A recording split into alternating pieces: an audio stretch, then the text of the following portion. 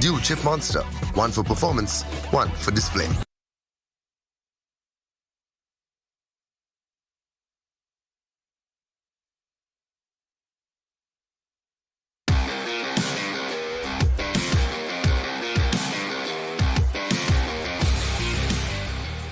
देखकर, लेकिन ओवेस यहाँ पर डाउन हो चुके हैं। दिक्कतें कहीं ना कहीं टीम फॉरएवर के लिए बन चुकी हैं। मैक्स कैश सामने की तरफ को मोलोटॉव करेंगे और ओवेस अभी भी नीचे जूझ जरूर रहे हैं। डेथ अगर हम उनकी बात करें, ये फाइट देखने वाली हो सकती है क्योंकि ये फाइट है जेनेसिस की ऑल अगेंस्ट टीम फॉरएवर। ऐसे में ओवेस के लिए दिक्कतें अभी भी यही चीज की प्लेयर्स उनको एज अ आप बोल सकते हो बाउंटी बना करके रखा हुआ, उनको फिनिश ऑफ करना जरूर चाहेंगे बट अभी नहीं। पहले वो चाहते कि कहीं ना कहीं डर है, लेकिन एक नीड चाहता है मैक्स कैश का। इंस्टेंटली प्लेयर को नॉक करते नजर आएंगे। रेन भी वहां पर डाउन हो चुके हैं, all thanks to Max Cash जो इस फाइट में धीरे धीरे आगे घुस रहे हैं। उन्होंने एक फिनिश निकाला जरूर है, पीछे प्लेयर के लिए मुश्किल हो चुकी है और एक और प्लेयर फ्रैंकी को फिनिश किया जाएगा। सवितार और मैक्स कैश, ये दो प्लेयर्स बचे हैं। There is Death as well. Death अपने लिए दो फिनिशेस निकाल चुके हैं, बिल्कुल लेफ्ट साइड प्लेयर को स्पॉट भी कर चुके थे। गोलियां कम है, 5 गोलियां हैं डेथ के पास। That was a mistake. उसकी शुरुआत हो रही है क्योंकि एक्सलेंट को समझ में आ चुका है बाहर निकलना ही इंपॉर्टेंट है इस जगह पर। एग्जैक्टली देखिए टीम एमएफ की अगर हम बात करें, उनको एग्जैक्ट लोकेशन पता है अभी टीम एक्स लायंस की, और बिल्कुल भी आसान नहीं होगा यहाँ पर टीम एक्स लायंस के लिए सर्कल के अंदर पहुंच पाना, क्योंकि टीम एमएफ जो है वो ऑलरेडी अपने क्रॉसहेयर पे उनको रख के बैठे। और आप ये देखिए ब्लेड कितना बढ़िया ये गेम प्ले हमें देखने को मिलता हुआ। थोड़ा और क्लोजिंग करेंगे, कुछ और एंगल्स वहां पे कवर किए जाएंगे और अब कुछ प्रेडिक्टिव स्प्रेस जो है वो हमें आते हुए नजर आएंगे इस पूरे क्लाउड के अंदर। एंड ग्रेनेड जिसके लिए ब्लेड जाने जाते हैं वो एक बार फिर से कुक करके उन्होंने थ्रो जरूर से करा है। समुराई यहाँ पर डाउन होंगे और मोलोटॉव जो है वो उनको फिनिश ऑफ भी करते हुए नजर आएगा, लेकिन सिंपल जो है वो यहाँ पर डाउन। अब मात्र 2 खिलाड़ी बचेंगे। टीम एमएफ ई-स्पोर्ट्स यहाँ पर रैम्पेज पे देखने को मिलेंगे। योद्धा भी डाउन, एकमात्र खिलाड़ी सर्वाइव करता हुआ, लेकिन क्या वो 1v4 कर पाएंगे? बिकॉज माधव की अगर हम बात करें, उनके पास अभी भी स्मोक का कवर है, लेकिन स्पॉट कर दिए जाएंगे, डाउन करेंगे। माधव स्टिल सर्वाइविंग, लेकिन नॉट मोर। एक अच्छा प्लेयर पीछे से आता है, इसके बारे में तो शायद किसी ने सोचा ही नहीं। एक और प्लेयर नॉक हो जरूर सकते थे। क्लाउन की एचपी देखिए कितनी ज्यादा कम है और वहां पर एक और प्लेयर को शॉट लेने की कोशिश है। 2 प्लेयर्स डाउन किया। अमान ओपी ट्रूली ओवरपावर्ड। ये फाइट पूरी बदल चुके हैं एकदम से। देखिए पूरा रश जा रहा है ये फाइट। गाड़ी भी मिलेगी इनको, प्लेयर्स भी मिलेंगे, सब कुछ मिलेगा, लेकिन वहीं पर हथियारा डाउन हो चुके हैं। पिछले गेम में सबसे पहले डाउन हुए थे। उस गैस कैन को यहाँ पर अगर ब्लास्ट करें तो काफी अच्छा स्प्लैश डैमेज मिल जरूर सकता है, बट यहीं पर 25 गोलियां लेकर के आगे मूव करेंगे। लेफ्ट और राइट दोनों डायरेक्शन में देखना जरूर है। एक आखिरी में बचे हुए on 1 HP clown, he can be taken down. एक आखिरी गोली जाती है and there is a wipe, all thanks to Aman. Exactly यहाँ पर टीम जीटी काफी खुश होंगे इस चीज से। वो जो एक प्लेयर पीछे से आए ऑफ का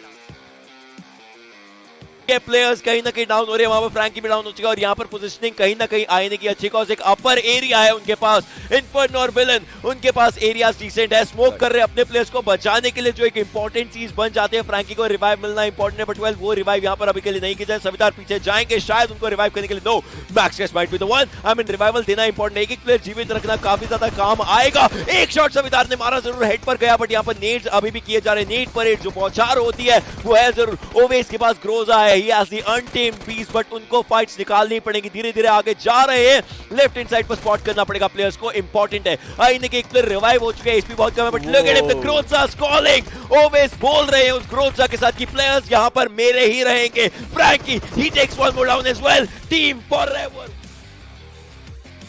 तो नजर आ जाएगी सविता एक और प्लेयर को यहाँ पर नॉक करते हुए। काउंटर नेक को नॉक करने के बाद अब शायद स्मोक करके रास्ता बनाना चाहते हैं। एक और प्लेयर को यहाँ पर सविता के द्वारा नॉक कर दिया जाता है। Savita is right now ripping things apart in this competition। एक और प्लेयर को स्पॉट अगर करते हैं तो यश की मुश्किलें बढ़ा सकते हैं और यश को गाड़ी से कुचल के यहाँ पे खत्म कर दिया। ऐसे हर रोज एक नया दिन होता है और हर रोज आपको प्रदर्शन करना पड़ता है और अभी के लिए 0 डिग्री अमन अटैक पे आ चुके हैं। देखिए स्पॉट करने की कोशिश, स्मोक करके अपने लिए रास्ता जरूर बनाए, बट सामने बहुत ओपन में जाते हैं। क्या यहाँ पे गलती साबित होगी? डैमेज देते हुए 2 प्लेयर्स को डैमेज दिया, बट खुद बहुत ओपन में चले गए थे, नॉक कर दिए जाएंगे। नेड परेड के साथ यहाँ पे थोड़ा सा मुश्किल में डाल सकते हैं, बट पीछे जो प्लेयर गए थे उन्होंने बहुत शानदार पोजिशनिंग हासिल कर दी है। स्पार्क के इस पोजिशनिंग के बल पे उनको एक फिनिश भी मिल जाएगा। एक बहुत गलत कॉल हमें यहाँ पर देखने को मिलती हुई टीम 0 डिग्री की साइड से, बिकॉज अब पूरी तरीके से बैकफुट पर आते हुए नजर आएंगे वो एक खिलाड़ी स्पार्क जो था वो कितना क्रूशल है। लेकिन देखना पड़ेगा टीम इंटेंस यहाँ पर पहले क्या करना चाहेंगे। आप देखिए वहां पर स्मोक जरूर से करा था, बट वो विजन इंपेयरमेंट उतना काफी था नहीं। एक बढ़िया ग्रेड जाएगा, पोप टॉपी down, Surya being the last man standing. वो टीम जिन्होंने राउंड 2 में धमाका मचा दिया था, इस आ रहा है स्मोक बिछा दिया गया है जोन के अंदर का सफर काफी इंपॉर्टेंट, बट यहाँ पे नॉक निकालते हुए सोल वाइपर ऑलरेडी 4 यहाँ पे फिनिशेस निकाल चुके हैं and he is absolutely looking unstoppable today. युवा आगे जाने की कोशिश, बम्बर को भी यहाँ पे वीरू द्वारा टेक डाउन कर दिया जाएगा। टीम सोल यहाँ पे पहली बार राउंड 3 में आपको देखने को मिल रहा है and they are looking good for a chicken dinner. Kylo is the last man standing. क्या ऑर्गेनाइज 5 के काइलो एक क्लच निकालते नजर आते हैं, स्पॉट उनको भी करा जाएगा and team Soul with a winner chicken dinner तो नजर आ जाएंगे। अर्शन बहुत ज्यादा केओस देखने को मिल रहा है मिरामार के इस मैच के अंदर। Spoke too soon, maybe Ortless 5 के चारों प्लेयर्स जीवित अभी भी और बेहतरीन खेलते नजर आए, बट खैर यहाँ पर जैको बॉय को नॉक किया जाएगा। काफी बेहतरीन फाइट्स निकल जरूर रही है रेट्रो के players. Aryan is already on a rampage, on a freaking rampage.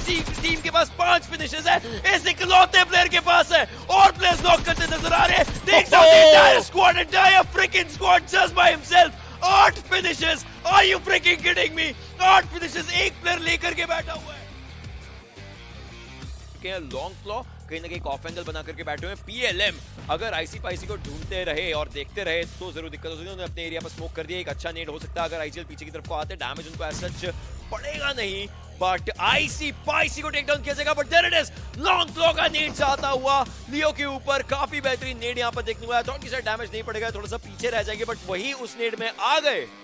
Absolutely, देखिए बहुत ही ज्यादा केओटिक ये फाइट बन चुकी है। रेजर ओपी स्पॉट करने की कोशिश कर रहे हैं, उधर आईजीएल अपने प्लेयर को रिवाइव करना चाहते हैं। लॉन्ग क्लो भी चाहते हैं कि स्मोक करके एक दूसरी जगह पे जा सके, बट उनको भी डैमेज मिलता हुआ इतना आसान उनके लिए भी नहीं होने वाला। एक्सेल को यहाँ पर नॉक करा जाएगा। रेजर ओपी दोबारा से पोजीशन चेंज करने की उनकी तरफ से कोशिश जारी है। फाइटर अब फाइट करने पे मजबूर उनको होना पड़ेगा। अभी तक तो उन्होंने खास यहाँ पे स्प्रेड करने की कोशिश नहीं करी। लॉन्ग क्लो फंस चुके हैं, फाइटर को आना चाहिए। लॉन्ग क्लो के पास एचपी नहीं है, ना उनके पास फर्स्ट है जो वो लगा सके। जाने की कोशिश गलत साबित हुई उनके लिए।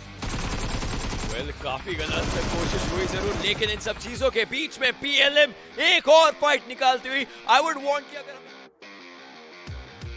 का फिनिश निकाला है and there it is minimal के प्लेयर्स जो हैं एलिमिनेट होते नजर आएंगे। एंड सोल वाइपर और ग्लिस 5 तीनों गेम्स में फाइट्स होती ही रही हैं back to back. Well absolutely, team Soul की अगर यहाँ पे बात की जाए, देखिए बैकफुट पे वो जा सकते हैं, जोन के बाहर गेटकीपर हो सकते हैं। इस फाइट को जीतना ही पड़ेगा। रिवाइवल यहाँ पे हो चुके हैं सिक्सो एंड अभी टीम सोल बैकफुट पे जरूर नजर आएगा। रैंडम स्पेस यहाँ पे आते हुए क्या टीम सोल सर्वाइव कर पाएगी? अभी अगर एलिमिनेट होती है तो शायद क्वालिफिकेशन ना हो पाए। कितने फिनिशेस है टीम सोल के पास जरूर देखना चाहूंगा, बट अभी के लिए ऑर्गेनाइज 5 के पास एक फिनिश है। चारों प्लेयर्स सर्वाइव करते हुए और पोजीशन जो उनकी है वो काफी अच्छी है, बट जो जोन का शिकार होते हुए युवा आपको नजर आ जाएंगे। Team Soul on the backfoot, Viper again zone का शिकार and Viru is the last man standing for team Soul. जो वो फिनिश था जो अभी प्ले जोन का शिकार हुए, वो फिनिश भी ऑर्गेनाइज 5 के हिस्से में गया, बिकॉज़ नॉक उन्होंने निकाला था। वीरू आखिरी प्लेयर बचे हैं, सोल की उम्मीद यहाँ पर नजर आ रहे थे, but well Viru goes down as well. This might just be a mistake, क्योंकि एक प्लेयर सोल के बचे हैं। Where is he? Where is that?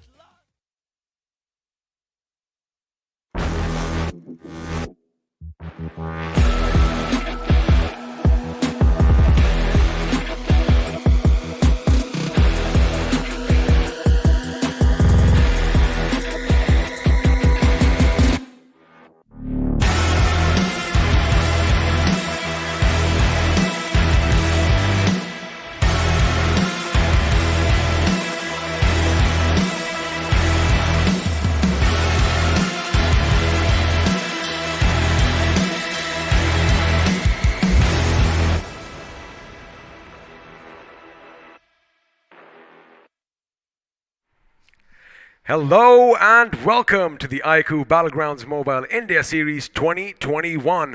We are now in round 3 and funny enough, it is day 3 as well. Oh, yeah. My name is Angat Singh Chehal. I go by The Experiment, and joining me is a gem of a person. It is Floki Hiraka Thakur himself. Floki, let me just come out swinging right now. All right. Day 1, round 3, we saw a few Goliaths being toppled. Yep. Day 2, however, looks like all the invited teams did manage to scrape through. What are we expecting today? Yeah, this is kind of actually what I wanted to point out as well. So you sort of just took the words right out of my mouth. I was like, We're syncing, we're vibing. Absolutely. I mean, day 1, a lot of disappointments for a lot of the fans who have been supporting their favorite teams, their invited teams so far. VLT, of course, not making it over there as, a lot of people might have been expecting them to. So a bit of a disappointing end for them. But, we've seen things balance out as well. While VLT might not have made it, EXO did. So, there was a little bit of give and take over there. But day 2, like you mentioned, we've seen all these invited teams really prove their mettle over here. So I'm very excited for the third day. I think we're going to see a lot closer battles. Well, talking of medal, of course, the invited teams making sure that they still have what it takes. And again, for all the new teams over here, for all the underdogs, this is a spotlight they needed. And well, iQOO did provide just that. I mean, of course, that is where legends are made. But before that, let's quickly have a quick word from the official sponsors of BGIS 2021. My mic.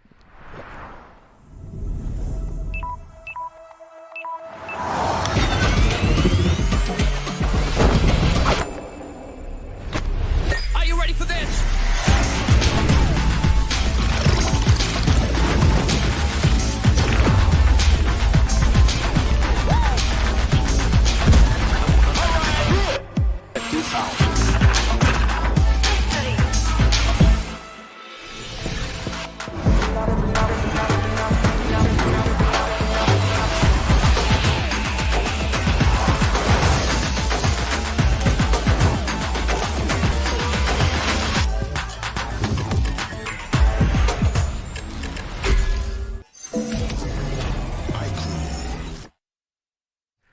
Well, there you have it. This device has it all. Of course, it also has a little monster inside, so you got to be careful when you are unleashing said monster. But again, I mean, all these features jam-packed into one little device, it almost feels a little impossible. It almost feels like a fairy tale. But you know what? It is true. Oh, yep, absolutely. There you go. In case you're wondering what the iQOO 7 Legend has to offer, well, it's in front of your screens right now. It's got a killer processor with a Qualcomm Snapdragon 888, 66-watt flash charge, which means that in 22 minutes, you can charge your phone from 0 to full, and in-display monster touch as well to work with, making sure that all your pointing shenanigans are extremely accurate. Every single time you give some sort of input, it's going to pick the most accurate one and put it out there, making sure your shots are crisp, clean, and well placed. Well, the thing is, I guess, Floki, I mean, this phone, if you do make a mistake, I guess it's going to be your fault because you can't blame the notification bar sliding down, especially when you have that gaming mode on.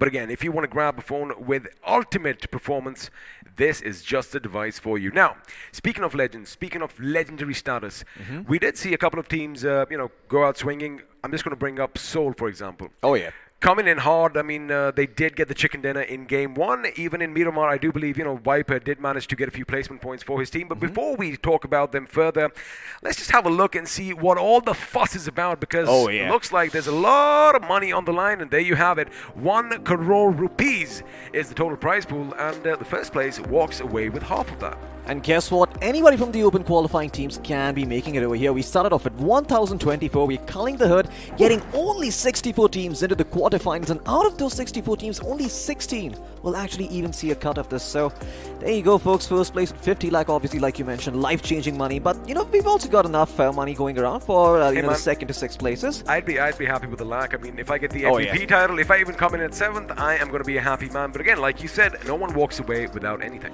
Absolutely. I mean, all the solo performance as well being rewarded over here, with the MVP making 1 lakh, the Lone Ranger, Rampage Streak, and Redeemer with 50,000 each. And most finishes by a squad, as the name suggests, probably going to be split up amongst the 4 players themselves at 50,000 rupees. But a lot of money on the line, and the best part is anyone can take it home.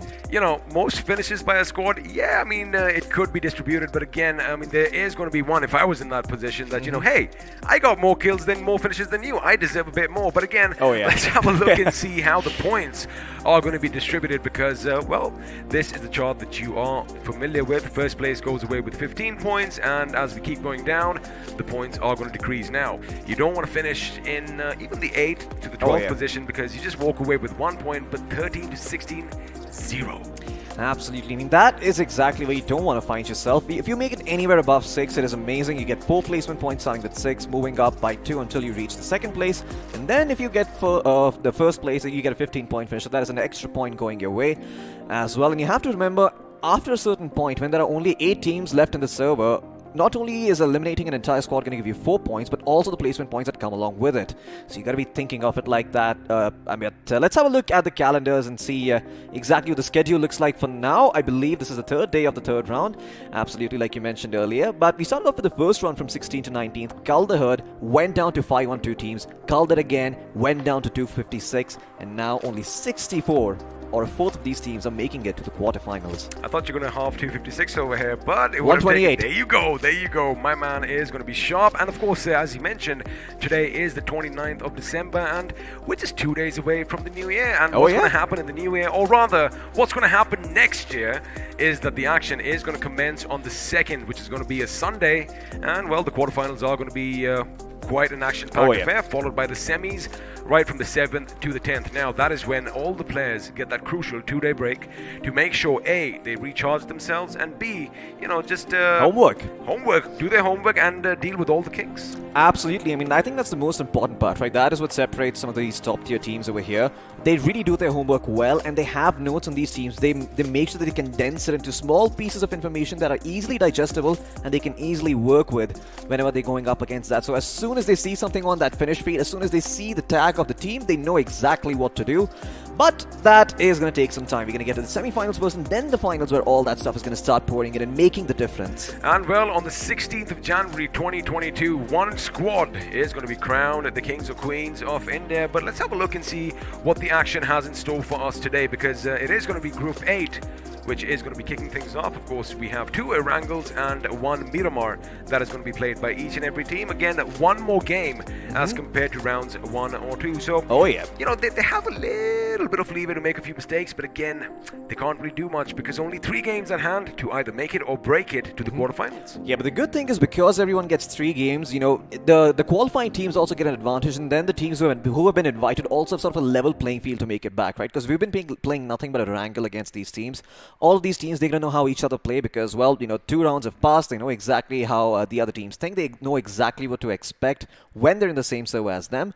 And on top of that, when the next map comes in, the invited teams have a level playing field on Miramar because that has never been played before. So overall, a very fair format, making sure everyone has a good chance to qualify.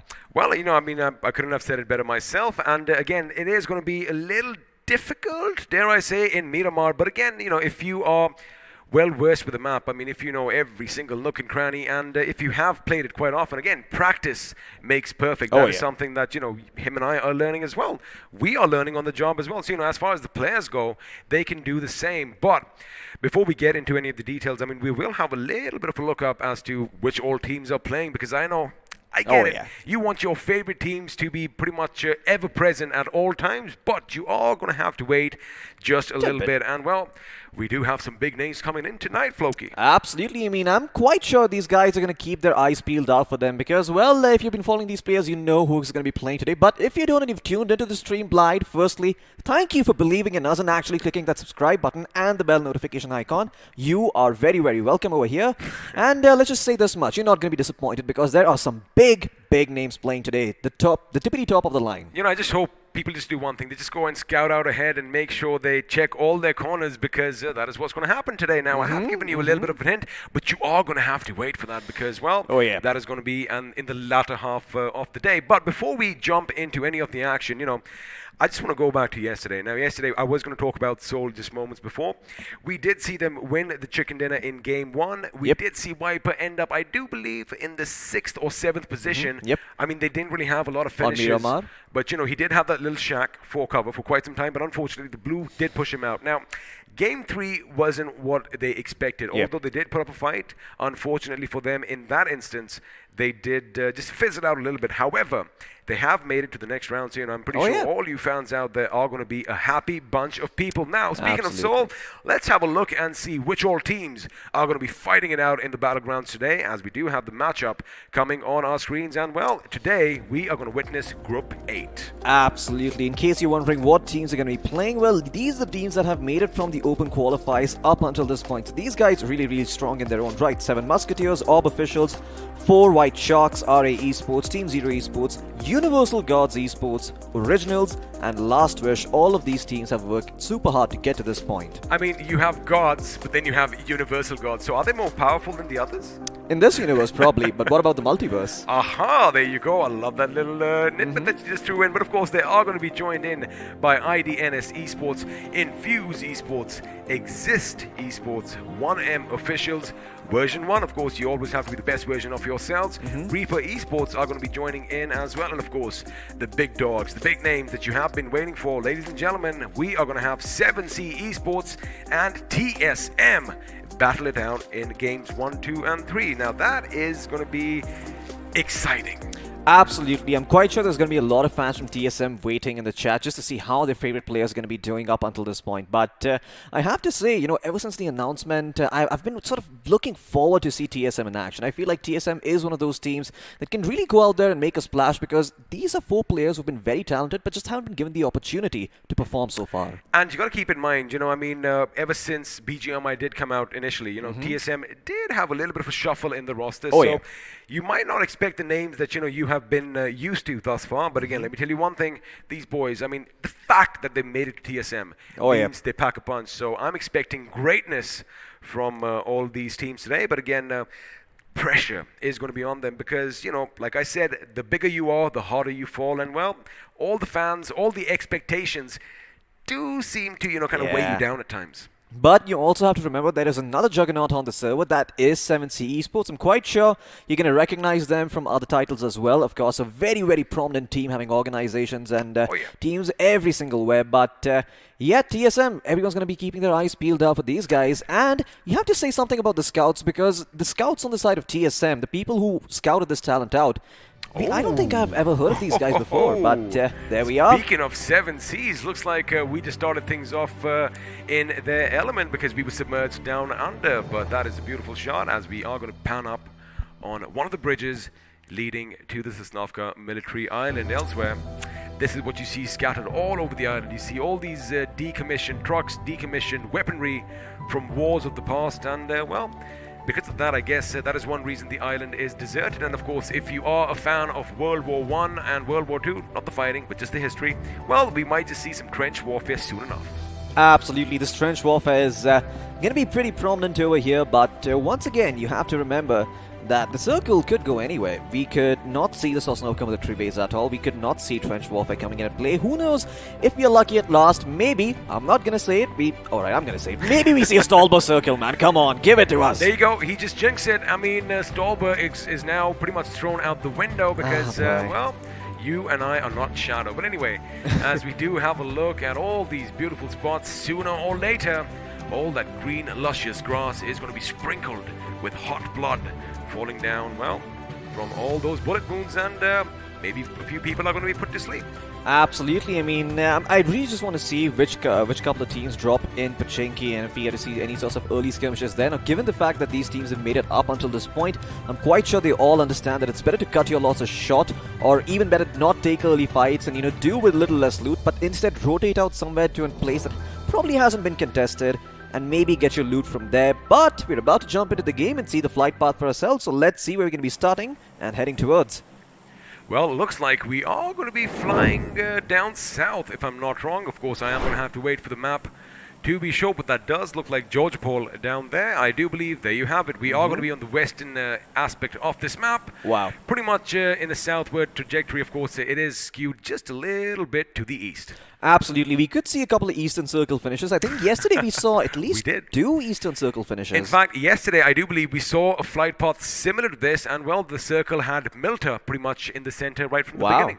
Yeah, I mean, that definitely makes for a very, very interesting circle. But, you know, I really want to see a Milta power finish. I think that would also be really, really nice. So, you know, you see what I'm doing. Time. Yeah, you see what I'm doing there? Here, the first I wish for Stolber, now I wish for Milta power. Then I'm going to wish for Quarry, making sure that the circle will either at least cover one of these areas. So the BGMI gods are like, wait a second, what did he say? He's not going to get his wishes? Oh, I'm Sisyphus. They're going to chain me up and make me roll a boulder up a hill. Well, it could be possible, but looks like most of the teams are going to be jumping out to their favorite drop spots, and have a look at that. We might just have quite a few teams head to Rozhok and Yasnaya Polyana. Now, of course, as the circle is going to form, chances are a few of these teams might just, you know, adapt to the circle and, you know, throw their old playbooks out. It could be possible, but again, as we wait with bated breath, It could still go either way. Okay, and that Crore. is interesting. Looks like the BGMI gods are on your side today, as we are going to have the circle pretty much with the Quarry and Gatka in the center. But have a look at that, Floki. Look at the amount of teams dropping down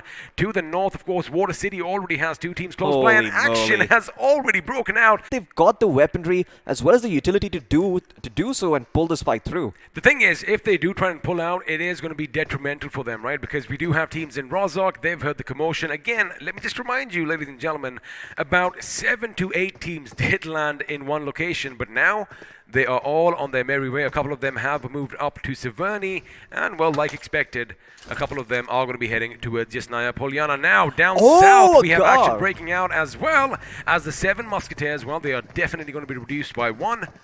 They are going to be attacked by Reapers Esports. Well, the Reapers are living up to their name, and they want to make sure they get those kills and send them down to Valhalla, as they are going to be wasting a bit of time on the edge over here. But again, keep in mind, there are still 2 more teams except the ones on your screens on the Sosnovka military base, which means, well, we might see some bridge action soon enough. We might even see some action down in the military base itself.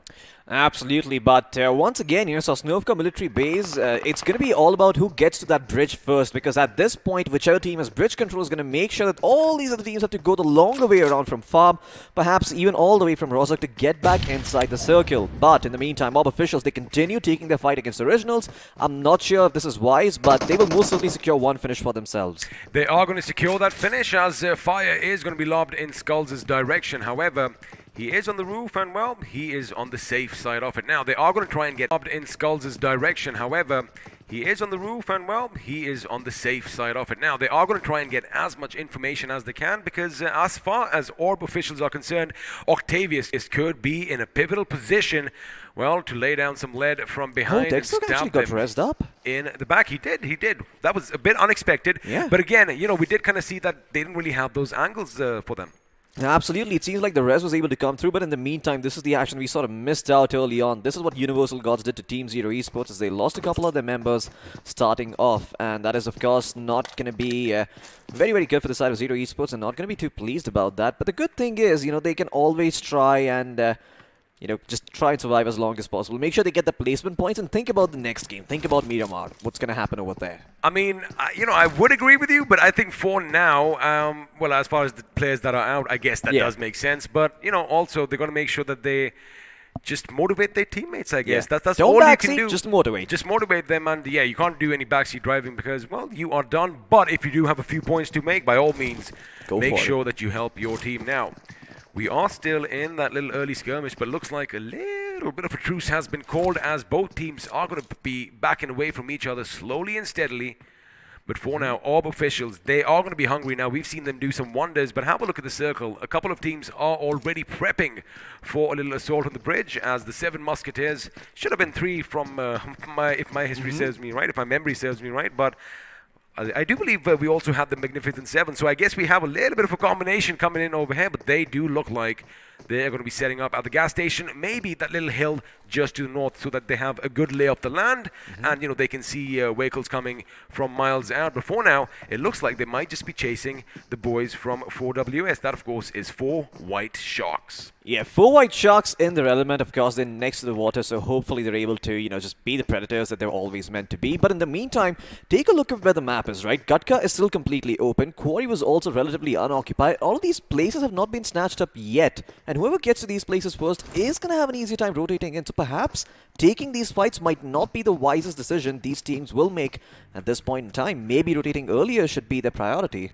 Speaking of fights, Floki, I do believe we might just see some action breaking out, as 7 Seas, of course, are going to be near the bridge to the west. And we did kind of mention moments ago, the 7 Musketeers are prepping up near the gas station and, to the compound just west of that gas station. Now, if they don't do their scouting, things could get a bit problematic for 7C. But again, this is where they're most comfortable. They love looting these positions. Elsewhere, Deuce is going to be opening up on IDNS, and, well, Psycho is going to join his teammate as Version 1 are unleashing hell. Question is, are they going to be capitalizing on their finishes? Because they do have a couple to their name already. And, well, the first team to be, well, not lost entirely.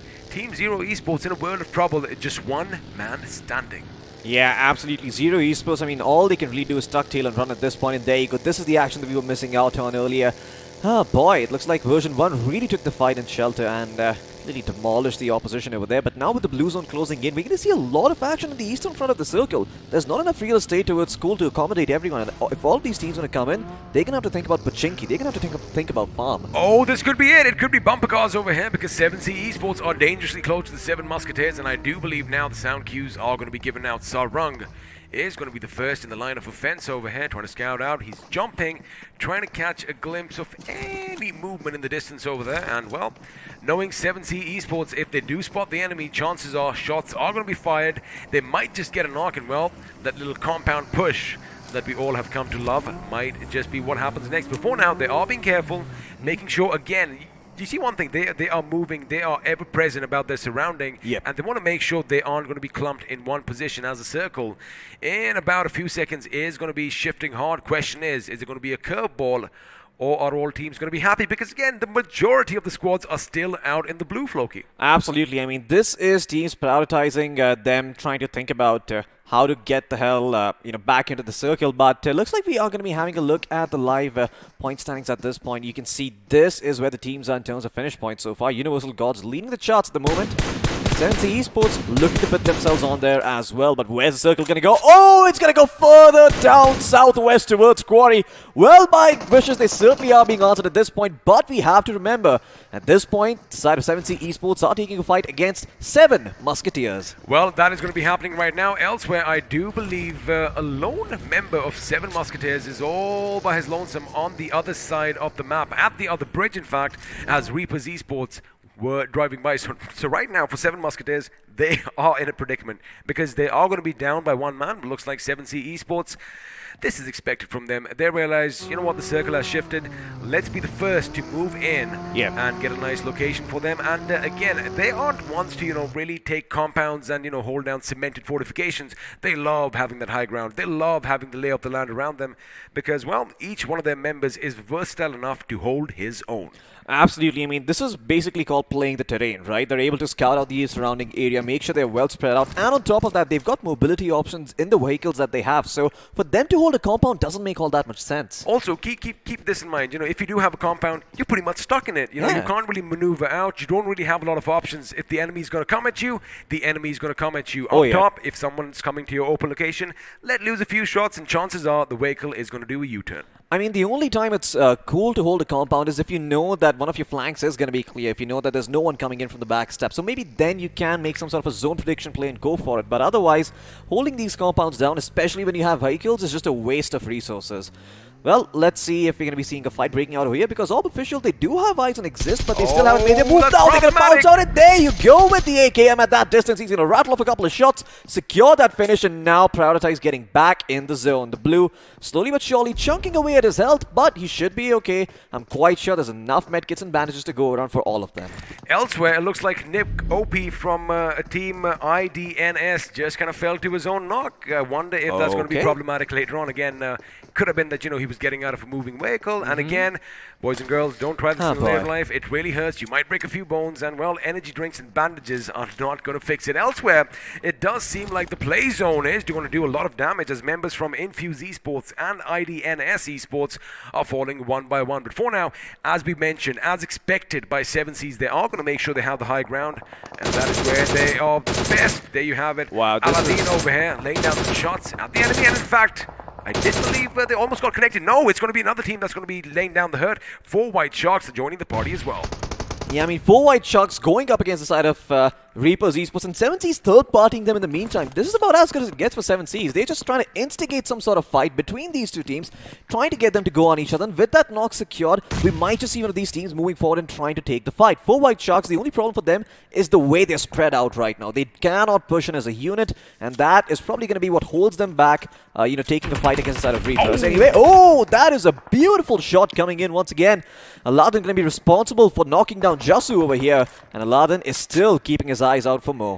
Again, the thing for Reaper Esports is the fact that, you know, they are in a bit of a sandwich situation because at one end we have the 4 white sharks swimming dangerously close. Oh, is he going to burn? He's not going to burn, but his teammate, Jasu, is definitely going to be burned to a crisp, which means, well, Reaper Esports have lost one of their Reapers, and let's see if the Angel of Death is going to do something over here elsewhere. 70 Esport, now they did hear all this commotion, but again, living up to their names, they're going to make sure as soon as that circle shifts, which it has, we are going to be heading just a little bit up north. The quarry is still going to be in play, but the majority of the Gatka plains is where the action is going to take place. They are heading out elsewhere. Looks like Reaper Esports have the same idea as the 4 white sharks. Are going to be relentless, laying down some lead. Unfortunately, they couldn't sink their fangs deep enough. Yeah, well, you spoke about IDNS and how they ended up losing one of the players down to the blue zone. Look at where they are at this moment. They're still in Rozhok, and this is the 3rd blue zone about to deal a bunch of damage to them.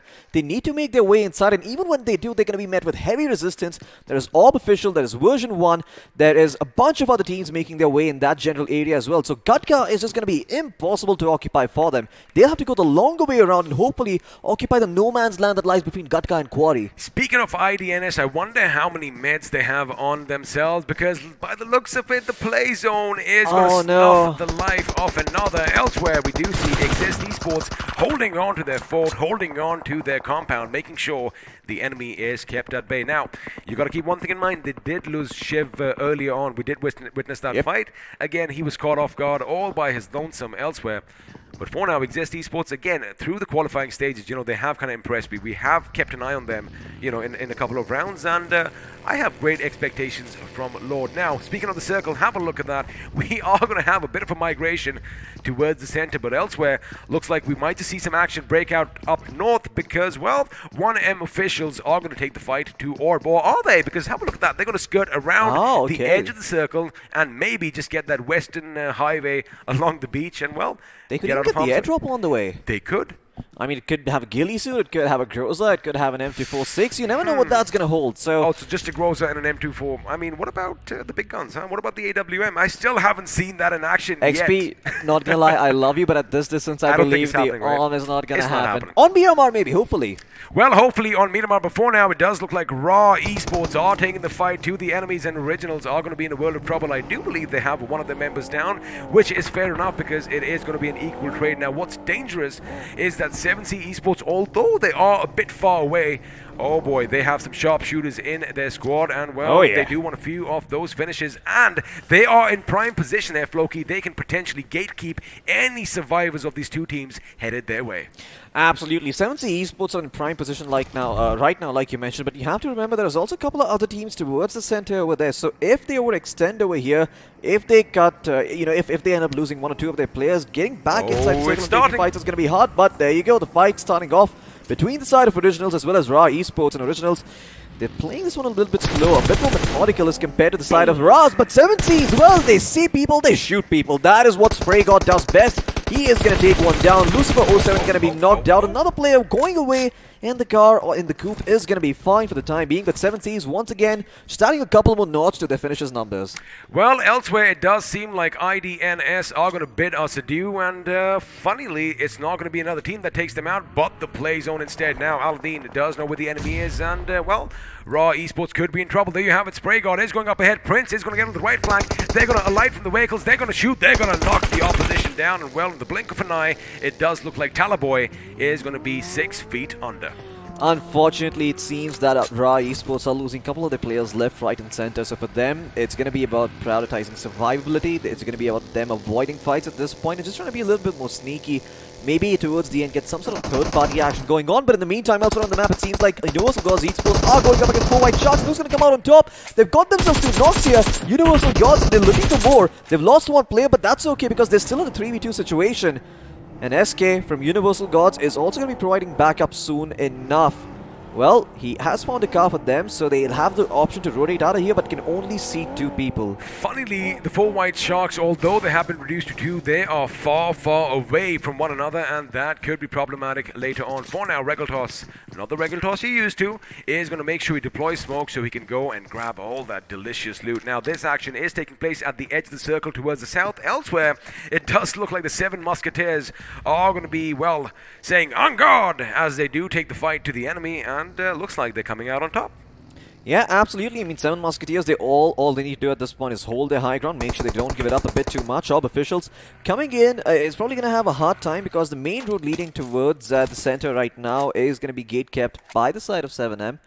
But yeah, it does seem like at the moment, looks like Team TSM, they haven't actually seen all that much action. It seems that they have been relatively quiet this game. Fully kitted up though, and that's what matters. They've got themselves the vehicles, they've got themselves the vests and the helmets to work with, and they've just spotted out the side of Universal Gods Esports. But this is the moment everyone's been waiting for. Everybody obviously To be able to get away by the skin of their teeth over here, the one member from Team Zero Esports who's still standing strong, by the way. If he wants a single point, he's going to have to make it to at least 13th place. Now we did 12th place. Absolutely. Now we did see these two teams. Looks like Aladdin is going to come in. Fearless OP is going to be in the shack. He's going to come out swinging, or he's going to let the enemy make all the mistakes. But Aladdin goes in. He does do a little bit of damage. In fact, takes a bit more damage, and in fact is going to be taken down. Now Fearless, he needs to live up to his name. He needs to be Fearless. Unfortunately, he was overwhelmed with that Team Zero. We did see them getting eliminated just moments ago, but looks like Last Wish. Well, the Last Wish hasn't been granted as they're going to be exiting in the 11th position. Now, 7C Esports again out in the open. This is where they thrive, Floki, right in the center of all the commotion. But they've got to watch out for TSM, who do have the high ground. And there you have it. TSM are going to unleash on 1M officials. Absolutely. Look at the amount of vision iQOO is able to provide for his team. All that information that he's able to get. He sees a couple of smokes popping in another direction. He turns back towards the side of Universal Gods Esports. He's going to get the knock as well as the confirm on the finish. iQOO securing another point for the side of TSM. Looks like all of the players are just spread out and looking in all different directions. It's working out beautifully for them because they also found one of the members from 7 Musketeers. He is going to be taken out as well. Blaze OP will finish him off. Another finish going the way of TSM. And with that, a squad wipe too. Well, slowly and steadily, the 7 Musketeers were dwindling down to 1, and finally the last Musketeer did fall, and, well, they aren't going to be too happy about it. Well, another team that isn't too happy about their predicament are the boys from ORB Official, because, yes, they do have some smoke, but have a look at Soaring's flank now. He is going to try and jump, try and get a little bit of vision, which he does get. There you have it. Octavius is going to fall down as one man is now going to be standing for ORB Officials, and if I know anything about 7C, Floki, they're going to go in for the kill. They don't care if you have some smokes up in front of them. They might just charge through the smoke, and well, all hell could break loose elsewhere. Looks like TSM are opening up their kitty as well, as they do have 4 finishes to their name already, and I do believe with Regulators going down, that is the last we're going to see from Universal Gods in this game. Absolutely, and now 7C's Esports looking to fire back as they see the side of TSM on that finish feed. And well, they are firing off a couple of shots in the distance. They're turning their attention towards, once again, a couple of members from the side of Universal Gods. And Universal Gods, with one member down, only have one player still standing, and he's to prioritize either saving his teammate or getting the hell out and saving himself. Maybe get a couple more placement points, but look at 7C's Esports. They are so aggressive. That is some next level play, just jumping and trying to spot players out from the hay bale cover. Again, what I love about the circle is, you know, not everyone spends a lot of time in the quarry or north of it, so it is going to be a little new for some of the newer players over there. But for the veterans, it is going to be easy, as Spraygard is going to be choosing a grenade over his usual M4, but looks like it is a good one, as a couple of them are going to take some damage now. Satya does lob a grenade in Exist Esports' position, as his teammates are going to come and try in and get a little bit of footing inside the new circle. Oh, that was a good shot. In fact, the last shot did connect, but looks like version 1 are going to come under heavy fire, courtesy TSM. Now TSM have their work cut out, because A, they're going to make quick look work at that nade being of prepped version 1. It could be good. Shadow might just get a couple of finishes, but before that, another car is going to come in as Ninja takes the fight right to the enemy, but it's going to be Spraygard who is going to be helping them from the other side. There you have it. We are one out in the blink of an eye, courtesy TSM. Yeah, TSM are going to be able to secure all those points for themselves, preventing the side of one from actually being able to capitalize on their aggression. They're not going to get third-partied. Oh my god, TSM! 13 finishes to them out of nowhere. They spring into action, and boy are they putting everyone to rest, sending them all back home packing. And now it only looks like it's going to be 7C's and TSM to worry about, as they are the only teams with the 4-man squad still standing. In there is an odd one out. I do believe it is the side of Team Exist Esports, who still managed to exist, but for how long? Well, for how long? Not long, because they have been wiped out. We are down to the big boys, to the big dogs, to the old guard, as they are going to go up one against one another. Now, talk about rampages, Floki. TSM, 16 finishes. I said this earlier, they thrive under pressure. They love being dead smack center of every single team as well. They do dish out a lot of damage, but for now, Shadow is going to get the better of a member from 7C Esports. 7C, again, they are spread out a bit far and wide. If Prince goes down, this could be problematic because after another knock, keep in mind the others are already going to be rotating and flanking, possibly with some vehicles, as Sarang is on the move. Yeah, but there are two airdrops right next to a TSMR. Even if they want, they can stop taking this fight and go back for it. But 7Cs, well, they're really bearing the brunt of the aggression now. The smokes are able to provide them with some cover to work with. They also have a couple of vehicles to rotate out. But guess what? TSM knows about this. They're hurling nades, trying to make sure if they don't at least find those finishes, they can destroy those vehicles, prevent them from rotating out. And that is exactly what Blaze has done by taking out that buggy, leaving Prince in a very awkward position. You know, I will say one thing. Although there is a spray guard in 7C, let me tell you one thing. Both teams have spray guards on their sides because we've seen some precision shooting over here. TSM, ridiculous amount of finishes already, 16 to their name, and I like the fact he's going to make sure he saves his vehicle. Of course, you don't want those beautiful Conix eggs to be going up in smoke. But for now, 7C Esports, they have managed to pick up their fallen comrade. They are a 4-man squad, but the thing is, look at Shadow's position. Now, Shadow is going to attempt a left flank for his team's point of view, but that is where Spray Guard comes in handy. Yeah, but look at what Ninja Jot is doing. Even right now, even though he's just going in for the supply drop under the smoke, even when the smoke blooms out, it's going to be bait and set up for the side of Shadow to go in and get those finishes. He is prone right now, so they don't know where he is, and with the Mini 14 at that distance, he can easily line them up and knock them down. He has the advantage in terms of that firefight. This is brilliant. Have a look at that. Now, Blaze does know where Prince is, and he hasn't budged from his position as Spraygod almost gets knocked out, but he hits the deck in the nick of time. Again, TSM know exactly where, well, they have an idea where each and every member of 7C is, and if this grenade connects, it could be problematic. Now, Prince hasn't budged from his position yet. Now, he does have that buggy, he does have that tree. There you have it. You can still see the trace of bullets coming in as shots are going to be fired in his position, as Sarang and Spraygod are now going to try and move a bit further up ahead. Now, they only have those trees for cover, and TSM, well, they have the lay of the ground. They have that little bit of a height advantage. Absolutely, and they're going to abuse that terrain advantage to the fullest. They're going to go forward, try and scout things out, and Spraygod once again going to be knocked down over here. Great nade coming in from Blaze. It's going to give him a couple of, it's going to give him some information to work with. He spots out another towards the shack as well. Rattles off a couple of shots. Unfortunately, does not get the knock, but iQOO does. He does. Look at Prince. He did move in all that commotion. He kind of slid through the flanks over here. He's got to be careful. iQOO could be getting knocked out. There you get it. He is going to be knocked out. Two players knocked out. It is going to be Prince. It is going to be Prince who's going to be the man of the moment. He is no pauper, ladies and gentlemen. He is the Prince indeed, and now he does have a couple of knocks on TSM. It could be a bit problematic. He's the last man standing. You got to keep that in mind as well. It's a 1v1 now. It's all coming down to the side of Blaze going up against his opponent over here. Let's see who's going to come out on top. 7Cs, they've all got their players knocked down on their feet. Look at that. He's going to try to secure those finish points first to start things up at Blaze. Going the longer way around, but he is revealing his position to Prince, and Prince will be able to capitalize. He sees him in the distance with the M4. How the tables have turned again. We did mention one thing that, you know, Blaze, all he had to do was keep an eye out on Prince. He averted his attention for a millisecond, and well, Prince is going to capitalize on that. He moves under the cover of all those trees and shadows, and now Prince is going to be in a bit of trouble. We are going to have a little bit of a grenade exchange, but Blaze got to be careful as he leans out to get that little grenade onto Prince's position. Prince is going to be laying down some lead, but keep an eye out on one thing. I do believe Ninja is slowly and steadily sneaking his way to Blaze. If he gets that revive, it's going to be problematic, but no, he goes out. He zigs, he zags. Prince gets the first few shots. It could go either way for now, but it is going to be 7Cs sailing across the oceans, getting the job done over here, taking down a Goliath as they went forward for the chicken dinner. But again, what an amazing game.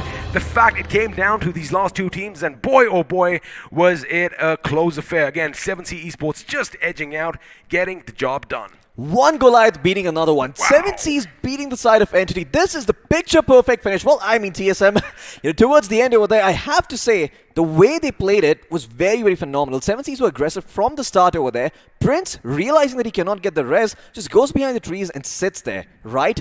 And when he sees the push coming, he is smart. He does not use the AR. He pulls out the SMG, abuses the high rate of fire, and continues to jiggle like a monster. Also, you know, I've got to give credit where credit is due. Now, we do know this is a new TSM roster, and I did mention, you know, this team, even the old guard, man, they thrive under pressure. Oh, yeah. Props to the management team and, of course, the coaches, because they still have that mentality alive. They want to make sure that, you know, they get in the thick and thin of the action. Each member is just looking in his direction, and, well, they racked up 16 finishes in the matter of maybe a minute or two. I wouldn't be surprised if they were actually at the top despite not being in the first place. You know, I think the number of finishes that they've got might just push them. They have 28 points, don't they, with 16 finishes? I'm trying to do some big brain calculations. Go for it. But yeah, I do think they could potentially be in the first place. But 7C Esports have been aggressive since the very start. What I liked about the side of TSM was that they're basically a beast on a leash. They're waiting. They're just waiting for that 4th or 5th circle to come in. And as soon as they know they have the advantage in the high ground, they go in for the aggression. I think you're ready. I think TSM are going to edge out over 7C by 2 points. But of course, we're going to wait for that. Now, if you missed any of the action, question 1, where were you? Well, the second thing is we got you covered because we had action breaking out right from the beginning. I mean, we had Rozhok, 7-8 teams landed around, each other in a radius of about 300-400 meters, Floki.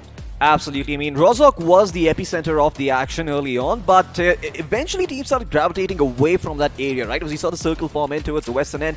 Yeah, this is probably the most hilarious part of that entire one. They get the knock with the gun, finish him off with the car, and then the other player's like, well, guess I'm going to join Atlantis now. It was, Atlantis did not submerge yesterday, as we did see, but of course that vehicle went pretty deep. Now, this mistake over here, Shiv, kind of got his vehicle stuck amongst all that broken walls, and well, he paid a heavy price. Elsewhere, we did see I and DS just fall one after the other to the play zone, something that they definitely should work on in the next game. Absolutely. I mean, I think one of the biggest pet peeves I'm going to have about all these teams is tanking the amount of blue zone damage they did and delaying the rotation towards safety. Not even the circle, just be inside the zone. Now, I won't really blame them there because, yes, they were engaged in a little bit of a skirmish over there. But again, you got to give precedence to the blue zone, especially by circles 3 and 4. Yep, absolutely. I mean, by that time, if you're spending all your medkits and all your bandages trying to heal up, you're not going to have enough left for those fights. Now, this is where we did call it out, right? 7C, they heard all the commotion between the two teams, and all they had to do was pretty much bide their time and wait for the enemy to head towards them. And well, they did rack up a few finishes for themselves. Now, Universal did have a good game as well, as we did see them pretty much snuff out 2 of the 4 white sharks in that little firefight. And, despite coming under heavy fire, we did see the 7 Musketeers make it to the end as well.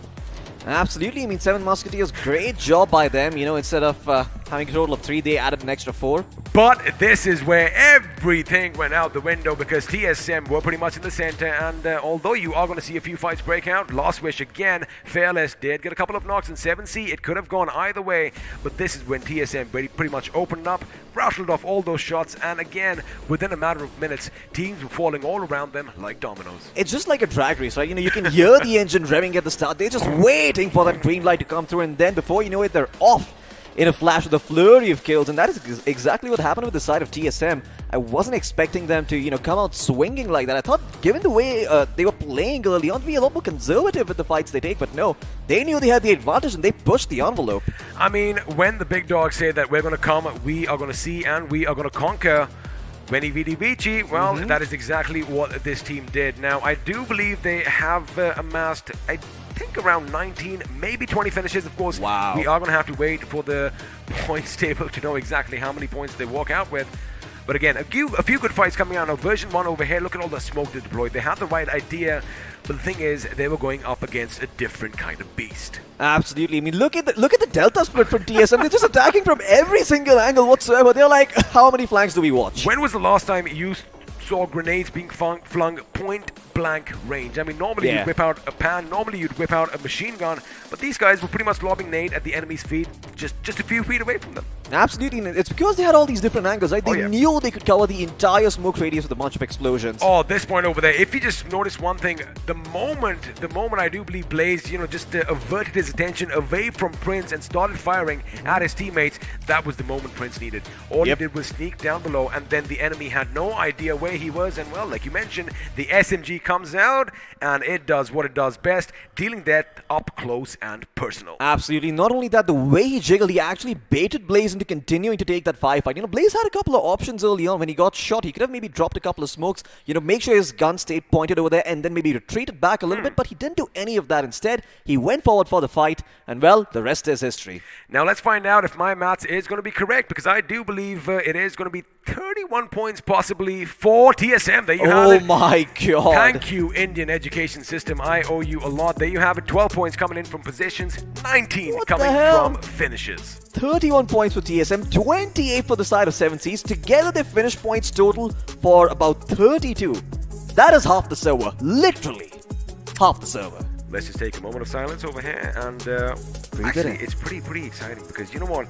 This just goes to show that the next couple of games are going to be even more electrifying than this. But of course, talking of the chicken dinner winners, 7C Esports, not a bad outing, nothing to scoff about at all. 13 finish points for them, a total of 28. Now, Version 1, we did see them in a few fights early on. They're going to end up in the 8th position. 3 finish points, a total of 5. Not the best of outings for a lot of teams, but have a look at Exist Esports. Well, looks like they did exist right up until the end because they don't have any finish points. That's all they did. But they do have 10 points for position.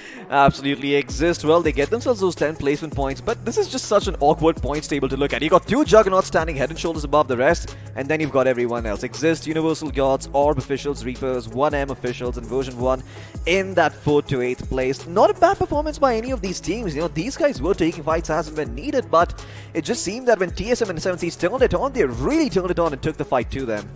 They did indeed, and well, looks like we are going to have the bunch of the qualified teams on the other half of the table, because again, you got to keep one thing in mind, you know, they are going up against the big dogs over here, and well, the Old Guard, they definitely put up one heck of a fight, something that I'm sure all these teams are going to take something away from. They have to learn from their mistakes. Now, for White Sharks, we've seen them in the past, we've seen them pretty much dig their fangs in when, you know, they smell blood. Unfortunately for them, looks like they weren't in their element, and well, the 7 Musketeers, what went wrong there? Because they did have a few fights again, you know. Yeah. I kind of felt what I saw was a little bit of hesitancy. Absolutely. I mean, I agree with you there. You know, 7 Musketeers, they had a lot of opportunities where they had the man advantage. You know, they've got all the utility, but let's have a look at the iQOO MVP first, and then we can come back on it. Oh boy, Ninja Jot from Entity. I mean, TSM, whoopsie daisy over there, but yeah, 6 finishes to his name, 920 damage done, 4 assists and 2 headshots. Great stuff coming out by him once again. And yeah, I mean, no wonder he's the MVP. 920 damage done is kind of ridiculous. The funny thing is, I do believe if we have a look at the top 5 players, looks like his teammates might be joining the iQOO MVP, and there you have it. Just monopoly, 7 seasons, I mean, TSM. of course, when the two teams pretty much wiped out the entire server, this is what you are going to expect now. The man of the moment, the MVP for his team, 7C's Prince, in 2nd place with 6 finishes to his name. Of course, Shadow and Aquanox are going to be joining Ninja with 5 finishes apiece, and Spray God again living up to his name. We saw him dish out damage with that laser-like precision with that M4. Absolutely. I mean, great stuff coming out from Spray God once again, but Aquanox also on top there with 5 finishes. I mean, look at this. They're just so close in terms of damage done and finishes, you know, found, right? It just doesn't seem like... it seems like any of these players could have been MVP. It just seems that just the damage done by TSM is a mile above the rest, but I do imagine TSM have done it on at least 2,500 damage. I would be surprised if they have anything less than that. I'm happy doing all the mathematical calculations when it's simple numbers. When we reach triple digits, I'm like, you know what, I'm just going to wait for production to basically show me the graph. That is going to be coming up sooner or later. But before we have a look at graphs, let's have a look at a few more facts and figures, as the match summary is going to appear on our screens. And well, you know we love our grenades. 71 we used this time, 3 of which ended up finishing people. Absolutely, but once again we saw a lot of knocks coming in, so you know that is also a very big thing to think about. Total healing done, look at that stat, 9,300, and I think we saw some reason for this early on as well, because a lot of the teams that ended up losing one of their players or getting knocked down, they went back in for the rest, they made sure that they were able to stay alive, and we saw a lot of action happening towards that mid to late game. So no big surprises there in terms of the amount of healing done, given the way the circle looked, right? It was basically a hard shift towards the west. You know, since the healing is in the 9,000s, again, I do believe we are still second. It hasn't toppled over what we saw yesterday. I do believe I saw 95 and 95 points of healing done. So again, but that was in Miramar. For this to happen in Erangel is something that you're not used to, because again, you know, it is a smaller map. The teams are a little closer to one another, you know, too close for comfort, as I like saying, and chances are, if you get knocked down, a few more bullets are going to follow up and put you 6 feet under. But this time around, looks like we had a few more long-distance engagements. Absolutely. A lot more long-distance engagement this time around. I remember specifically when the TSM players might have been Shadow or Blaze with that Mini 14. He was proning around. They were doing this whole supply drop bait thing with one of those players going and the smoke dissipating towards the end there. But this is the stat we've been waiting for. The finish to damage ratio. I want to see where 7C and TSM are. Well, there you have it. They are The going to Twin be on the Towers. right side of your screens. The Twin Towers, hopefully they do not get demolished in the next few games, because for now it looks like they do have the 4th highest damage in the first game that TSM has played in this tournament. 3,142 to be precise, and of course they are going to be ending things with 19 finishes, etching that first place position from 7Cs, who did walk away the winners in the last game. Absolutely. 7C Esports doing a wonderful job as well. 13 finishes to their name, but everywhere else you look over there, I mean, you can see this is the effect of these two teams being on the server, right? I mean, everyone else just having damage in the lower 500s over here. Hell, I don't think we even see that many teams touching 500. I only see 3 teams apart from TSM and 7Cs who've actually managed to cut across that 500 damage mark. So maybe, Miramar can be a breath of fresh air for the teams that have been qualifying on Erangel so far, which is quite ironic when I say it out loud. We were just looking at the screen ourselves, and IDNS, and I do believe it was Infuse Esports. Now, these were the two teams that were tangoing way up north, out in the blue. Not a single point of damage for either team, right? They didn't exchange any firefights, which means they must have seen each other out in the blue, and they were like, maybe not now. We'll live to fight another day, but they never made it to the next circle. Yeah, unfortunately, IDNS, well, they died to the 17 team, like we always say, the blue zone. The play zone definitely took 4 finishes for itself today. Absolutely. Even it wants a part of that 1 crore rupee prize pool. We all do. We all do. I mean, I'm just thinking right now, why did you have to bring up the money? Because I'm like, you know what? Yes, we do love our jobs, but I think we should start getting some BGMI action on our devices. We have monsters in our hands. Might as well utilize them. We can put up a team, and maybe we might come in the next tournament. But jokes aside, let's have a look and see which star shone the brightest, as we are going to have the player spotlight coming up on our screens. And well, no surprises here. Had to be TSM Shadow, making sure he got the job done, making sure that, his teammates were ever present, finishing the game with 5 finishes, 847 points of damage. Absolutely great stuff here by Shadow once again. Like we talked about, I mean, this is just a side of 7Cs and TSM having a monopoly on the top 5 players as well. I believe we saw Shadow in there too with 847 damage done. I think he was the guy with the Mini 14 trying to take those mid-range fights. It's all about the experience as well, and these guys, they do their homework. They make sure that they practice before their matches, because again, it's not all about skills. But let's have a look at the squad spotlight.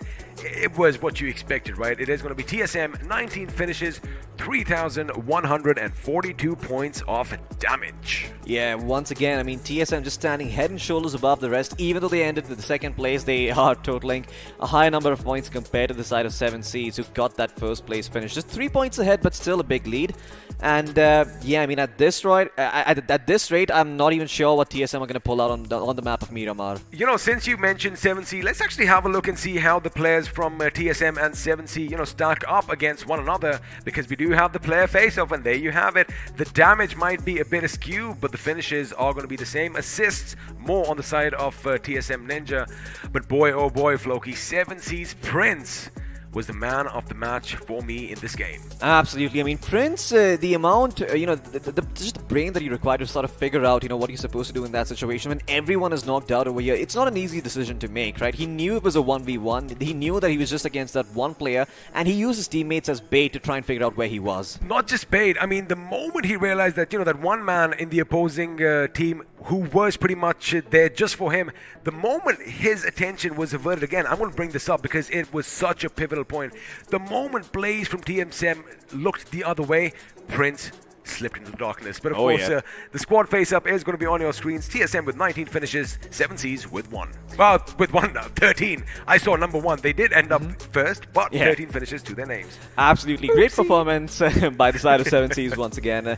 I have to say, it seems that the 7Cs playstyle is somewhat different from TSM. But TSM, it's like, they want to be aggressive, but they want to be aggressive towards the end when they know they're the first ones inside the circle and they can gatekeep everyone. So what TSM does is, I mean, historically speaking, up until maybe the 5th or the 6th circle, they are going to be at the periphery. They're going to be at the edge, and when that final circle comes in now, it is a risky move, right? They're going to just steamroll their way right to the center, maybe in a few vehicles, maybe just driving by and shooting people as they go.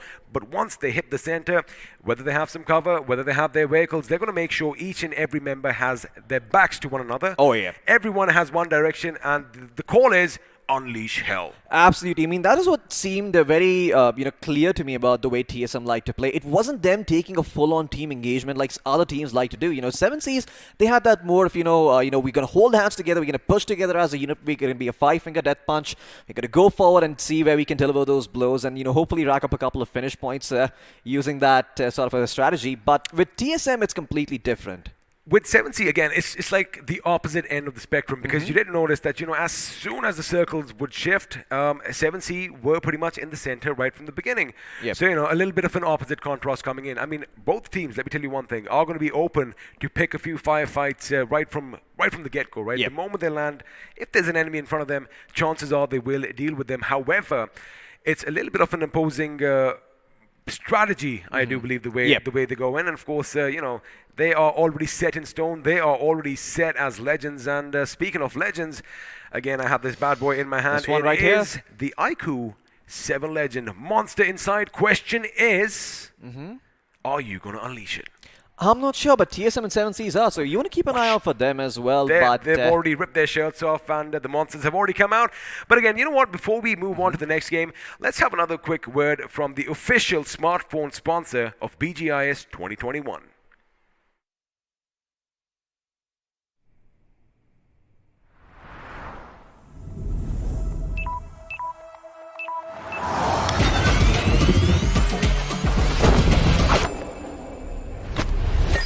For this.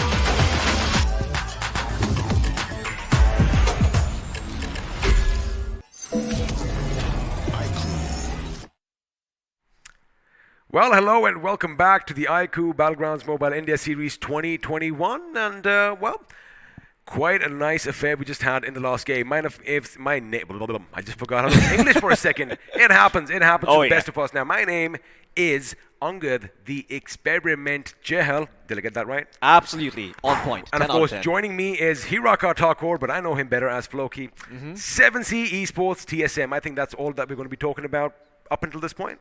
Yeah, I know the reason why you sort of lost your speech there for a moment, because you, just like me, are a little shell-shocked after that performance. Thank you. How do two teams eliminate half a server? Well, go back and watch the first match. Go back and watch the first match, and before we do that, I want you all to stick over here because the video is going to be available later on. And before that, let's have a look and see what's happening in the world of offline events. Because again, a few groups are going to be fighting tooth and nail. Let's see what's going to happen with Group 12. A Sin official. Ooh, a heavy-hitting team here. 14 finish points, chicken dinner, which means they walk away with 29. Absolutely. Well, the only sin the side of Sin official are committing is greed at this point, racking up all those finish points for themselves. Revenant Esports in a close second as well with 18. Well, not that close actually. It's 11-point difference, but it feels nice to say. Deadeye Esports in third place with 15. Invincibles in fourth place as well. Then you've got Multiple Zone, El Drago, Sphinx X. Is that Sphinx MNT or is it Sphinx Mint? Sphinx Mint. Is it a new brand of mint? It could be. It could have the Sphinx on the logo. Could be possible. Anything's possible. Oh yeah, absolutely. And then we've got RCD Esports in 8th place. So once again, it seems that one team is standing head and shoulders above the rest, and that is Sin. But down in the bottom 8, a place where nobody wants to be, we've got Marcus Gaming, Kadam OP, which is a little bit surprising because they played well. Team Exposers, 2 OP Official, another team that we sort of expecting more from. Cravex, Cheems, Lunatic Originals, and Legacy India. Now, the only name that is going to stick out, of course, for me on this page is Marcus Gaming because, I've been following them for a little while, and they are, again, a heavy-hitting team.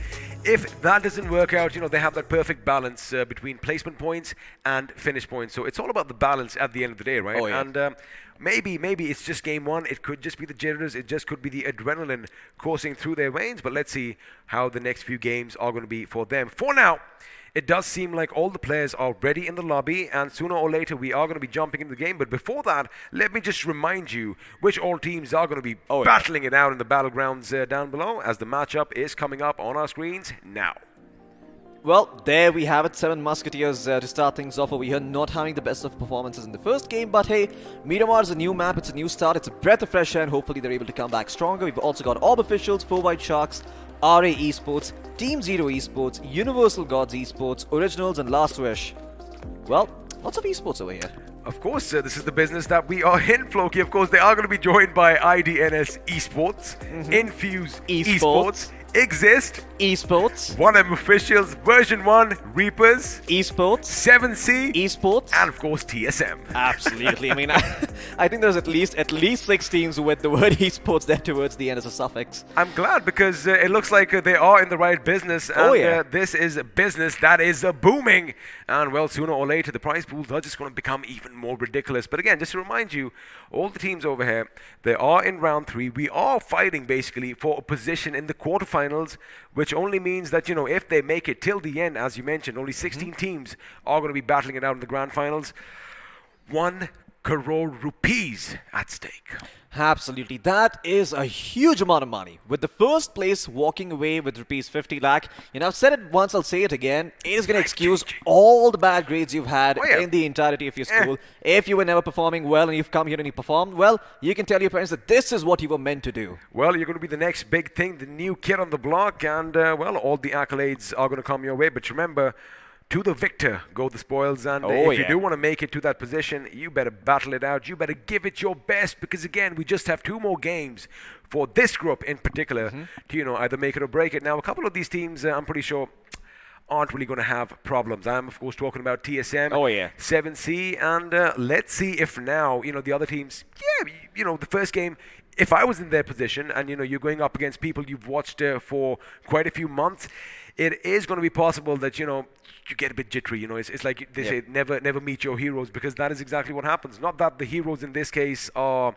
mean, but again, they do pack quite a punch. So they're scary. I mean, they're almost monsters, not heroes. That anxiety is what, you know, just drags you down.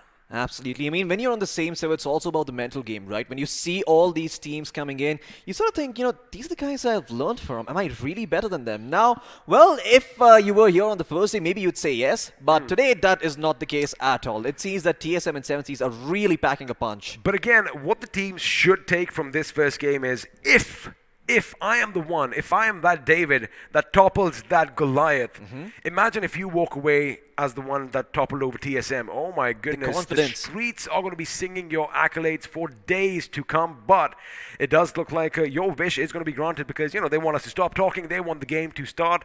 But before we do jump in on the action, remember, we are switching things around this time. We are going to be flying over the deserts of Miramar, and well, I want to kind of test the viewers right now. Let's see how many of you know exactly where we are as we take a little bit of a bird's eye view of the beautiful map of Miramar. Absolutely, the desert dunes right here in front of our screens. Lots of hilly terrain to work with, lots of high grounds to hold. Well, I am not too sure what part of the map this is. It does look like Los Leones, though. I think it does, right? A lot of buildings. I mean, if we get that wrong, Floki, I think you and I would be out of a job. Absolutely, I certainly would be. Well, but yeah, there you go. There's Los Leones. There is the great big bull right here. I'm not quite sure what this poster is. Can you enlighten me on that? Wow, you had to throw me under the bus. I will tell you, that is the amphitheater. That is the stadium. All right. I beg your pardon. Right next to Picardo. In fact, just to the northwest of the city. And, well, again, a place that is popular in the classic games. However, I have noticed one thing. Not a lot of takers for Picardo in the Miramar maps that we've seen. A lot of them do prefer, you know, those distant locations. El Azahar, Terra Bronco, even La Cabrera. I mean, yesterday we saw teams just south of Trailer Park itself. I mean, I think it's also partly to do with the terrain, right? Because when you're trying to rotate out of Picardo, if you look, you got Power Grid right next there. It's got this high ground area. It's going to gatekeep you from going back in. So you could have a really good drop in Picardo, have a great time looting around, get all the vehicles in the world, but then, you know, if you're just gonna get gate kept from a place that is higher up, what's the point of dropping there in the first place? Well, I do understand your sentiment, but again, I guess I have to agree with you. But again, it's all about adaptability. It's all about versatility. Whatever is thrown at you, if you can adapt to that situation, well, that is what separates the champions from the rest of us mere mortals. But now, we are going to be taken to the skies once more, as it looks like the big beautiful bird is refueled and is going to be taking off. So there you have it. The game is about to begin, as this time we are going to be soaring high once again in the sky but not a lot of greenery down below. Absolutely. The flight path is going to look very interesting. Now, if you know the map, you know exactly where we are. We're going to be flying from the top of Valdemar and ending all the way towards Puerto Paraiso. And yeah, it's going to mean that the northern part of the map is going to be relatively empty. And the thing is, the northern part of the map is where all the major cities are. Now, if teams want to go to El Pozo, there you have it. They are going to have to jump early, but looks like hopefully they should be getting all those vehicles down below. Now, I do believe this could also mean that we might actually have a couple of teams heading to Los Leones, and, well, urban warfare might break out sooner rather than later. But for now, it does seem like a couple of teams might have a little contestation for vehicles, as I do believe they are going to be heading to El Pozo along that western route. Absolutely. I mean, El Pozo is probably one of the best places to go at this point. You don't want to be the team that really drops in, towards Picado once again, because you're going to be surrounded on all sides by all of these other teams who are also going to be dropping towards Power Grid, Monte Nuevo, San Martin, and Graveyard as well. So rotations out of Picado can be a little bit rough. But if you're the first team over there and you're quick about it, maybe you can still get away with it. I mean, again, easier said than done, because it all depends on the situation. Looks like we might just see something happening like that in the not so distant future, as Seven Musketeers are going to take the fight to Team Zero Esports. Now, Zero Esports are going to make sure their numbers don't dwindle down to zero, and well, the Seven Musketeers might want to get ready for a few duels and there. But for now, they do have some weapons on their backs. We do see the Winchester, we do see the UMP, and well, looks like loot is aplenty in this location, Floki. Absolutely, at least it is with the side of Team Zero Esports. I see all of the players being kitted up for the time being, but Seven Musketeers, they are kind of just sending one player out on a bit of a scouting mission. Now, you have to remember Tanyo OP, if he ends up making a bit too much noise, if he continues rummaging around over here, Zero Esports, they could catch wind of this and maybe then try and take a fight against the side of Musketeers, but the Musketeers are gathering up. You've got everyone coming in, and well, Tanyo OP, I think he's darting on because he's leading the charge. He is leading the charge, and D'Artagnan, there you have it, I love it. Of course, you and I are a bit too old. The Three Musketeers, If you haven't watched ladies and gentlemen. movie, you better go and watch it. Before now, it's the Seven Musketeers that we are going to be talking about. As you did mention, Tani is going to be in the line of defense for his team. You did kind of mention he's on a little bit of a fact-finding mission. And, well, he is going to relay that information onto his teammates, because they are aware the enemies nearby, and damn, Soham's ankles are made of steel. Had it been me, I would have definitely broken them. Absolutely. I mean, I think that was possibly just below the ankle breaking distance. So, he calculated it perfectly, huh? All right, let me see the height, let me see my escape velocity, and yeah, I should make it. Absolutely. Big brain stuff right here. This is what you attend physics class for. Not so that you can apply it in real life, but so that you can apply it in BGMI. Also, you can, let it help you defy gravity in Miramar, because we've seen that happen plenty of times, especially with those vehicles just zigging and zagging their way all over the place, and sometimes just going straight up. Absolutely. I mean, so many teams going in with a boost, but there you go. There's a circle coming up on the screens. It is covering a decent chunk of the map, but once again, the northern part is where you kind of want to be, because look at that. La Cabrera completely empty. Water treatment completely empty. Cindia del Patron, a couple of teams going to be heading over there, but it's going to take some time. And guess what? Given the proximity between TSM and 7Cs, we might see some sort of early fights breaking out. We might see that, as TSM are going to be near the graveyard and the underlying areas next to it, while 7C are going to be spread out far and wide across the power grid and, well, all the compounds nearby. Now, again, loot is not going to be pretty much an issue over here, because, again, Miramar is a massive map, right? Everyone can get some real estate, especially before the first blue zone starts forcing them in. But now, we did have a look at the map, and it did seem like Chumacera had quite a few teams running about. Before now, we are going to have a nice cinematic shot as TSM Shadow OG is going to be looting near the compound just south of that massive church.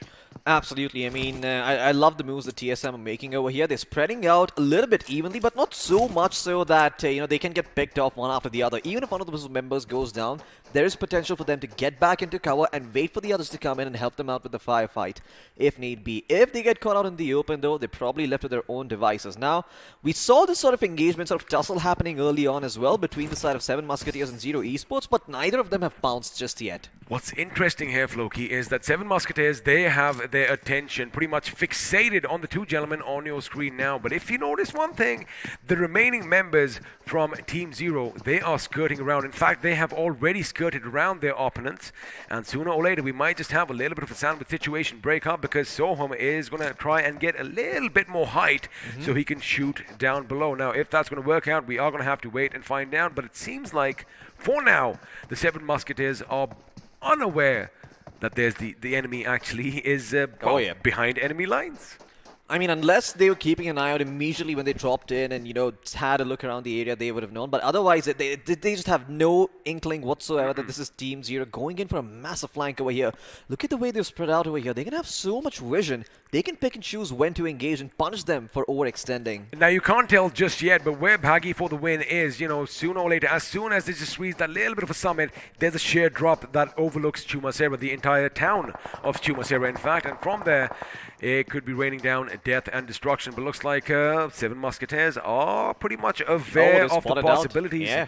A few shots have been fired, and, well, Acid is going to take a little bit of damage. But now, Tanny's got to be a little careful because we did mention one thing. If the remaining members of Team Zero get that little height advantage, oh boy, I wonder what's going to happen after that. Absolutely, but I love what they're doing over here, right? Seven Musketeers, they're just continuing to stay at distance over here. They're maintaining the agility. Absolutely, the agility, and they're making sure that they stay on the high ground over there. But elsewhere on the map, it looks like the slider. One of the officials are taking the fight over Universal Gods. Oh my god, the vehicle explodes and so do the players in it. Odin is probably going to bite the dust over here. No, wait, it's actually Odin who gets the first pick over there onto those Universal Gods esports members. I believe there was 2 players in one car. Well, speaking of gods, one god is going to snap the life of 2 others as Universal Gods are going to be reduced to a 2-man squad, and Odin is going to be happy. The Allfather is going to be happy. Of course, if you talk about gods, I'm going to go for him. But looks like Baggy is going to be spotted out. 7 Musketeers were, in fact, aware of the situation. In fact, no, have a look at that. There is a Jeep nearby, which means Obito had no idea that the enemy was so close. However, it does look like he was quicker to the trigger because he did lose a little bit of his HP, which means the enemy definitely did fire upon his position as well. But for now, it is going to be Team Zero Esports who are going to be at the receiving end of things elsewhere. This is the moment you've been waiting for, and Shadow with precision shots with that AK is going to make sure one of the members from Orb is taken down as Octavius is going to reciprocate in kind, taking down Shadow himself. But this is what TSM's about. The moment his teammate goes down, smokes are deployed, and well, looks like we just might have a revive Octavius. Dangerous proposition. Oh yeah. You said it, where there's smoke, there's fire. And there's also potentially explosions, but the timing that he went for is absolutely amazing. He went for the knock, realized he can't do much, but oh well, 7Cs, not 7Cs actually, Zero Esports going up against the side of 7 Musketeers are going to end up losing one of their members once again, and Baggy for the win is now on the run, or actually trying to go back towards his team as he's crawling on all fours. They're trying to use him as bait. Yeah, they're trying to use him as bait over here. Let's see if that actually ends up working out, but... They finally put him out of his misery. Yeah, I mean, Baggy is going to end up biting the dust over here. Unfortunately, it's going to be his end. Ninja Jord is just going to try and see what sort of loot he can scrounge from that blown up truck, but in the meantime, Zero Esports, the fact that they've lost 2 of the players again basically means that now they kind of either need to go all in for the fight or run away. Well, let's have a look at the replay, see exactly what happened with Shadow in the meantime. There you go, he shot that player out of the coupe, and another player in the truck as well. That was Ninja getting those picks, so TSM already with 2 or rather 3 finishes to their name. Well, Karna is definitely going to be hitting the driving school after that because had his vehicle not spun like that, maybe it could have been a different story. But for now, Octavius in his rattle trap of a vehicle finally does make it to safety, and well, he is going to abandon that now. What is going to happen is the circle is going to shift.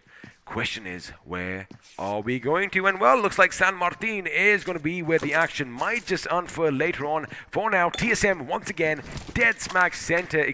Expect them to basically just dishing out damage in every single direction. But have a look at 7Cs. They are coming dangerously close as well. Now, if you have a look at the map, pretty much all the teams are going to be in the circle, barring what's happening down south, because I do see a couple of teams still locked, with locked horns at Chumasera. Of course, we did see it early on that Team Zero did lose 2 members. Let's see if they are going to come down to 0. Absolutely, and look at that supply drop with a level 3 helmet, a level 3 vest. It's got everything in the world to work with, an 8x scope as well. So if there's a Kar 98K or a Winchester, like we talked about earlier, well, they're going to be very, very happy to receive that scope and put it on and see if it's shiny and if it's working. Maybe even an arm in the mixture, XP. Why? Why would you say that? Because I know it's never going to happen, and the more you say it, the more you jinx it, Floki. And you can't see us right now, but he has a wry smile on his face. I'm going to talk to you after this game, bud.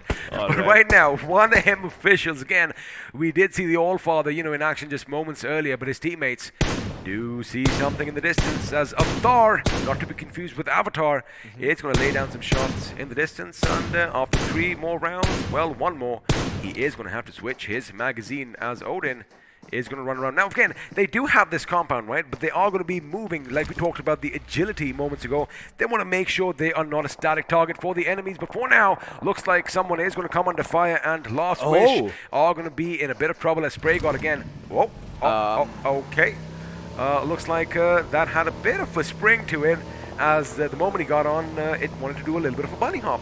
Absolutely, the dirt bike, well, it is supposed to be good off-road over here, but it doesn't seem like Spray God has the best possible use for it right now. But 7C Esports, I do believe they were looking in the general direction of TSM, and 7Cs, if they break out into a fist fight over here, I'm going to be very excited to see who comes out on top, because it's going to be the grudge match from the first game. Now, if TSM had held their position, now they have kind of moved just a bit further up north as compared to the initial drop spot at the graveyard.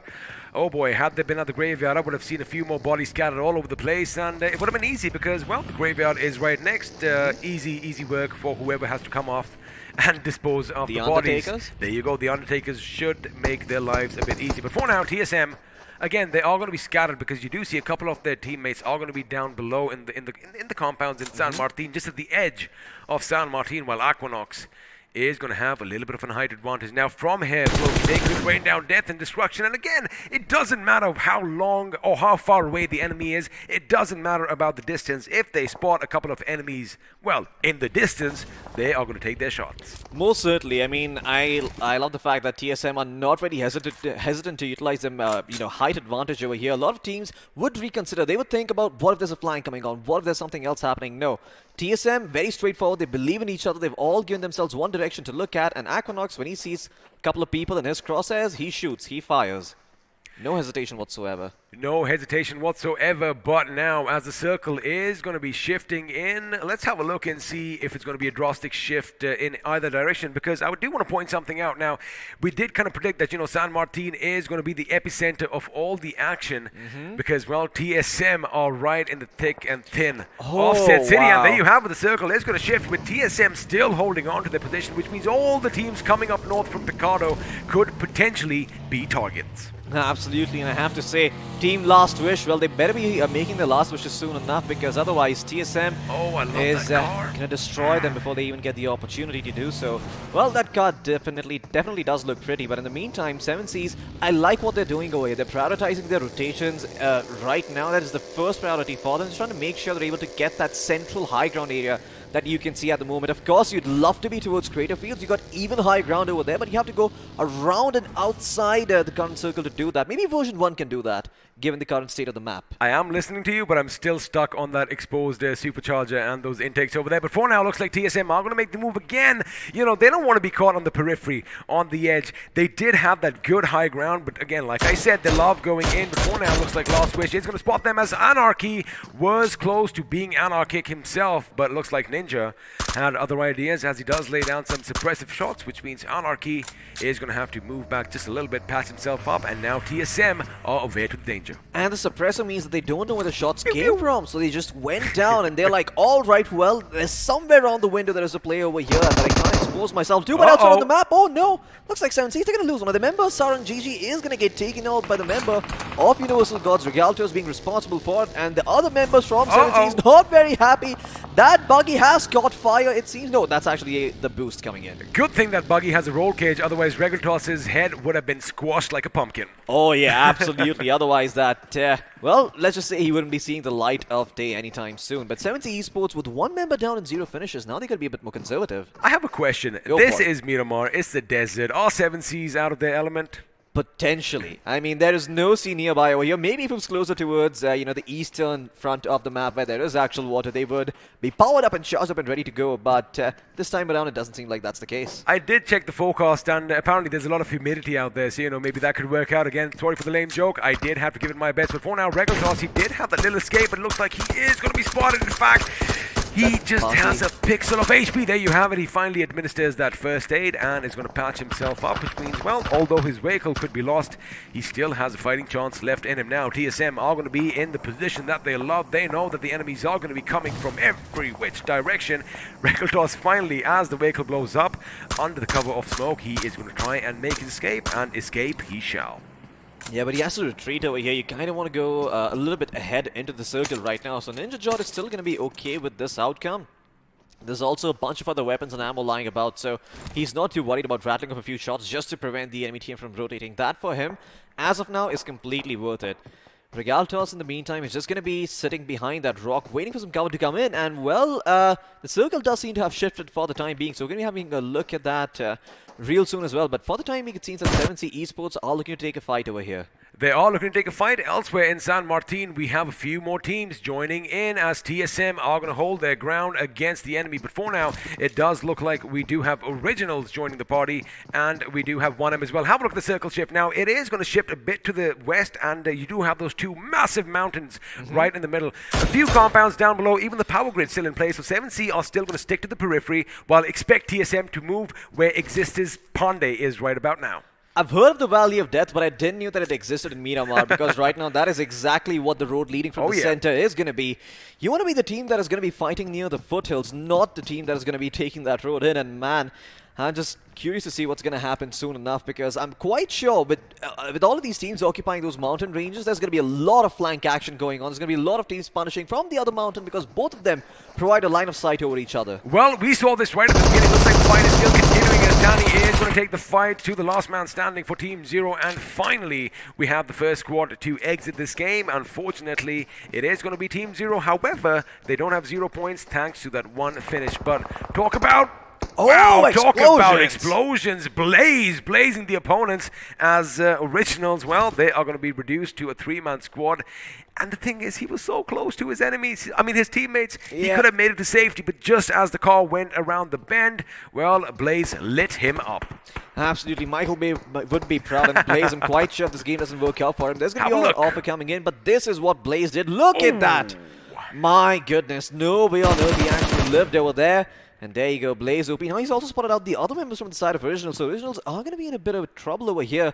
They're trying to get towards the high ground, so they have more of a fighting chance. But Exist, elsewhere on the map, it looks like he's going to be taking a fight against the side of RA Esports. Those nades coming pouring in.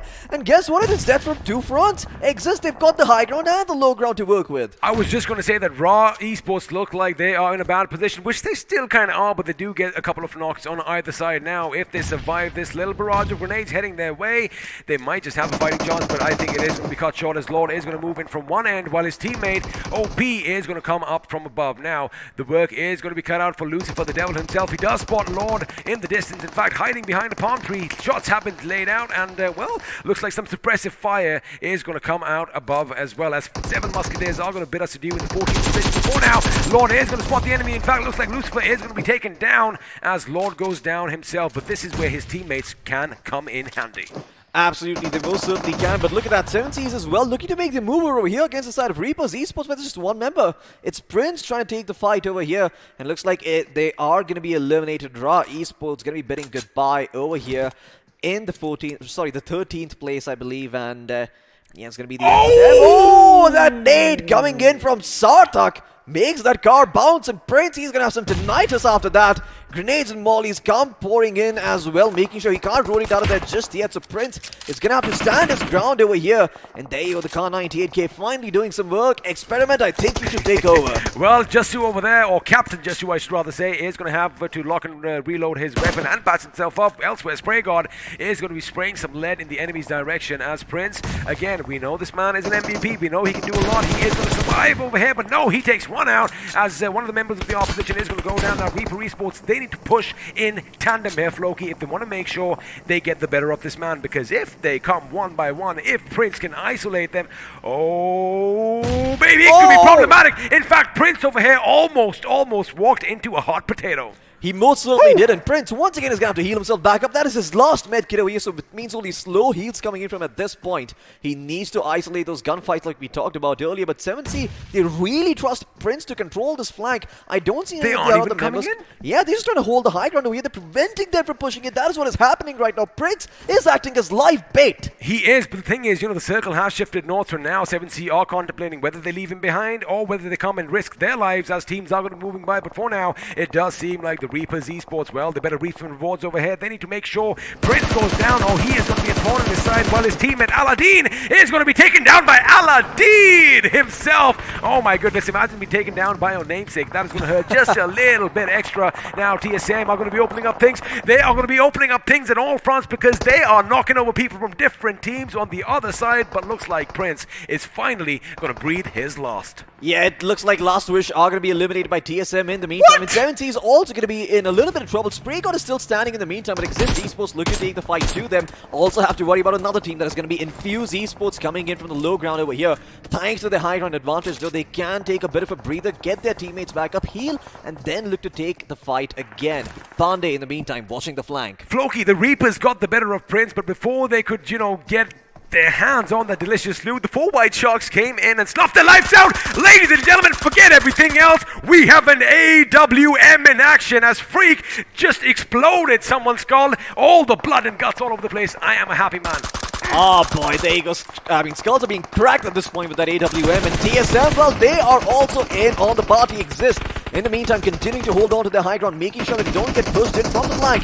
Holding off the members of 4 White Sharks. And guess what? SprayGod is also in the vicinity, waiting for a good opportunity against the Sharks to sort of capitalize over here. He is going to try and capitalize on as many finishes. That is a long, and it's just a bit too long as Infuse are still going to hold on. But wait a second, another grenade comes in. How is that man still standing? There are some wakers as Aladdin is right next to him. Now Aladdin could be blown to smithereens as he's not. How many grenades does Exist Esports have? There you have it, Infuse Esports out in the 8th position, and well, 4 White Sharks are going to be joining them in the 7th, because I do believe not 1, not 2, not 3, but 5 grenades pretty much went boom at the same time. I mean, the amount of potassium nitrate these guys have to be carrying to sort of create those many explosions has to be insane. I mean, that is what is used to create explosions, potassium nitrate. But yeah, I mean, with all these grenades being lobbed in, I'm quite sure they've got a factory somewhere full of it, as they collected so many frags on top of that. Now, here's the thing, Floki. I want to break it down, because version 1, they do have the high ground. They have to make quick work of Exist Esports, well, who have higher ground, but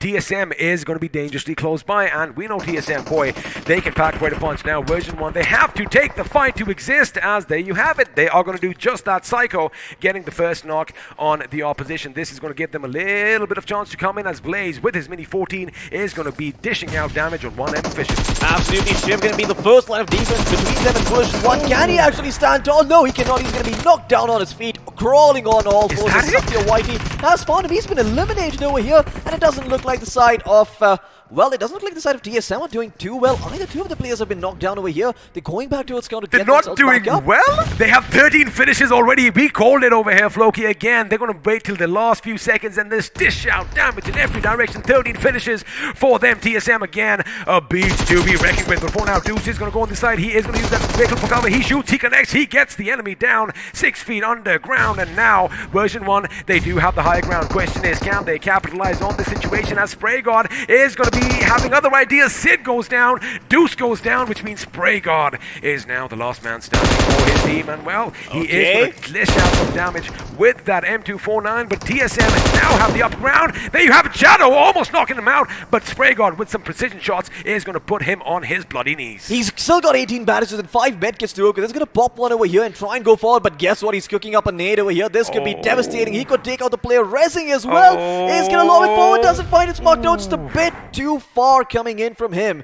and he can still wait in the meantime. Look at that. Version 1 is also under the radar of TSM at this point. So all he has to do is try to stay alive as long as possible. But Aquanox will not let that happen. He'll go forward and secure that finish. Well, it means TSM are back on their feet, all 4 members alive, and 15 finishes could become 16, could become 17, as they are going to be dishing out damage. Version 1, good night, bye-bye, as you have been taken out with a grenade. Well, the grenade is a little bit of a self-knock, but again, it's not going to make a difference. It is a 4v2 situation, as TSM are going to go up against one M official, and well, it is Odin himself. Can the Allfather do something over there, because he does have a rock behind him? Unfortunately, Thor ain't here, the Mjolnir ain't here. Could he do something spectacular, as now it is going to be a 4-on-1 situation, and well, we all know how this story is going to end. Oh yeah, Odin, he's already been shot in the head, his skull cracked, bleeding, his brains gushing out of his skull as we talk, and there you go, TSM will finally do some sort of a mercy finish over there, putting him 6 feet under, as this is a back-to-back chicken dinner coming in. Well, not a chicken dinner coming in, but a first place finish for the side of TSM. Well, that is a chicken dinner, isn't it? It is a chicken dinner. I mean, if you finish first, you do get that delicious chicken, but wow. Yeah.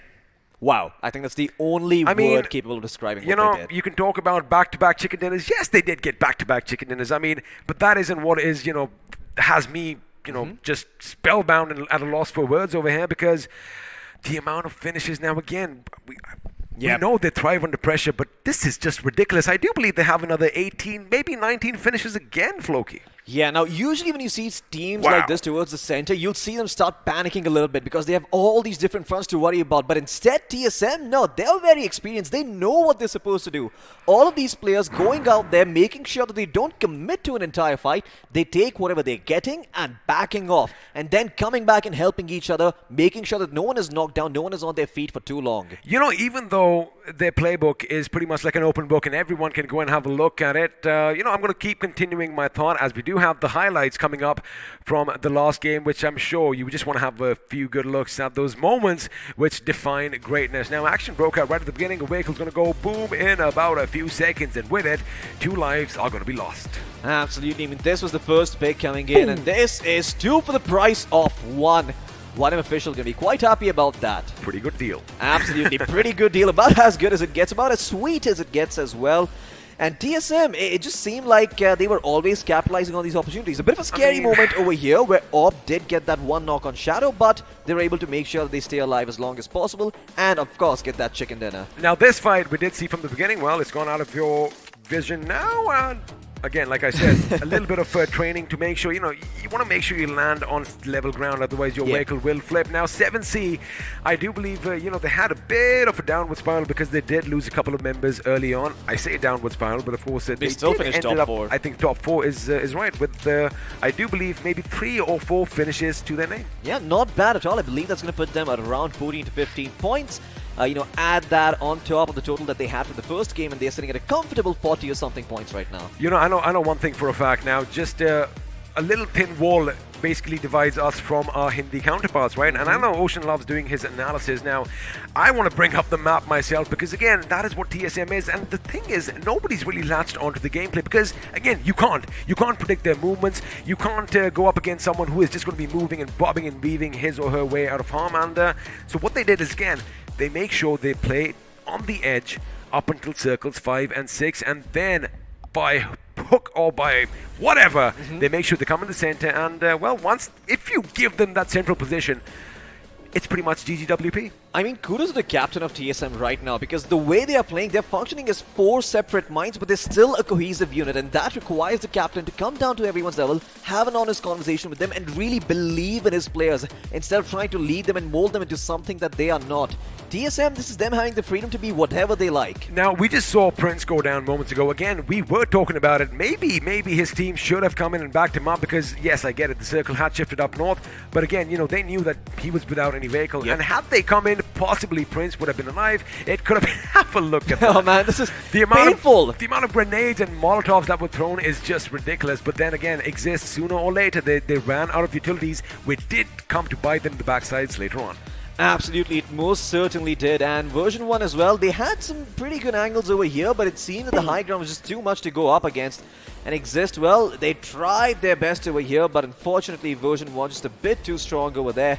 And eventually they did end up getting themselves that 3rd place finish, so kudos to them for being able to do so. But Once again, like you mentioned, 7Cs, just shout out to them, man. Despite having 3 players down, they finished top 4. It's about as good as it gets. You can't expect anything more from your player. Oh yeah, even if you talk about the team that did make it to the final 2, I'm of course talking about TSM. I mean, actually I'm not, because I think they speak for themselves, right? Oh yeah. Now, one officials didn't have the best game in the first time around in Erangel, but they do make sure they walk away with those 12 placement points, and I do believe 4 points from finishes. So, they are going to be happy, but of course there is still one more game after this, and there you have it. Odin, finally, he was overpowered, and well, he did fall. Absolutely, and once again, this is TSM maintaining that high ground like we saw later on in the game. There was only one mountainous area to occupy, only one hill to work with, and the way they spread out, they make sure that they cover their flanks and at the same time exploit the fact that they have the high ground. So 2 players looking down, firing upon anyone that might come in their crosshairs, the other 2 making sure that the flank is guarded and they can do whatever the hell they want. I want to be a fly on the TSM camp wall, because I want to see what they eat. I want to see what they do every day, because it's something different. But let's have a look and see how all the other teams did. A massive 33 points, doing even 2 better than the last game, as TSM this time around do get the chicken dinner and a ridiculous 18 finishes to their names. Absolutely. I mean, well, they certainly have had their good 8 hours of sleep over here. They've got breakfast. They had a decent lunch as well. They are pumped up and ready for this match for sure. But 1M officials in second place with 16. In third place, we got Version 1 with 15 total points. 7 Cs with 12 points to their name and exist. 4 White Sharks. Universal Gods and Last Wish in that 5th to 8th spot. None of the other teams here have broken the 5 finish point mark. I mean, when you have TSM stealing 18 for themselves, oh yeah, I like the fact that, what it does say is that this time around, as compared to last game, the other teams finally woke up. The other teams finally, brushed that dust off their shoulders and were like, you know what, maybe if we just give it our best, we might have a chance. And still, for a couple of them, they still have a chance to move on to the next round, because for now, I think it's safe to say TSM are going to make it to the next round. They might even get a treble over here, which hasn't happened so far. The way they are going, they are like a runaway truck with the brake lines clipped. They are nigh unstoppable. Absolutely. I think the only record they're going to be looking to break this time around is maybe being the only team that reaches 100 points in 3 matches. I mean, that would be ridiculous. They've had 31 in the first, 33 64 in the second. already. Are you kidding me, Floki? Yeah, I mean, they just need 36. I say just need 36 like it's no big deal. But maybe for TSM it isn't. Maybe they're just able to do that. Well, now it is going to be a bit difficult, because the next thing that comes up is the iQOO MVP. But which TSM member are we going to give it to? That is the question, because in my mind, everyone is going to be pretty much entitled for that position, but it is going to be Ninja John once again. 7 finishes, 777 points of damage. Absolutely. Agent 7 in the house over here with 3 assists as well. You've heard of 007, now hear about quadruple 7. 4 times as strong as James Bond. 1,350 for survival time. I mean, that's the number of seconds he lived. Great stuff once again coming out from TSM. I just think that everyone can learn something from TSM right now in this lobby. Oh, they've been learning from TSM for ever since BGMI came out. Absolutely. Now, the thing is, we've seen the iQOO MVP. Now, usually what follows are the top 5 players. But the thing is, I do believe we are going to have 4 gentlemen, or maybe 3, in fact, from TSM. I mean, at least 3 need to be there. Let's see if that's the case. Yes, it is. Once again, Ninja this time is going to be at the tippity top with 7, with his teammates Blaze and Shadow with 6 and 3 respectively. TSM, not only do they have a monopoly on the finish points and the standings as well, but they also have a monopoly on the top 5 squad. 7C is also managing to sneak in there with Spray God being in the 3rd place. They do know that this is round 3, right? I mean, no money's going to be going out now, because the way they are playing for all the MVP prizes, the Redeemer, they might just walk away with everything, Floki. Well, that's the thing, Master XP. Some men don't care about money. Some men just want to watch everyone else burn. I see. Well, that is the Dark Knight, folks. Well. Make sure you watch that movie if you've got the time. You'll get that reference as well. But yeah, TSM, I just think that even if they get eliminated, right away in 16th place, which is not going to happen. It is a statistical impossibility that they get eliminated in 16th place. But even if they do, they'll still be on top. Even if all the teams drop down on their locations, if they pick up those weapons before anyone else, it's going to be a field day for them. But let's have a look and see at a couple of more stats and figures, as the map summary is going to be up over here on our screen. 61 grenades used, out of which 5 pretty much ended up ending people's lives. Absolutely. And well, while these stats might seem mediocre and average, look at the number of people being rescued. 42 people rescued. Well, I guess you could expect this again. It is Miramar, all those long distance engagements, and chances are their helmets and utilities were depleted. but their teammates were on point and on hand to get them right back on their feet. I mean, we saw on our screens itself, right? I believe Shadow was knocked down and gotten back up. I need one thing. I'm sorry to cut you. I need one thing. Now, before we have a look at the FD performance graph, production needs to help me out with that one replay that I'm sure is going to be somewhere or the other, that one little bit where that AWM went off and somebody's head went flying clean off his shoulders. But before that, let's actually have a look at the finished damage performance graph. And, it is going to be similar story as last time. This time, however, the other teams seem to have woken up. Absolutely. Everyone else also starting to awaken a little bit over here. They're like, you know what? If we go down, we're going to go down swinging. Go down like honorable men who took the fight and didn't chicken out. But, well, there's one team that stands head and shoulders above the rest, and that is TSM. Gee, what a surprise. What a surprise. I mean, could you have expected them to do this back-to-back chicken dinners, TSM? I mean, no. Well, I mean, I hope you guys understand we have a massive sarcastic undertone over here because, blimey, I mean, you and I, we are both flabbergasted as well because, yes, we've seen back-to-back chicken dinners, but we haven't seen this kind of domination. And again, like I said, if this is round 3, oh baby, I wonder what they have in store for us in the quarterfinals and maybe the finals as well. Here. It is. I think we might just need to lose our jackets, but wow, what an amazing outing over here. Absolutely. I mean, I have to say, TSM, they are just standing head and shoulders apart. I think a lot of people might have a couple of questions, considering the new roster shuffle coming in for the side of TSM when they announced that they will be picking up 4 new players. But, man, these guys are out here proving their mettle. And this is just them so hungry for that top spot. They are here to prove themselves. You know, the thing is, whenever you do join a new organization, not just in esports, but anywhere, you bring something to the table, right? But the thing is, at TSM headquarters, I'm telling you, they have that mentality. A, it's the winner's mentality. B, it's that never give up, never go out without a fight kind of mentality. And, depending on the circle, I'm pretty sure they've tried and tested, a few things. Trial and error is what everyone should be doing. But, again, the way they maneuver through the zones, make sure they are in the thick and thin of the action, and then the communication. I wish we could get a glimpse of how they are speaking because, again, that is a key component for any squad to win a team game. And once again, this is, it just happens, it just goes back to the previous point that I mentioned. For 4 players to function individually in separate directions, you don't need an IGL, but you need 4 different IGLs telling you what the situation is and making decisions on the fly. That does not happen with one player leading the 3. It happens with all players chiming in and then making a collective decision based on their information that they have. Based on the information that they have, we've got some information as well, and looks like the spotlight is going to be shining bright again on one of the boys from TSM. This time it's going to be Blaze with 6 finishes to his name. Yeah, great stuff coming out from another TSM member as once again the monopoly on the player spotlight and the MVP continues for them. They're also having a monopoly on the top 5 squads. I think they just might as well have a monopoly on BGMI in this country at this point. I'm going to ask you right now, are we going to witness a treble today? I hope we do. I want to see them, be that Sachin Tendulkar, cross that 100-point mark. I hope we get to see them go there. But, maybe, just maybe it's not in the cards. Maybe TSM just take a chill pill for Erangel. Be like, you know what? We've done our best for 2 games. Maybe it's time to relax a little bit. Kick our legs up on the table and just sit back and sip pina coladas. Enjoy the day that is coming ahead of us. The last voice you heard was Hiraka Thakur, that is Floki. And if you want to point fingers if TSM doesn't do good, you point them in his direction because he just might have jinxed it. But now, all jokes aside, again, let's have a look at a squad spotlight. This time we are going to be shining the light on version 1, who, again, I did want to bring this up while the highlights were playing. Yes, they didn't have a lot of, finishes, just 5 to the name.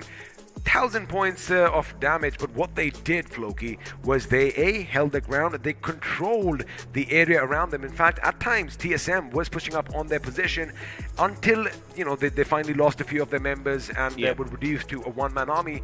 TSM were kept at bay.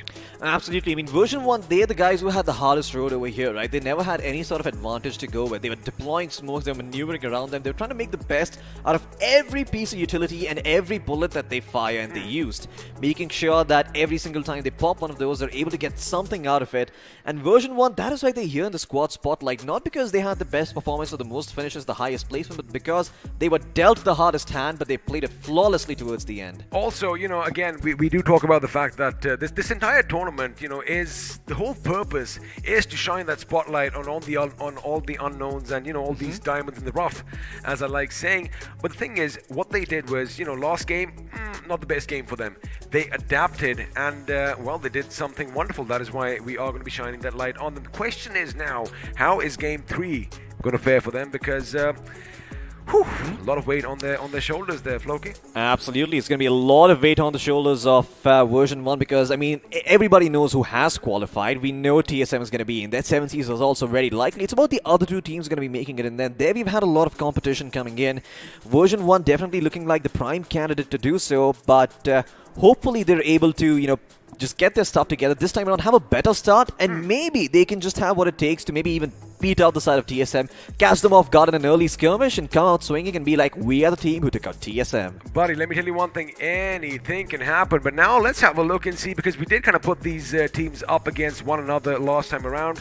7 Seas Prince, out of his element in the desert, again, he did still hold his ground against the entire team, and for quite some time had his teammates come in and helped him out.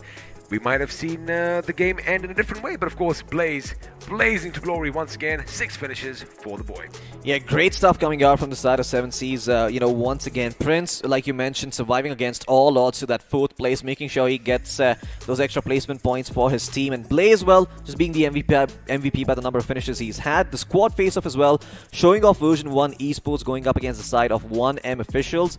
Version 1, once again, like I said earlier, they had the worst hand. They were dealt a bunch of crappy cards, but they still managed to pull through and they still managed to put up a great performance over here.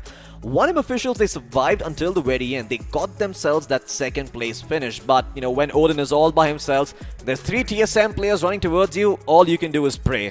And when if you've got Odin on your team and you're still praying to another god, then that's when you're done for. Well, at least Odin did do something spectacular. He made sure he got the better of the universal gods here, so he still is going to be high up on that hierarchy. But now, of course, 2 games have been done and dusted, which means only 1 lies in store for this group. So again, let's see if TSM are going to be walking away with the treble. Let's see if 7 Esports are going to make a bit of an impact, which they have already, and they walk away with the chicken. Or let's see if one of the underdogs, I love calling them underdogs, if they finally are like, you know what, I think it's doable. Because game 1, nothing. Absolutely. Game 2, they were making a little bit of noise. Game 3, this is the chance you have. This is the moment. 2 more teams could join these 2 teams, possibly, moving forward in the next round. Question is, are they going to grab that opportunity? Absolutely. I mean, the one thing that I noticed about TSM is just the way they rotate in towards the circle, right? It is never hurried. It is the topmost priority to get inside the circle, but it's never hurried. It is never rushed. It is very, very measured. They make sure they also capitalize upon the desperate situations that other players and other teams encounter when they're rotating in. Like we saw earlier, I believe there was a pickup truck that got blown up. There's a Jeep that got blown up. There's a coupe that got blown up. All these vehicles getting blown up over here. But you know what? On the other part of the screen where we are not able to see the matches, there are also other teams blowing up. So let's have a look at the point standings there and see where they are right now. Last time around, 1st place was Sin Official. Let's see if they're still there. Well, they are going to be in the top 3. In fact, they did end the game in the 2nd position with just that 1 finish point, which means they did kind of slide down to 3rd position. But cut them OP, 50 points coming from that chicken dinner, and you kind of called them out. You wanted them to do a bit better, and there you have it, 10 points coming in from finishes, which means they walk away with a total of 25. Absolutely. Marcos Gaming and 2OP Official once again early on. They were in the bottom 8 of the previous match, but they're making it close over here. They're making the side of Sin Official really work for it, as they have managed to get themselves the top 3. But guess what? 2OP and Marcus are there in the top 8 right now. Also, Revenant Esports, we saw them in the same position last game. 2nd. So, consistency is there. Yeah, they did have 11-point difference against Sin Official, who won. But this goes to show that, still a couple of teams have garnered those points for themselves.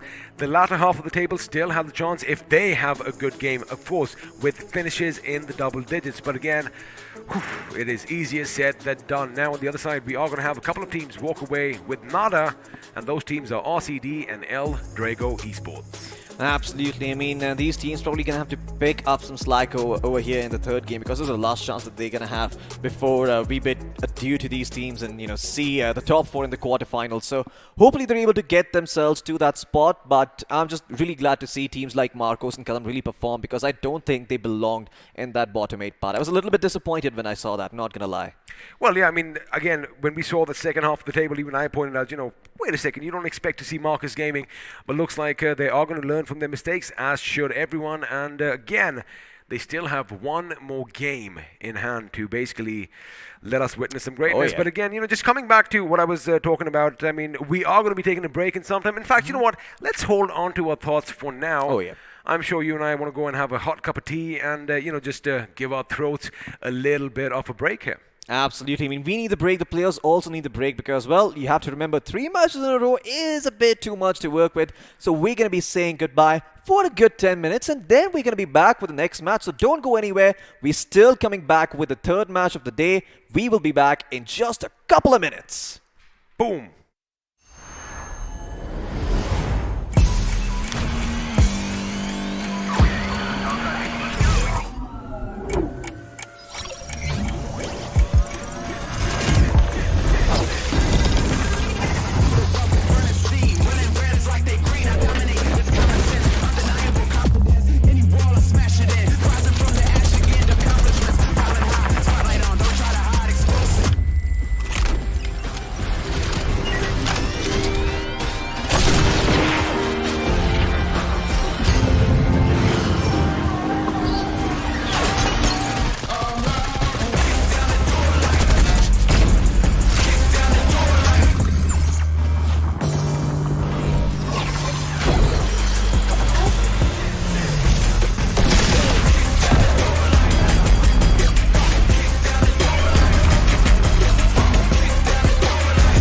iQOO 7 Dual Chip Monster.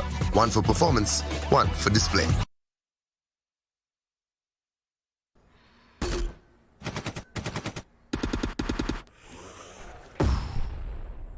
Enemies ahead.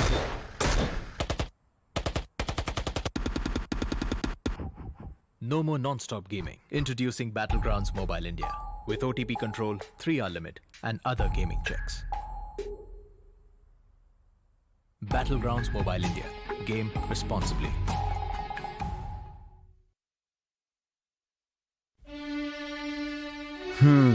वो एक दोस्त game में फंसा, कोने में बसा, gang में अकेला, दिन का भूला. टाइम आ गया है for them to look up. रुक रुक रुक, पिज्जा है यार. हाँ, ये बेटर है. ध्यान से. ओके ओके, फोकस कर. अरे ऑसम यार. कोई नई स्ट्रैटेजी ट्राई करें? क्या बात है. श्योर? एकदम श्योर. मतलब मान गए गुरु. तो जैसा मैं कह रहा था, जब ये हद से ज्यादा हो जाता है ना, तो फन, फ्रेंड्स और लाइफ से ध्यान हट जाता है. तो कुछ भी करो, पर कैसे भी मेक देम लुक अप. अरे वाह, जल्दी समझ गए. Well done boys.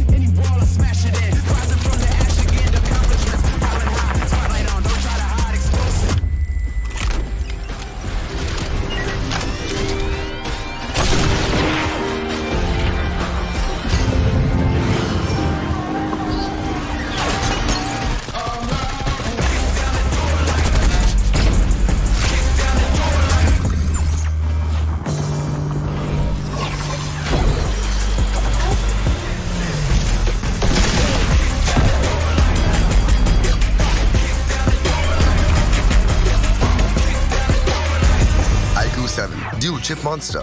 One for performance, one for display.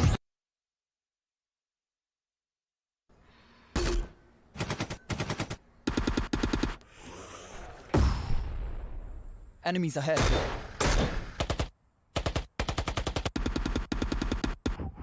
No more non-stop gaming. Introducing Battlegrounds Mobile India with OTP control, 3-hour limit, and other gaming checks.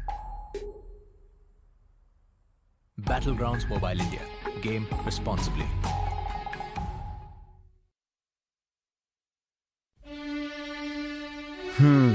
वो एक दोस्त गेम में फंसा, कोने में बसा, गैंग में अकेला, दिन का भूला. टाइम आ गया है for them to look up. रुक रुक रुक, पिज्जा है यार. हाँ, ये बेटर है. ध्यान से.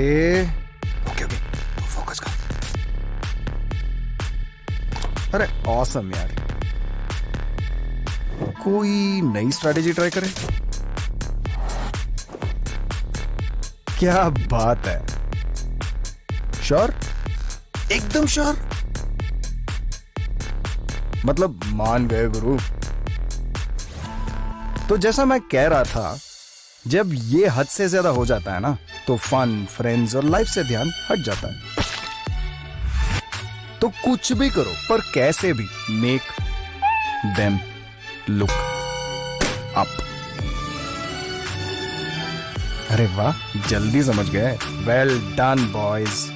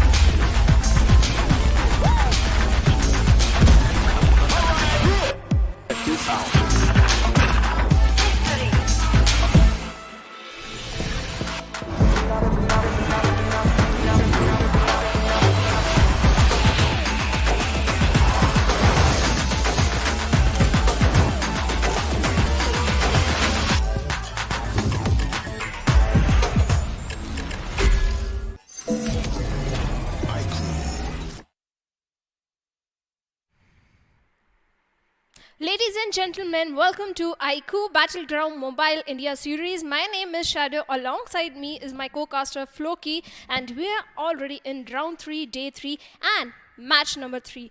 Things are getting excited, Floki. Already TSM is dominating the lobby, and 7Cs is also not far behind. But where are our rising teams? I am not too sure. In fact, we've seen a couple of teams perform very, very well here.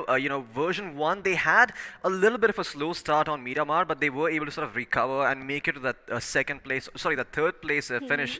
So kudos to them for being able to do that. But it does seem like the third and fourth places, like you mentioned, are going to be a bit of a struggle for all of these teams, because once again, the competition is cutthroat, and TSM and 7Cs, they're standing head and shoulders above the rest. So for them, I don't think they even consider the teams in the lobby as of now competition. For them, competition is probably going to in the grand finals itself? Well, I think it is safe to say only 2 spots are available for contestation because top 2 spots are for TSM and 7Cs.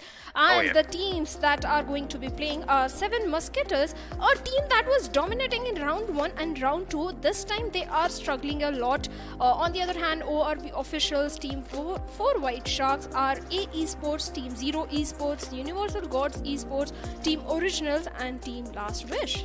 Yeah, absolutely. We got a lot of teams, a lot of esports, a lot of officials in the mix over here, but only 4 of them are actually going to be making it forward into the quarterfinals. We also got IDNS Esports, Infuse Esports, Exist Esports, 1M Officials, Version 1, a lot of ones here as well, Reapers Esports, 7C Esports and TSM. My god, are there a lot of teams in the esports business as of now. I believe that is a total of 7 teams with the suffix esports, so more than half, well, not more than half the lobby, but nearly half the lobby having the suffix esports towards the end over there.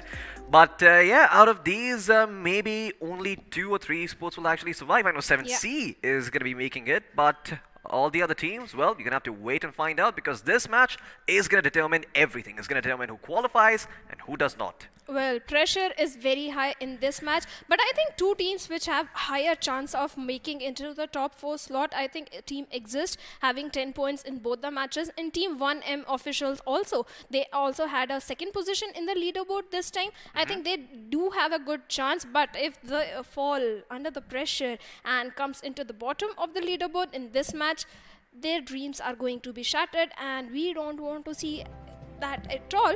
But last time, Floki, Miramar, few things happened. TSM, 7Cs were performing really well. 7Cs faced an early elimination, but we are heading into double Erangel. Last Erangel, multiple drop location clashes were happening. 7 Musketeers were at the receiving end. They lost 2 of the players. In fact, in Sivorni area, we saw so many teams dropping in, and some of the teams then heading towards the Stelber area. Last minute rotations were coming in, drop location changes were coming into the picture. What do you think? This time also teams are going to be heading towards the same drop location, or they are going to change that? So the one thing that is definitely going to happen, according to me, is that these teams are going to start to understand this is do or die, right? So they might as well start contesting the side of TSM and 7C and actually give themselves a realistic shot of maybe breaking in into the top 3 and the top 4. But the opposite could also be true at the moment, because the issue is that TSM are so far ahead that even if you take them out right away right now, they're still probably going to make it in the top 4, so that is just wasted effort coming in. Maybe what is going to happen is that the teams in the 3rd to 6th place are going to be focused, they're going to be whittled down early on and perhaps taken out of the fight, making sure that 3rd and 4th spot is still open up for grabs and no one has really established a firm grasp on it just yet. Well, absolutely, I agree, and only 2 slots are open. Even if you bring TSM to the 16th position in this particular game, they are still heading towards the next round. And 7C is also, even if they gets an elimination at the 1st place, I think they are in a safe spot to qualify, because none of the other 14 teams have been showing consistency.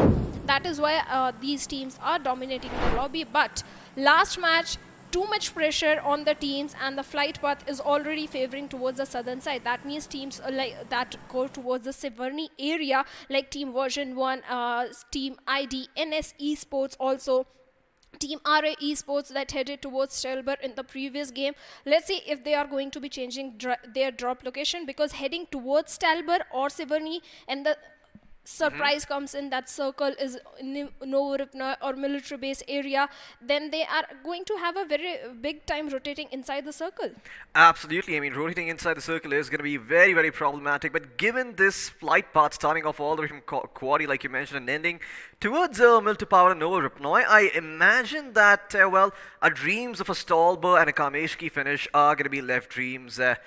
Unfortunately, and maybe next time around on Erangel, we're going to see teams moving into that area, and if we see some early drop location clashes. Well, speaking of drop locations, it seems that we're going to be having some fights away right off the bat near Primorsk. It seems that IDNS Esports as well as Originals getting a little bit comfortable over here, but soon enough one of these teams is potentially going to be exiting the fray. And I'm quite sure neither of these teams want to earn the mantle of the first team to be eliminated from the server. Well, last time also IDNS shared their drop location with another team in Siverny, that was version 1, and that didn't fare out very well with that team because they were in the right bottom of the leaderboard. This time also they are facing a drop location clash with the players of Team Originals. Team Originals also not a good outing in the previous Erangel because they were, I think, at the 14th position with just 1 point. So this game is very crucial for both these teams. They can't engage in an early fight, can't lose any of the player because they have to dominate or come out with a flashy gameplay, at least with good position points, if not finish points, because otherwise they are not making into the next round. Yeah, absolutely. It seems that the circle has formed as of now, and we will soon be jumping into the map and giving you the picture of it, but there's not much to be excited about with this circle. It is about as predictable as it gets. In fact, you'll see just how predictable it is in just a moment, but all of these teams over here understanding that right now the utmost importance goes to making sure you've got the adequate weaponry, you've got the adequate utility to work with, a little bit of healing as well in the mix, and there you go. There's the circle covering a little bit of Sosnovka all the way up towards Siverny. It could be any team's game at this point.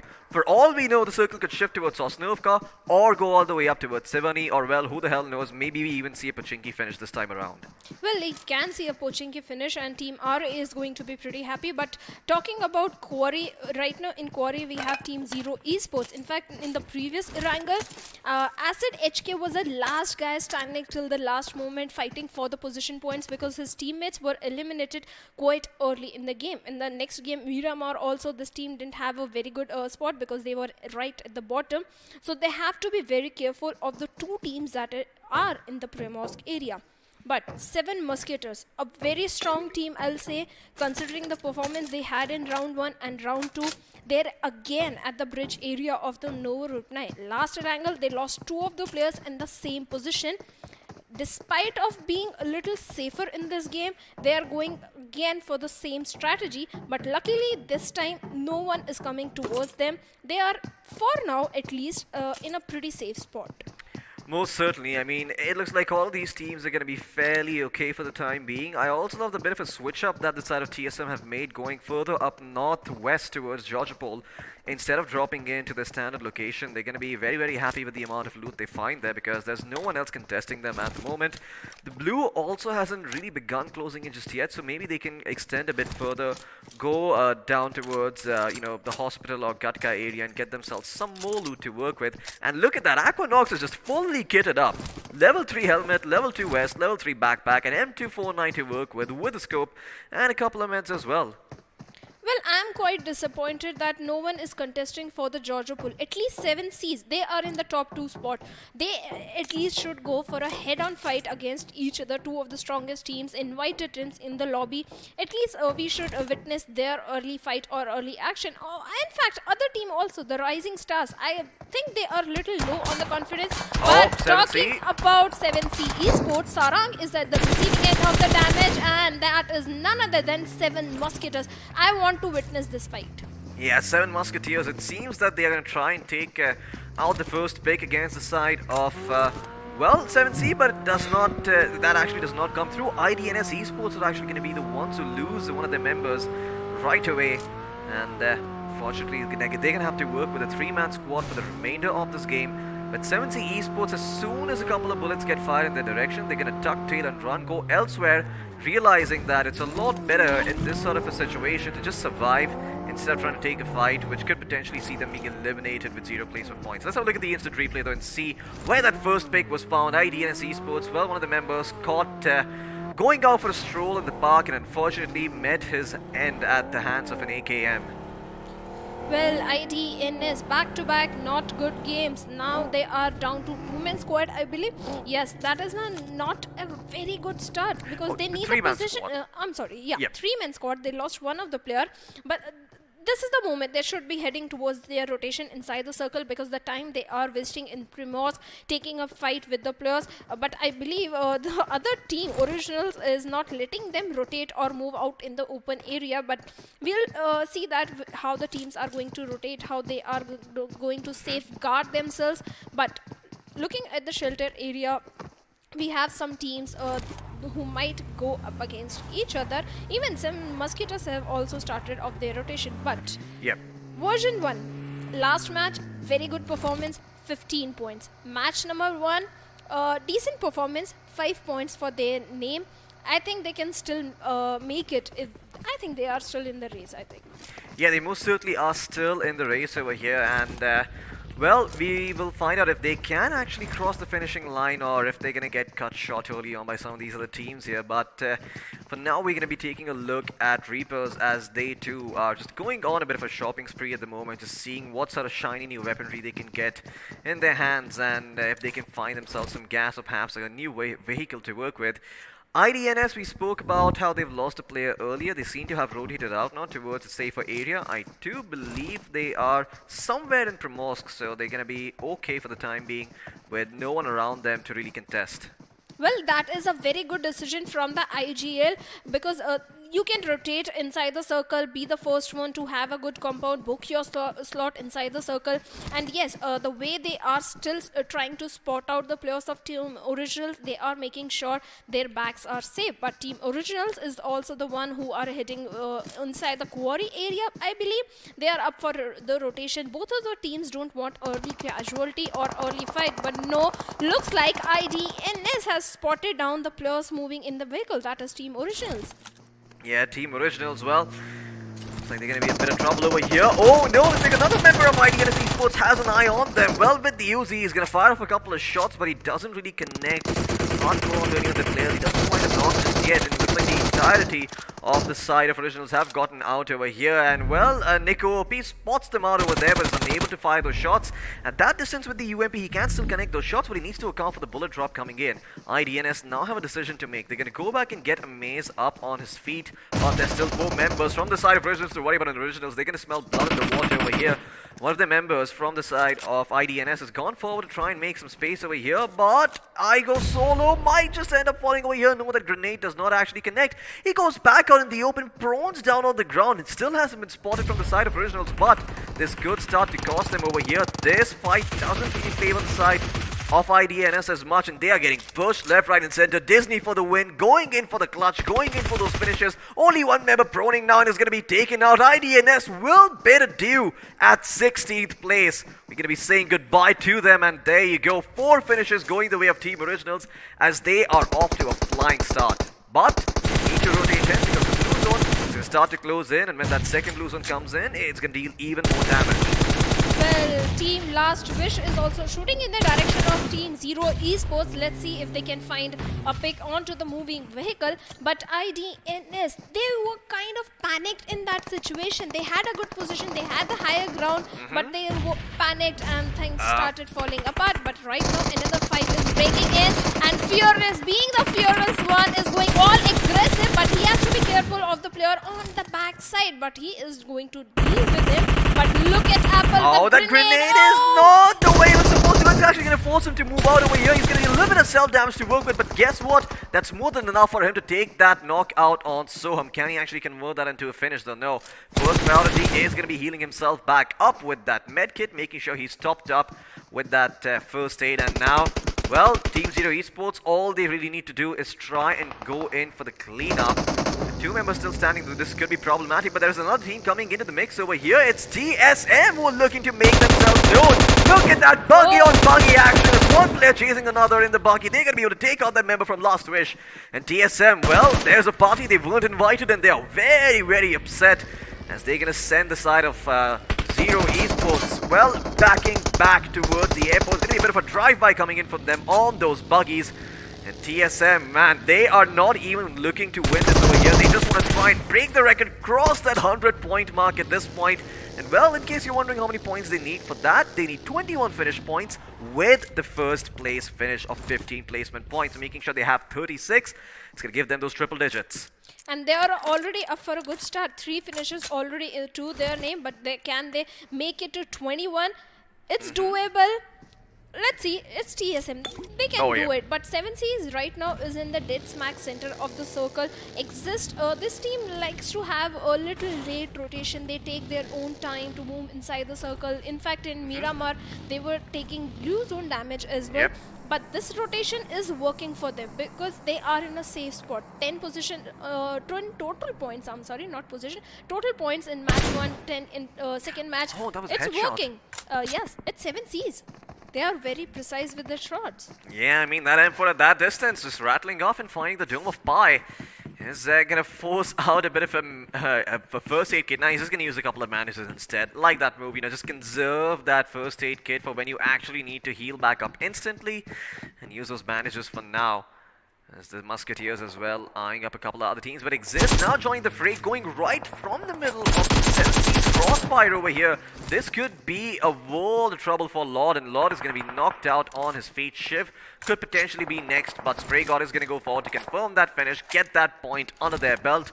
But there is orb officials around the corner. They could potentially hear that, and oh no, this is just BMing. He's just going around and praying, just toying with his food over here. He doesn't even have any weapons. Just staring at him in the face. This is rubbing salt into their wounds. He even pulls out the weapon, but he's not finishing him off. Final bullet. Efficiency, one bullet.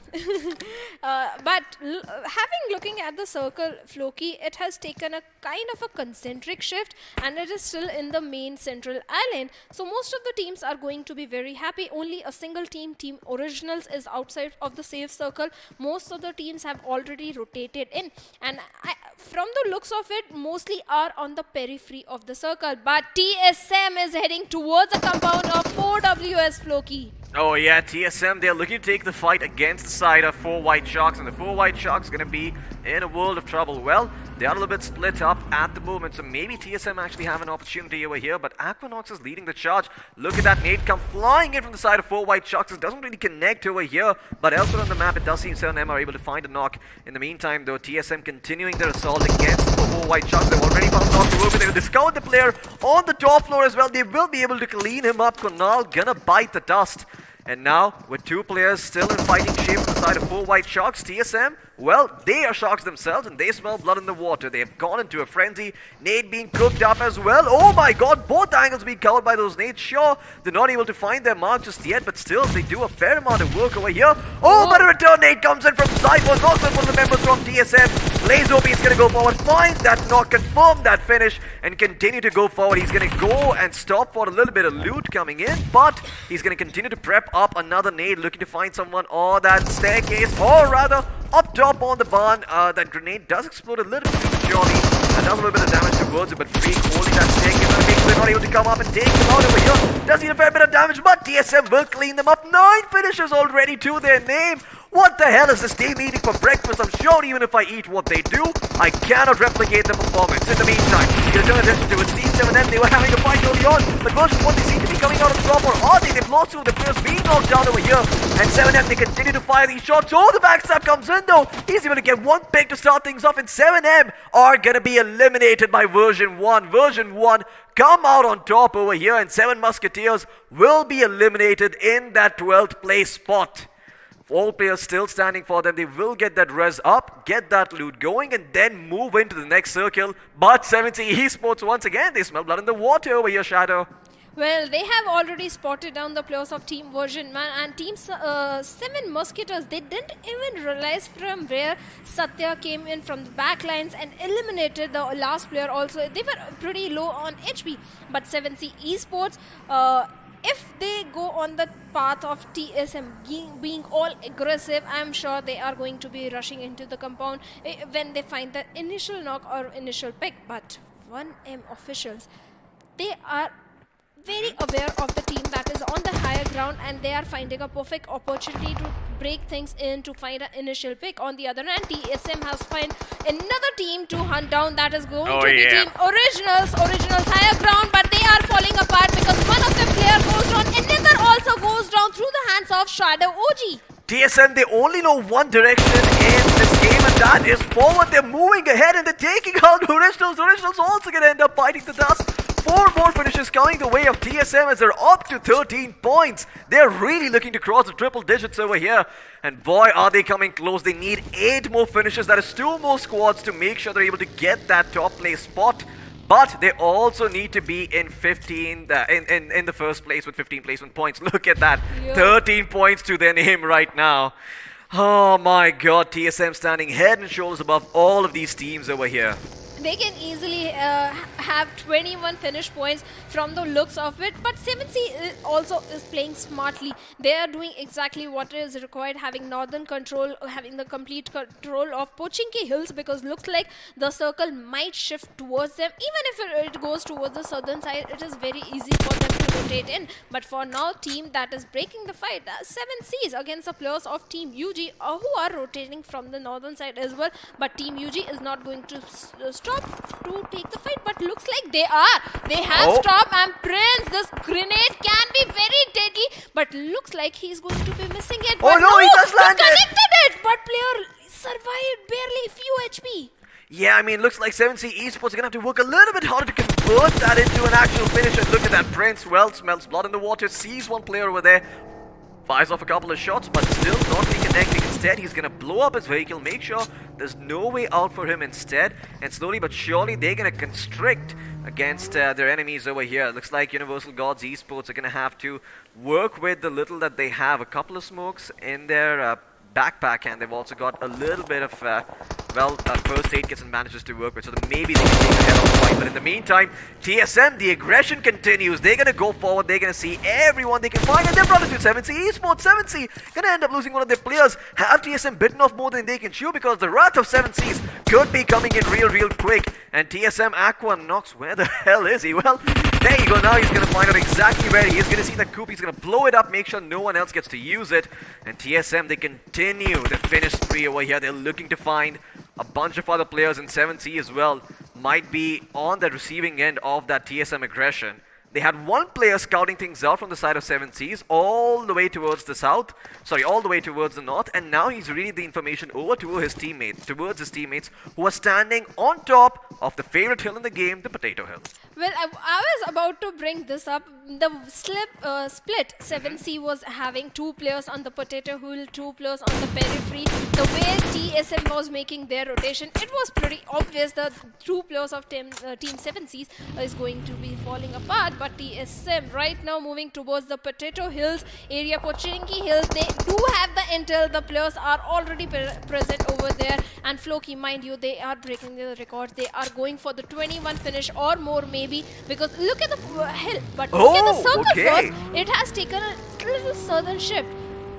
Question is, will TSM go for the kills or finishes over the Pochinki Hills, or they are going to be coming down southwards? But no, Shadow OG is already in the mood to pick up a fight, and Prince is already deploying few Molotovs. I think TSM don't even care anymore. At this point, they're just trying to see how many finishes they can get, how many records they can break, and if they can get themselves a first place finish 3 times in a row. They might not have gotten the chicken dinner, but they most certainly did get themselves that first place finish.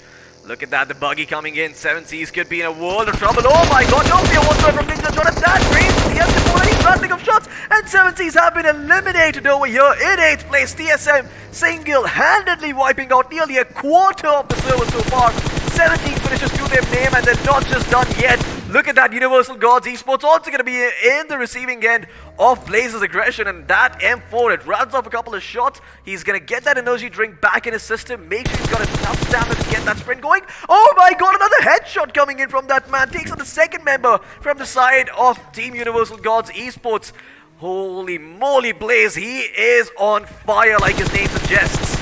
Well, the whole team TSM is unstoppable. They know they have qualified, and now they are going all YOLO, aggressive inside the game and eliminating squad after squad, and now they have rushed into the compound of RA Esports, and the players are falling down.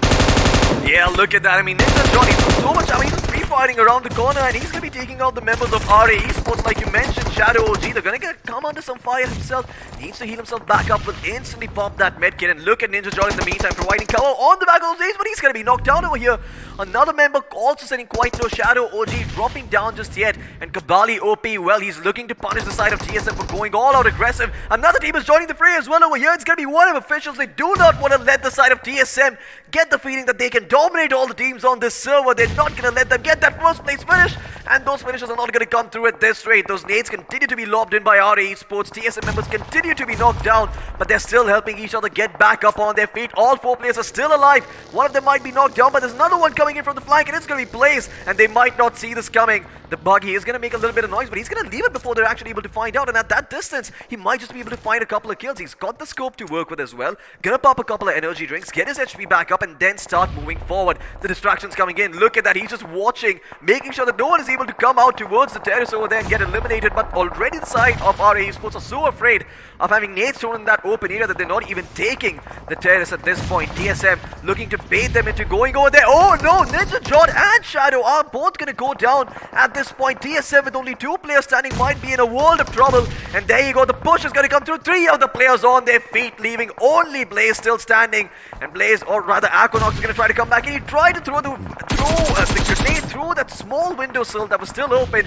but it does not land, and now he's going to go out and try to get the pick. He stands up and he finishes off the member from RA Esports. The confidence from iQOO is at an all-time high, and he's going to be able to get the lowest health member back up on his feet. And when he does that, there's going to have to be a chain reaction coming in, because 1M officials, they are about to close in into the area and prevent TSM from continuing the hot streak. Well, TSM is unstoppable, but right now Reaper Esports has spotted down the players of Team 1M officials, and already 2 players down. Third one is on the lines of fire, but he has 23 points for TSM! Yes, 23 finish points, and still yet more to go, because we still have 5 teams in the lobby. And with that, 1M officials has been eliminated, but TSM again going for the finish after finish, spotted down the players of Team Reaper this time. Oh my god, 24 finishes to their name, 13 players still alive, and they know that they're the only 4-man squad, or maybe one of the only 4-man squads over here. So they have a decent idea about who they're going up against here. Reapers, as well as the side of Infuse Esports, still standing strong. We'll see who comes out on top over here. Reapers don't particularly have the high ground advantage because they are still on the slopes, but maybe when they move up, they can have some sort of flank going. In the meantime, they're going to take out the stragglers. Exist Esports, they're trying to stay alive over here. Couple of nades come pouring in, and in fact, it's going to be TSM who try and take the fight to the side of Reapers. iQOO, they smell blood in the air, they smell desperation, and they bounce. They will have their century mark. They will cross 100 points over here. It's about sending a message. It's about watching the world burn. And that volley is doing just that. The coop lit on fire over here. 1 member from Reapers Esports still standing strong. And Shadow OG will blow up the vehicle and get that finish. Exist Esports also could be in a world of trouble. The blue, it might end up taking them down if the bullets do not. But the bullets will do the work. And TSM fully kitted up. They've got all the health in the world to work with. There's just one final beast standing in their way towards salvation. It's going to be Infuse Esports in that second place. And guess what? A supply drop is coming right in the middle for them. Are TSM going to give them time to work with this, or are they just going to go forward? Doesn't look like that's going to be the case. In fact, Shadow OG, he's wrapping around instead, trying to set up for a flank, but that flank might not even be needed. Ninja John is going to be able to take on one of the members from Infuse Esports, leaving only 3 still standing on their feet. And this is looking like it's going to be the end. The fat lady is singing. I can hear her in the distance, and is singing the praises of Team TSM. Well, TSM looks like they are getting more than 100 points. It's their chicken dinner, and here it comes. They played like a classic game. It didn't even look like they were playing in a competitive lobby. It was a classic game for them, dominating from the very start, breaking all records. They are the kings. I mean, they have proved in round 3 that there is no other team that can stand up to them and put out the same performance that they did 3 times in a row. They have finished in first place. They may not have gotten the chicken dinner, but they certainly got themselves that first place finish. My goodness, I don't think I've ever seen a team perform at this level before. 3 matches, 100 points. That is over 33 points per match. 100 plus points. 100 plus points, exactly. Yeah. Okay, you know what? I'm actually going to do a little bit of, I'm going to cheat a little bit over here. 17 plus 6, 23 plus 8, 31 finishes. They single-handedly wiped out half the server. Half the server. Think about that. 111 total points? That itself is a record. You know what? I'm going to take a bit of a breather because words don't do justice to what TSM are doing. Definitely, let's just see it ourselves again, because the action was not stopping for the 30 minutes of the game. TSM started and they never stopped. They got the chicken dinner, that's when they stopped. But yes, Team Originals headed for a good start. Team IDNS again a very bad start, back to back. Their dreams were pretty much shattered in the few minutes of the game. But looking after that, Team Originals had a chance. In fact, this was the moment IDNS kind of panicked. They had a good positioning. They were having the higher ground as well, but they kind of panicked in this situation, on which Team Originals capitalized. But last wish also, they pretty much stopped the tracks of the players of Team Zero. Team Zero again not having a very good outing in this game. Yeah, Team Zero unfortunately being one of the first few teams to be eliminated over here. And TSM, I mean, once they started with, just finishing players off, they just could not help themselves. They just could not stop. Once again, Shadow, I just want to point out, they have eliminated half the server. When you total up all their finishes, you combine the finishes that Blaze has got, the number of finishes Aquanox, Ninja Jot and Shadow all have gotten, it totals up to 31. And this is not even like, the other teams are not playing as well. No, they're doing their damn near best to try and stand up to TSM. But TSM are just not one, not just two, but three cuts above the rest. I mean, it just seems that TSM, they are out here to play and they are completely demolishing anyone that stands in their path. They have no hesitation. They have no fear. They go wherever the hell they want and they take fights. In fact, Team RA did put up a very good fight against the players of Team TSM, almost knocking down 2 or 3 players. I believe 3 players of TSM were already down. In fact, the last player stopped the revival, went all prone and knocked down eliminated the last player of RA Esports. But kudos to RA Esports having put up a very good, in fact, a fight against these players. But about the attitude of the players, TSM, they had nothing to lose in this game. Nothing to fear. Their spot was pretty much confirmed for next round. I wish the Rising team also had the same attitude, that we have nothing to lose in the last game. Better go all YOLO and everything. But it is a TSM montage, I'll say. It is pretty much a TSM montage. They could, just take out the entirety of these 3 matches and upload it to their Instagram or their social media channels. And they wouldn't have to edit a lot because it's just them going out there and getting a bunch of finishes for themselves. I don't think. I mean, I've said this again. I've said this once, I'll say it again. TSM, the level of play that they're bringing to the table is just raising the goddamn bar so high that I doubt these are the teams that are going to be able to keep up at this rate. I can't wait to see the kind of performance they're going to be putting up in the quarterfinals. Hell, I've been so busy praising the side of TSM, I totally have forgotten who is actually making it in that 3rd to 4th spot alongside these guys. I mean, 7C Esports got eliminated fairly early on, but I think they have enough number of points to secure a top 4 finish for them, so they should also be making their way towards the quarterfinals. But who are the other 2 teams who are going to be making it alongside them? That is the bigger question to ask.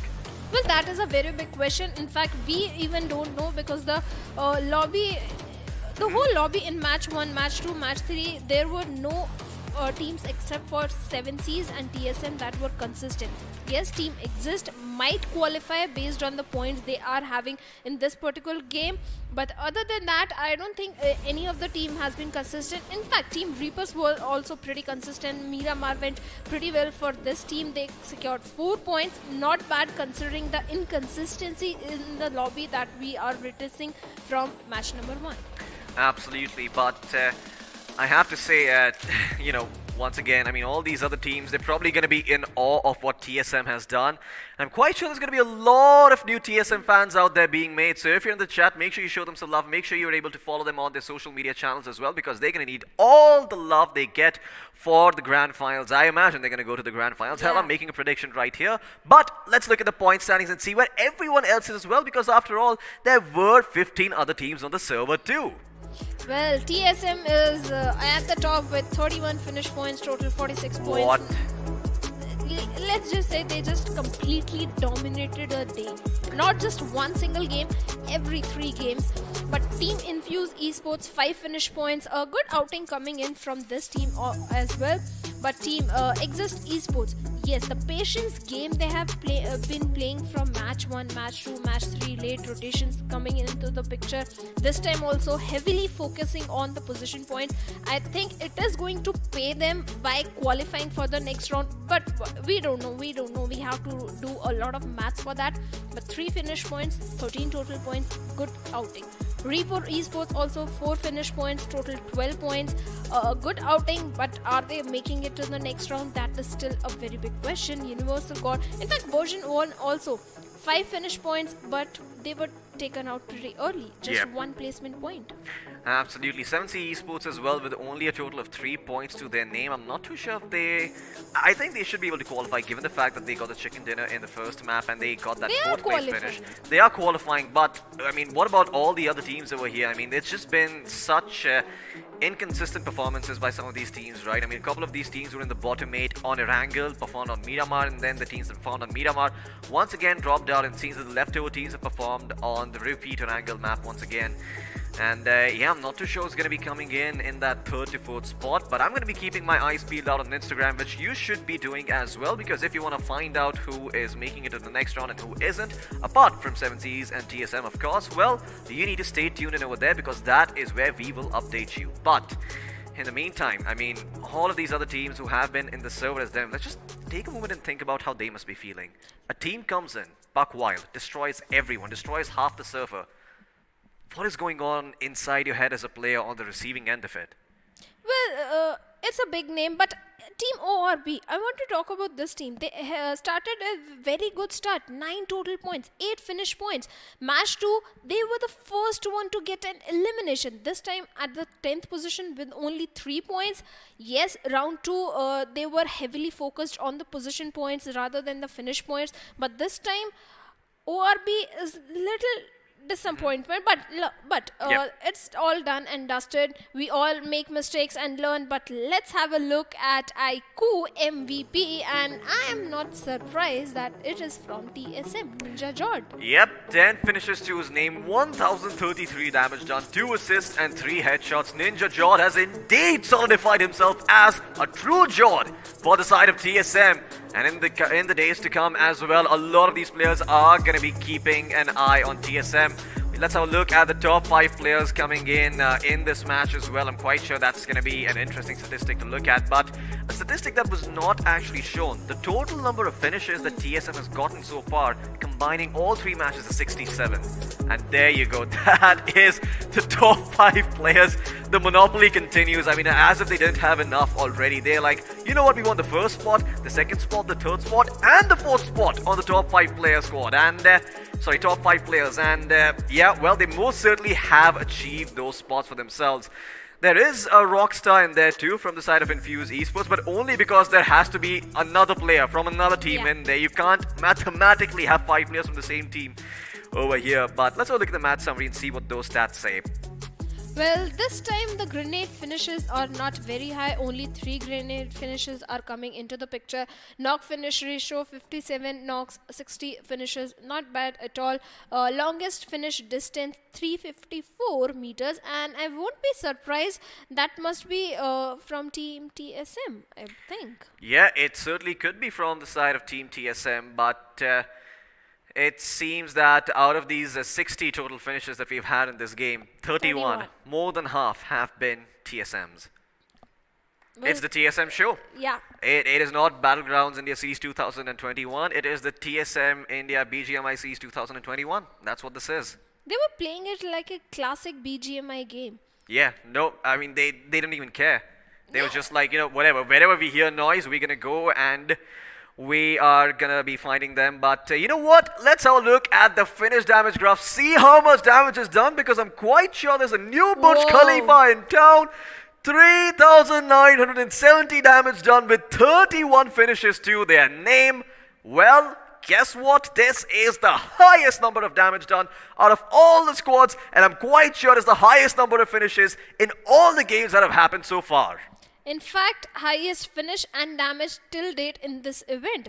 Yeah, and both in one match itself. Single game, in fact. Yeah, from TSM. This is earth-shattering. I don't think I've ever seen a performance of this caliber before. And TSM, they're only going to be raising the bar for all of these Indian teams higher and higher. I cannot wait to see where it's going to be coming in. The second highest damage, just for some context, is 370 points below at 3,600 damage. I think that was from 0 Degree or Team Mayavi. Yeah, I believe. In round 2, or maybe Inside Out. Yep, that could also be the case. But yeah, it could be one of those teams. I'm quite sure they're also looking at TSM, and they've got a new target in mind. They've got new heights to reach themselves too. Team Mayavi, and like you mentioned, Inside Out, 0 Degree, all of these teams going to be keeping an eye out on the side of TSM, and hopefully they're going to keep them in those headlights, make sure they're able to overtake them somewhere in the future. But TSM are not going to let that happen so easily. Well, I think this is going to build the confidence of the invited teams, the way 7Cs and TSM played, because in the previous days, round 1 and round 2, we've saw some of the invited teams not playing up to the mark, and rising teams were dominating somehow in either of the 3 matches. But this time, the rising teams were looking a little panicked or intimidated. I don't know. Something was missing. Well, it does seem that something was missing over here, but you know what isn't missing are sponsors. This is the reason why we're able to have this tournament. This is why we're able to see TSM perform. So let's actually have a look at what they're all about and where they come from, and let's see if what they have in store is good for you or not, as we jump into a promo from the side of iQOO.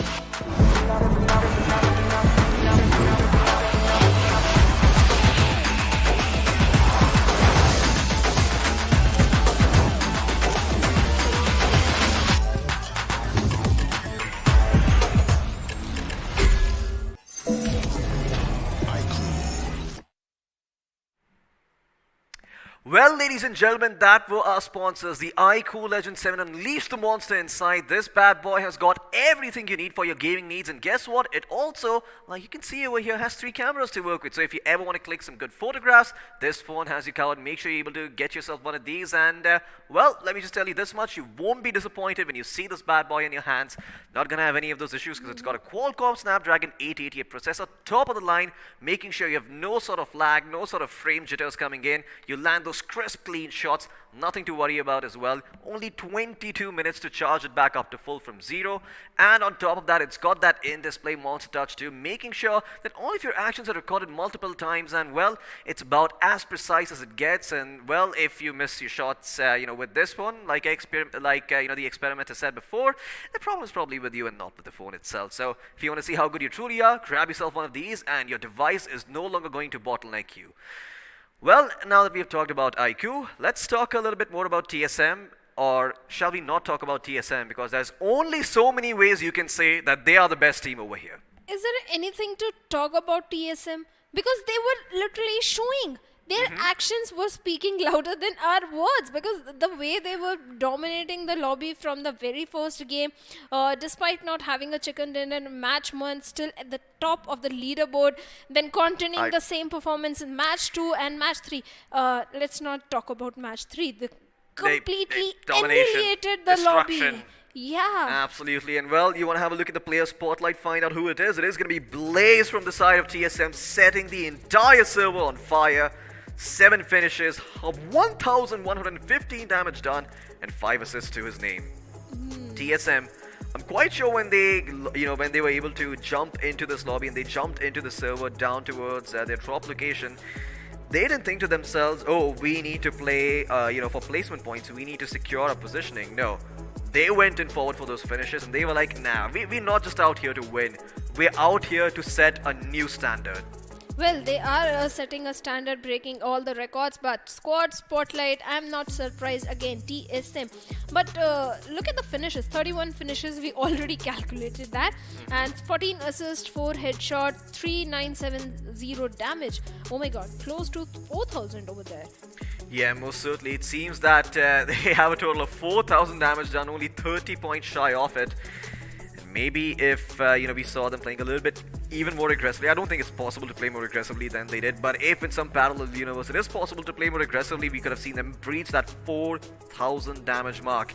Usually you see these kind of numbers as a collective of multiple games. This is the sort of stat that you look at from multiple matches combined, but this is just TSM getting all these finishes, all this much damage done in just one match itself on Erangel. Well, I think teams will learn a lesson from this, because some of the teams that tend to decide for the slow start, positions, going for the position points in match 1, match 2, and doing same thing in match 3, they will learn something. If any of the team in the lobby decide to do something like the team TSM did, your dreams might be shattered, because you won't get a chance. This match we saw, teams were not getting a chance to go for the finish point, position points, nothing at all. Yeah, position points you will get because of the format, but they were pretty much dominating. So many dreams were shattered. If any of the team had a different strat this time against match number 1, the mistake they did, they tend to go and rectify in match number 3. TSM made sure the chance was pretty much taken away from them. Absolutely. So better perform from the very start, like TSM from a match 1. Absolutely. I mean, TSM, they didn't wait for match 2 or match 3 to come around. They just played their hearts out from the very start. But while this war has been going on, there's been another one happening that we really haven't had our eye on. So let's actually head over to the point standings for the other match that has been happening offline in the meantime. Let's see what those points look like and what those teams look like. Sin Official, of course, were the ones to look out for. I believe they got a chicken dinner in one place and they were also able to get top 4 in the other. But have they continued with their performance? Yes, they have. Third place finish for them, and Revenant Esports once again 3 times in a row with that second place finish, and 2OP Official in first place with 32 points. Well, in fact, Sin Officials are also performing really well. I remember round 2 went very good for Sin Officials. This time, Deda Esports have little stepped down, but I don't complain. I won't complain because they are having 8 points. I think they should be in safe spot. Marcos Gaming at the 6th position with 6 total points, only position points, no finish points. But on the other hand, RCD Esports having 5 finish points and 1 position points makes it total 6 points. And Marcos Gaming, talk about consistency. Match 1, match 2, match 3. Every time 6th position. Yeah, but Revenant Esports, I mean, they are the kind of consistency that you want to have. 2nd position from the first match, the 2nd match and the 3rd match as well. Just making sure that they solidify their position. Overall, I'm quite sure they're going to be on top over here. But let's have a look at the bottom 8 too. And once again, El Drago Esports in 9th place. Kadam OP couldn't do as well as they did. Didn't really find the chicken dinner this time around. Ending up in the 10th place, of course. And followed by Team Invincibles, Lunatic Originals, Multiple Zone, Teams, Team Exposers, and Legacy India. And yeah, it just doesn't seem that today was Kadam OP's day. They just had a bit of a rough start. They performed really, really well on Miramar. But once again, when we came back towards Erangel, Kadam OP, well, weren't really able to step up to the mark and perform at the level we were expecting them to, as they only got 2 placement points and 2 finish points, meaning they did finish in, I believe, 7th place, because that is when you get 2 points. But at the end of the day, it was just not enough. But we've talked enough about this group. We've talked enough about everything that has been happening on this front. Now we can be moving on to a new group with some newer names. And guess what? There's going to be a couple of teams over here that you guys are going to like. A little bit of scouting going around. I think I said too much. Let's have a look at the matchup and see the teams in the mix over here. Shadow, do the honors.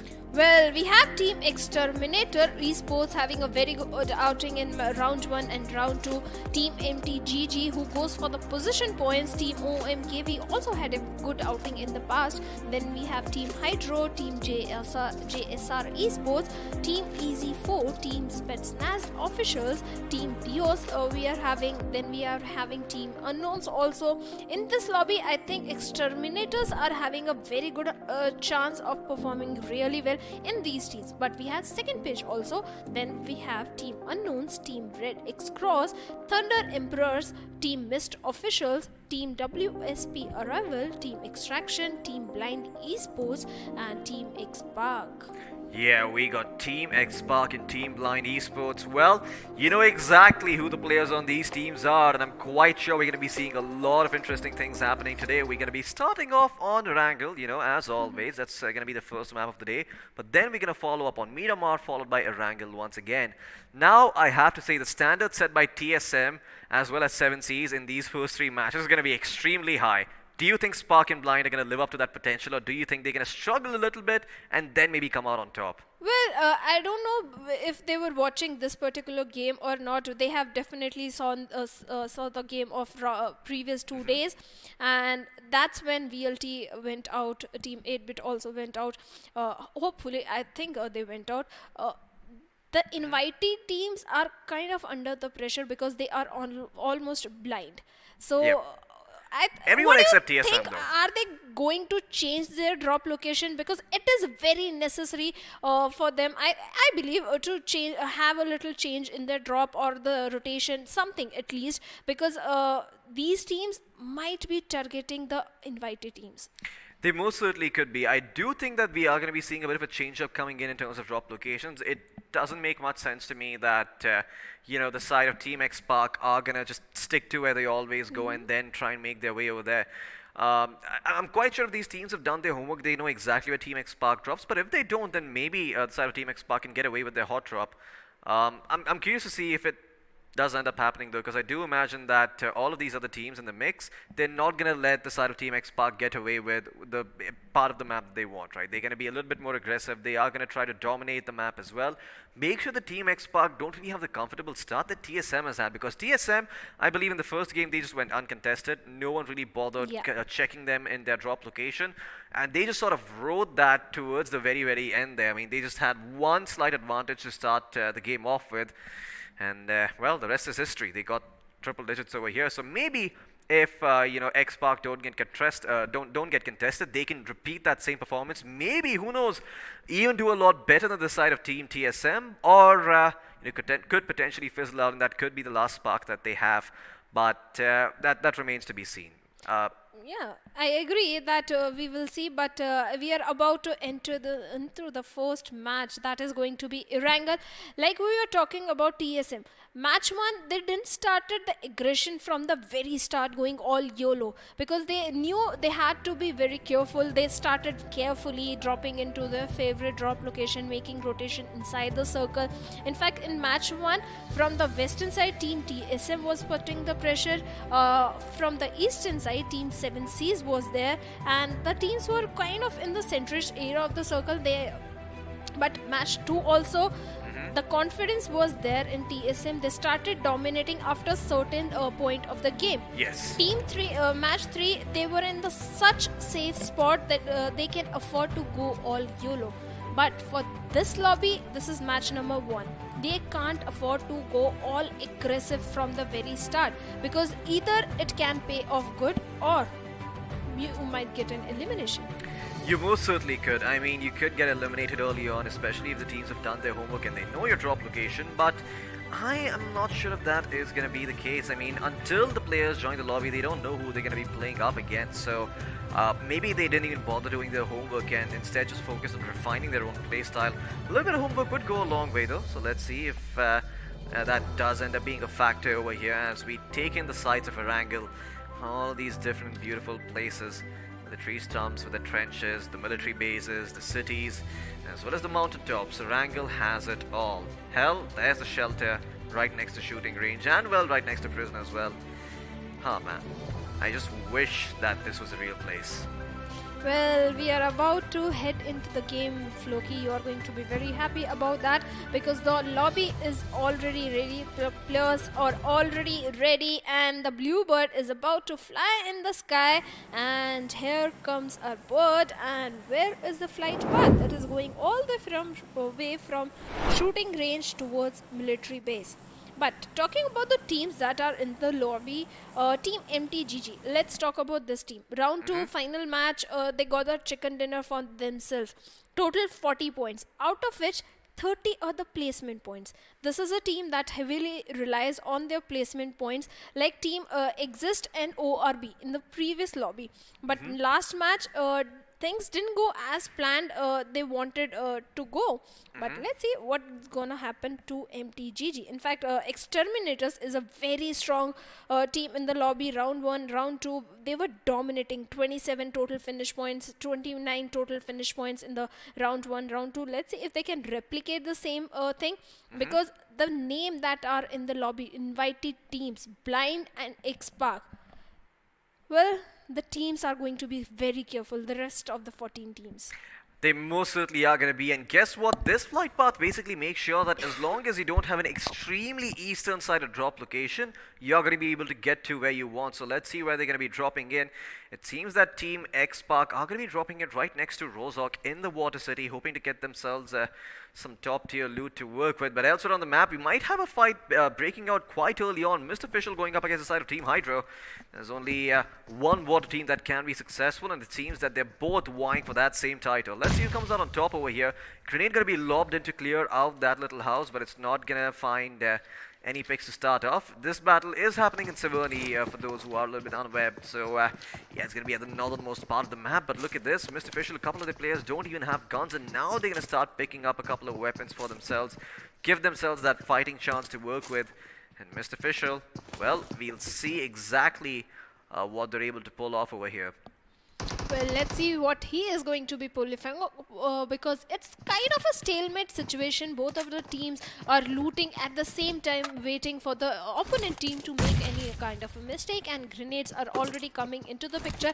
We tend to see this kind of thing because instead of a direct rush, players try and get an initial connection or a knock through the help of a grenade or a molotov, because things tend to go easy because one of the player is busy in raising his own teammates. You have to deal with rest of the two players. So let's see which of the team, Mist Officials, Team Hydro, who is going to be winning in this battle. Yeah, most certainly. It seems like both the teams are at a bit of a stalemate for now. They are trying to wait and see what the other team is going to do first. Team Hydro have taken sort of the initiative and pushed a little bit ahead, but in the meantime, looks like the side of Team X-Park, they're just having a gala time looting the Water City. No one really to contest them to start things off, and they're going to be very, very happy because, well, they're going to get all the loot in the world. They've got themselves the weapons to work with as well. Gonna have those medkits, those bandages to work with, and they've got a couple of rotations open. They can still go towards Rozhok. Yasnia Pollyanna also up for the taking. And guess what? The first circle has formed, so if you could quickly have the map, we can see where that circle has formed. Well, soon enough we should be finding out. Team X-Park, there you go. There's the circle in front of our screens right now. Once again, a very centralized circle, similar to what we saw in the very first game of Erangel of the day. This time around though, it is slightly, just a little bit more tilted towards the north. We'll see if that ends up making a big difference for now, or if it's still gonna finish towards that general quarry area that it finished off last time around. Well, okay, looks like the action is finally gonna be breaking up between the side of Hydro as well as Team Mist. See who comes out on top over here. Hydro, they've got the high ground over here, but Baba Tunde, he has to read his position after reloading that AKM, and the flank is coming in. The SMGs at close range can be devastating, but with the AKM, he's going to be able to get those shots, get that finish going for himself as well. And well, with that advantage, they're going to be able to go forward and continue their domination over here. Mr. Official, they've got themselves the right positioning, but it doesn't seem like they're able to capitalize on it, as once again, another one of their players is going to be knocked down on his feet. I think that was Hunter who got shot down over there, and now with only two players standing, it seems that Team Mist need to make a decision over here. Where do they want to go?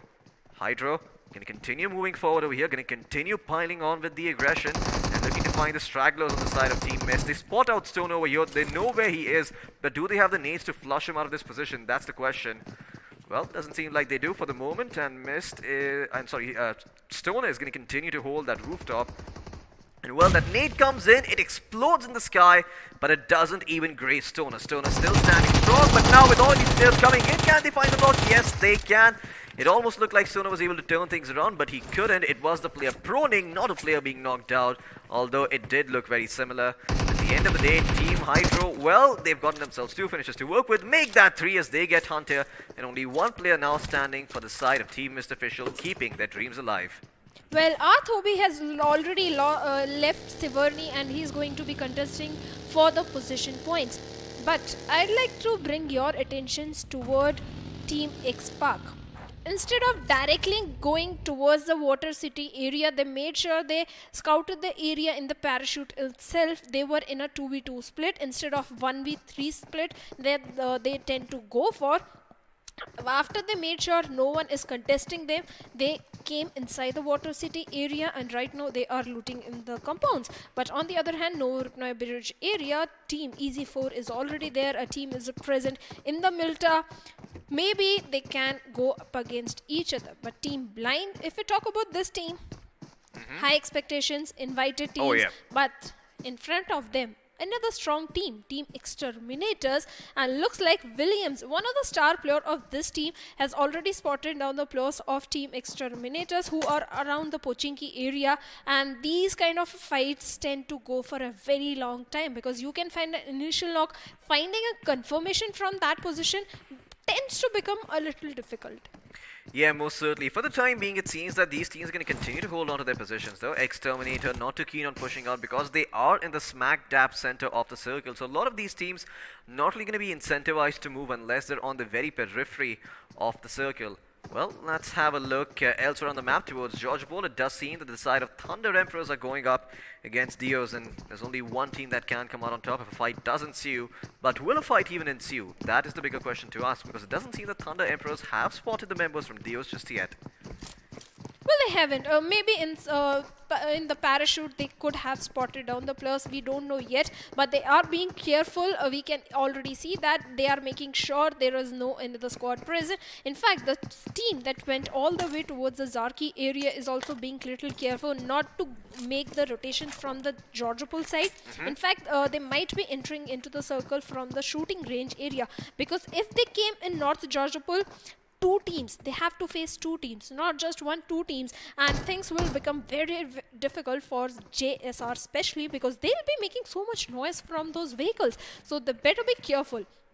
On the other hand, Exterminator do have a knowledge about the positioning of Blind Esports, that they are on the George area. Blind also being very careful. They are just trying to close in the things, find an initial knock so that they can make a rush or a rotation from that vehicle area or the little slopey area. Let's see who is going to win the battle of finding the initial connection. Yeah, most certainly. Exterminators, they've got that scouting potential. Madara was on top of that roof trying to see if he can spot anyone out. Doesn't see anyone just yet, so Downs decided to drop down instead and stop exposing himself to danger, because for all he knows, there could be somebody else coming in from the backstab, from the flank, and shooting him in the head. But in the meantime, Blind Esports, they've spotted out Exterminators, but they're not making a move just yet because there is no incentive to do so. The circle's going to be closing in soon, so maybe we're going to see a couple of rotations being forced out. But you talked about MTGG early on. For the time being, they're going somewhat outside the circle, into the blue zone, and they're trying to get towards Katka, where there is another team waiting for them, that is Team Red X Ross. Well, Team Red X Cross, round 1, round 2, a decent performance were coming from this particular team as well.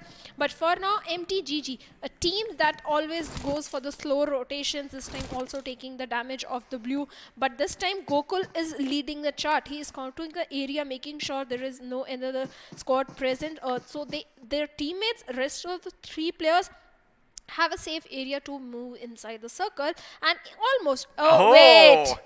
XP will be very, very happy. There's an arm in there, but certainly is. Yeah, I can hear him, just smiling, and I can see from the corner of my eye that he's got that, big old grin on his face. We'll see though if that does end up coming into play over here. I do imagine that WSP4 rival might see that and might decide to go for it, but for now they've got their priorities elsewhere. Oh, they are going for it. They are going to get that supply drop, so we will be seeing some Orm action. He already has a Car 98K to work with, and he's going to switch it out for the Orm instead. And the only thing we want to see is a perfect shot, perfect headshot coming from this guy. Wait a second though. It does seem like their car has a slight problem. The front left tire has been blown out, so do see a couple of sparks flying from that area. It's going to be a little bit harder to control, but at least the acceleration and the speed of the car won't be affected. There you go. I'm not sure if you spotted it or not, but it is lacking a tire at the moment. Well, nevertheless, they have made their way towards Gatka. They're inside the circle, and guess what? The circle has shifted once again, so if we could have the map up soon enough, we can see all of these teams rotating in. The northern part of the map going to be seeing some action as well, and in the meantime, Team Unknown spotting of the members of Team Easy. 4 shots going to be fired off over here. Robert looking to maybe get himself a knock, trying to get lucky at the distance, but will not connect, and Thresh will walk away with his hands still, intact. There's no blood in them just yet. Going back towards the side of Exterminators, though, now they might have to contend with WSP4 Rival, who have just picked up a solid long-range weapon in the Yom. Let's see if they can put it to good use. Well, all these teams are peppering down few bullets onto the players who are making rotation inside the circle. Nothing flashy being happening right now. All teams are busy finding a good compound, booking their good slot inside the circle. But some of the team or the individual players also of Team Mist are busy with little late rotation. I understand. Safe gameplay coming into the picture. You want to make sure you have good amount of position points at least in match 1, so that in match 2 and match 3 you are in a kind of a safe spot. Because if Team Xpark does something similar like TSM in match number 3, you don't have another chance to rectify the mistakes of match number 1. So go pretty safe. But right now in the Gatka area, there is a big cluster of the teams that are forming in, and they better be careful, because looks like third party is happening in Gatka anytime soon. Yeah, there's going to be a lot of teams just going on top of each other over here and taking fights and, alerting other teams to their position as well. For the time being, MTGG and Red X Cross have each other in their sights, but can they actually find those shots to start things off? Once again, he's got the Kar 98K in his hands, but can he actually connect with that weapon? Well, he's going to think about it for now. Just scouting things out, seeing if he sees a stray head somewhere from the window. Well, the circle's going to be closing in soon too, so we'll see where it closes in. Ruins in the smack dab center. In the meantime, the mountain range also sort of relevant towards the hospital area. And Team Dio's rotating from George Ball, tanking a little bit of the blue. Should be okay as soon as they get inside the current circle. But yeah, we'll see if a fight does break out in the meantime. Well, the circle, it's going to shift. It's going to go all the way down south towards Pochinki. I called for a Pochinki finish at the start, and maybe, just maybe, the BGMI goals are going to vicinity after all. In the meantime, those Spetsnaz, I wonder if this is their dreams being answered, because they found 2 picks on the side of Team Unknown, and Team Unknown, well, they don't really have a lot of options anymore. With 2 players down, they kind of have to play for placement points. Well, they have to play for the placement points, because Team Exist also got 10 position points in match number 1 and 0 finish points. Nothing to complain. Go for the placement points. If you can't get the finish points, it's okay. It's okay to be silent, because it's a competitive lobby. You have to make sure you are getting every single point, because you have got only 3 matches. And look at Spetsnaz Khan. The way he knocked down the players of Team Unknown. Team Unknown had no idea there is a player lying prone in the grass over there, and Khan took advantage of that and instantly knocked down 2 players of Team Unknown. And Team Unknown will have to survive with only 2 players, and like you mentioned, just fight for the position points. Absolutely. Well, we'll see if Thunder Emperors are going to be able to make it safe and sound from Ruins into the center of the circle, because at this point they've got a lot of vehicles to work with, but if they make too much noise, well, we know who is just around the corner. There is Team Xpark, and there's also a couple of other teams in the vicinity. And Team Xpark Scout, the man himself, looking into the distance. Can he actually find those picks from this point? Mavi going to be fired upon over here. Looks like the side of Team Hydro going to take the fight to the side of Team Xpark. Team Xpark fighting back, so Mavi will get 1 knock, almost get the other one down as well. Where's the backup coming in? Scout OP is going to turn his attention towards the other parts where Exterminators are making their way. He's trying to provide some cover towards his teammates over here. Mavi is still hiding behind the rock. The heal's starting to come in, and guess what? Kill is here as well. He's got the perfect flank on his opponents as well, and he will take out one of their members. Now turning their attention to the other ones as well, looking to blow the Jeep up, but no, the Jeep is still providing him with some defensive cover. They're still healing and still licking their wounds, but with the UMP at that distance, he will be able to connect those shots. And now in the smoke, there's just 1 player standing that if he gets taken down, Team Hydro are going to be in a world of trouble. And there you go, there's the final man coming in, joining the party as well. Gillop is here, and guess what? Ultron is also going to join the fray, and with that, Team Xpark will start and get the party going. 4 finishes to their name. They lose Mavi, as a response, but it's still okay for them. Scout OP doing his job, watching the flank. He is certainly watching the flanks, but in fact, Team Xpark were quite confident in this that particular fight, but nothing to complain about. They lost one of the players, but still they are a very strong team. But will they crumble under the pressure or the blindness of the game, because they don't know how opponent teams are playing? Scout is definitely scouting the area far away, looking for the rotations that might be coming in from the teams. But other players, they are left as a two-man squad, and if two teams come nearby their vicinity, they might be the victim of a third party or a 2v4 situation. Yes, they have the gun power, but they don't have the knowledge of the opponent teams, and that might backfire upon Team Xpark. For now, they are in the centrish area in a good position. Ruins, that particular area, they are very familiar with ruins. This is their strongest positioning if the circle tends to shift towards ruins. But another team, OMKV, is already moving in their direction. Well, they especially say Scout's direction. Absolutely, definitely Scout's direction, looking to take down the man himself. That TP28 rattling off a couple of shots. Rambo does connect, but doesn't really find all that many picks. Scout OP prepping up another raid. Can he find out the members from the side of OMKV? Leo gonna be the target under fire over here, and backup is coming in the form of Ultron. Scout gonna keep him busy with those nades, while Ultron goes in for the sneaky finish over here. Oh no, he's just walked past him. They do not spot that player going by. Team Xpark, this could be a big problem for them. Ultron, has he heard him go around the corner over here? That's the question. No, he hasn't. Leo still standing in the meantime around the slope area, has not revealed himself just yet, so we'll continue to hold on and we'll make sure that no one spots him out just yet. That grenade is not really going to connect. Ultron, though, will be able to figure out the general trajectory of that nade and perhaps maybe go forward for a pick. A couple of smokes being destroyed by the Enterprise, secure his retreat, but look at Scout at that distance with the DP28, blows up the GDs, a bunch of damage to the members from the side of Spetsnaz official, and looks like Spetsnaz 0 is going to be in a little bit of a pickle over here as he's got no way out, and at that distance he needs to fight Scout with only a sliver of HP to his name. Scout doing all the work for his team at this point.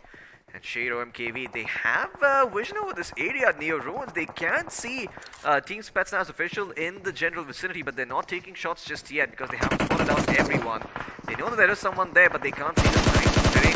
Well, Xpark Ultron once again gonna fire off in the distance towards the buggy, deals a bunch of damage, but can he actually connect? No, he cannot.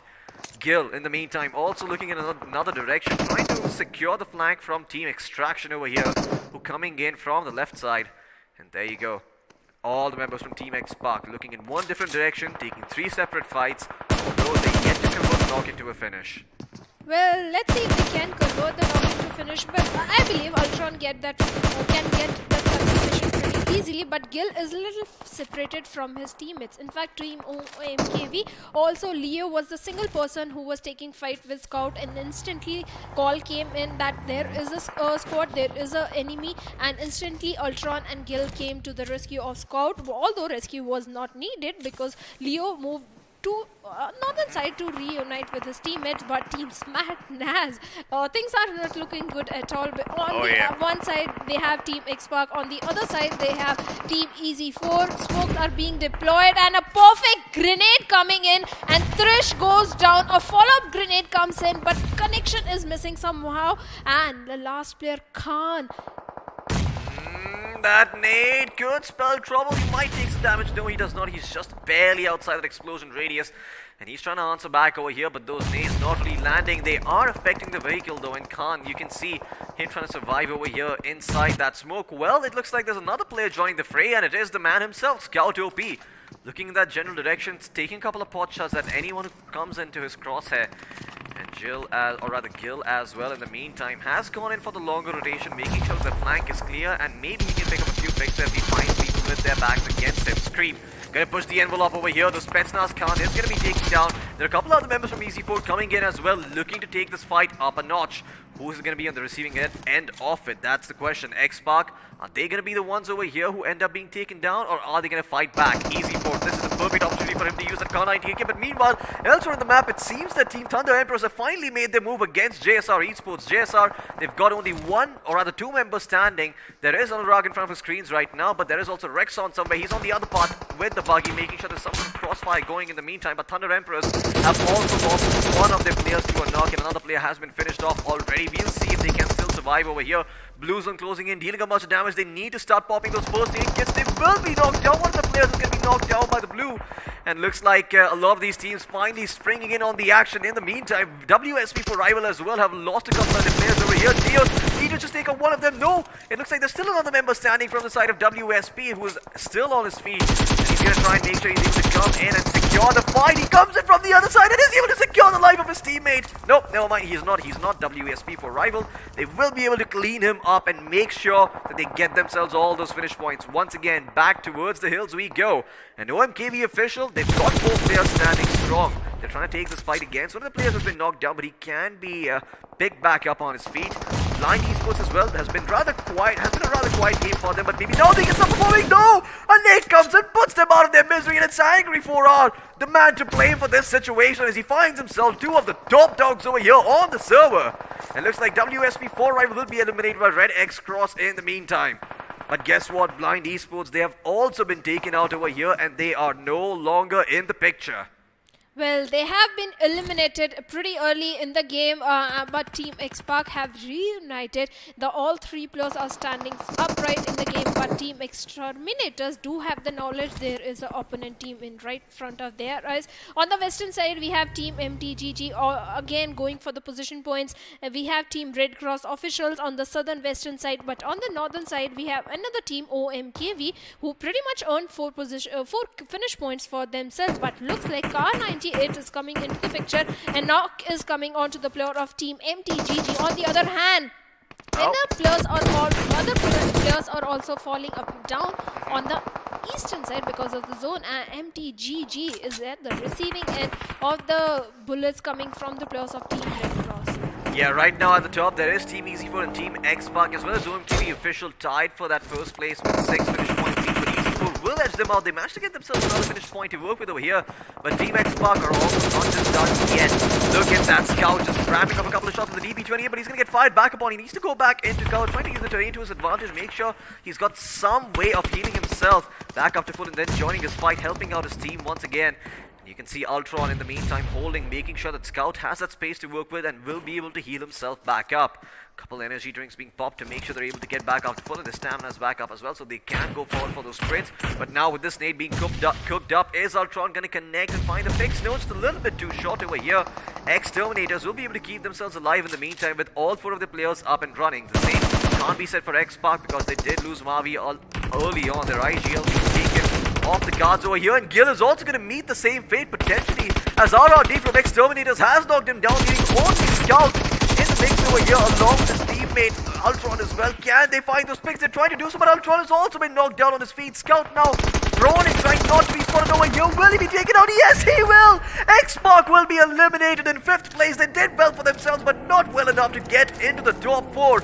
And Spetsnaz official, well, looks like they will also be eliminated over here in the meantime. While we were busy focusing on other teams, 2 teams have been eliminated. X-Park as well as Spetsnaz, leaving Exterminator, Team Red X, Ross, Team Easy4 and OMKV official in a bit of a 4-way standoff over here. But the team that's poised to win this at this point is Easy4. Easy4, they've got all 4 of their members up and running. They've got full HP to work with.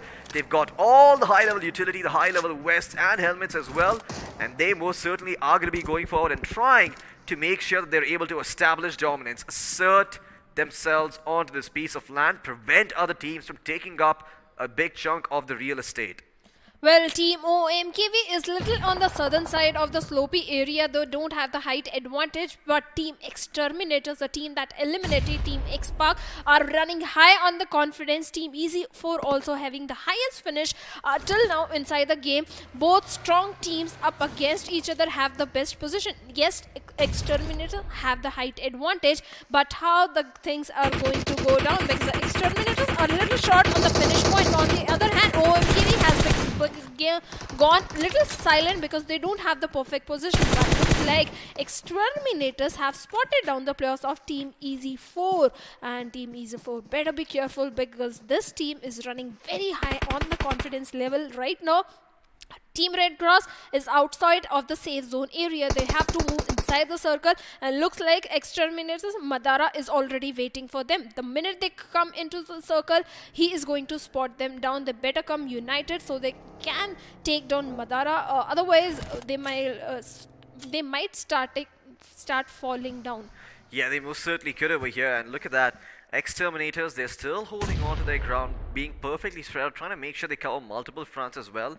Don't get backstabbed by the members of Team Easy4. Easy4, they've got all 4 members still up and running over here, and so far we do have to, it seems that we found ourselves in a bit of a stalemate. None of these teams pushing in or being a little bit aggressive. Sure, they're dropping a bunch of nades and a bunch of utility, but they're yet to find their mark. Crazy, a molly whizzes past him, lands on the floor, but doesn't burn him just yet, so he's going to be A-okay for a little while longer. Who's going to come out on top over here? Question. It does seem that Exterminators have the best position out of them all as they're inside the circle, but one of their players has been knocked out over here. It seems that RRQ, or rather RRT, has been put down on his feet. Well, can the other members step up to the plate? Yes, they can. Madara's going to be able to find one through the smoke as he takes down one of the members from the side of Team Red Cross. And looks like OMKV official, they're also looking to third party in on the action because, well, it doesn't look like they have much of a choice over here. Phoenix, he's the only member standing from his team, and he's trying his best to move around and make sure that he's able to get some sort of vantage point to work with. Madara, in the meantime, still standing strong, prepping up that volley. Is going to be dropped a little bit forward, but it fails to find its mark, and Madara is now finally done with all of this. He's going to get back up on his own 2 feet and see if he can spot out the players from the side of Team Red Cross. Team Red Cross, though, they're using the cover of the smoke to not be spotted, and all the other members in the meantime from Exterminators have been held back up on their feet, and they've got a fair amount of HP to work with as well. Well, Exterminators are still having a better positioning. They have the vehicles, trees and height to protect themselves, but Team Easy4 is going against them. They are moving inside the circle slowly and steadily. They're trying to catch the players of Exterminators off guard, maybe by grenade or anything, but now they are looking quite aggressive.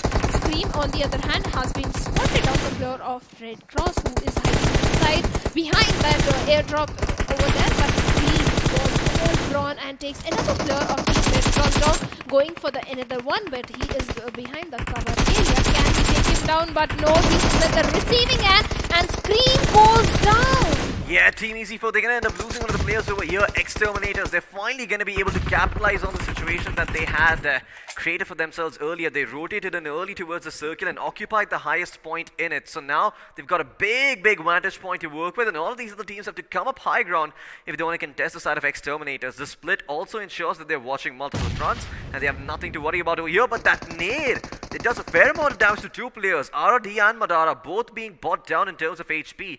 That's nothing that a bandage can't fix up. It's probably going to be popped, give them some HP to work with over here. Crazy coming really close to that other nade as well, but he's going to be able to stay alive for the time being. He thinks there is someone nearby in the tall grass. He's going to rattle up a few shots with the UMP, but he's not going to find any success in actually connecting them. Well, Easy4 in the meantime with the scar is going to be able to find one at that distance. And guess what? OP as well from the side of Team Easy4 is going to be able to find a pick for himself. Finally, all hell has broken loose. Already from Exterminators will be able to find one. It looks like the side of Easy4 are going to answer back. Aaron16 finds one to his name. And there's only Madara standing strong from the side of Exterminators. He's going to try to get his teammates back up on their feet.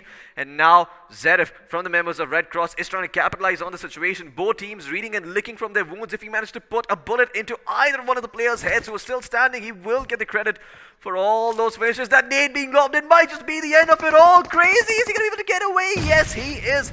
He will stay alive, and Madara is still in the fight over here. He will try to rest back RRD up on his feet while his other teammate tries to rest back up. Crazy. Exterminator's trying to get into full fighting shape once again, and Zerif looks like his moment has passed. He will be able to find a knock though with the AKM. Has this position been discovered? No, not yet, but Madara is inching closer. He knows that there is someone over there, and Zerif, well, those shots might have beat his position, and there you go, a perfect shot coming in from Madara will put Red Cross out in the 3rd place with only 10 finish points to work, 10 placement points to work with, and now they turn their attention towards the members of Easy4. Well, I say members, but there's only one member still in the fight. That's going to be OP. And Exterminator Esports with 7 finishes are looking to hammer final nails in the coffin and lower it down 6 feet under.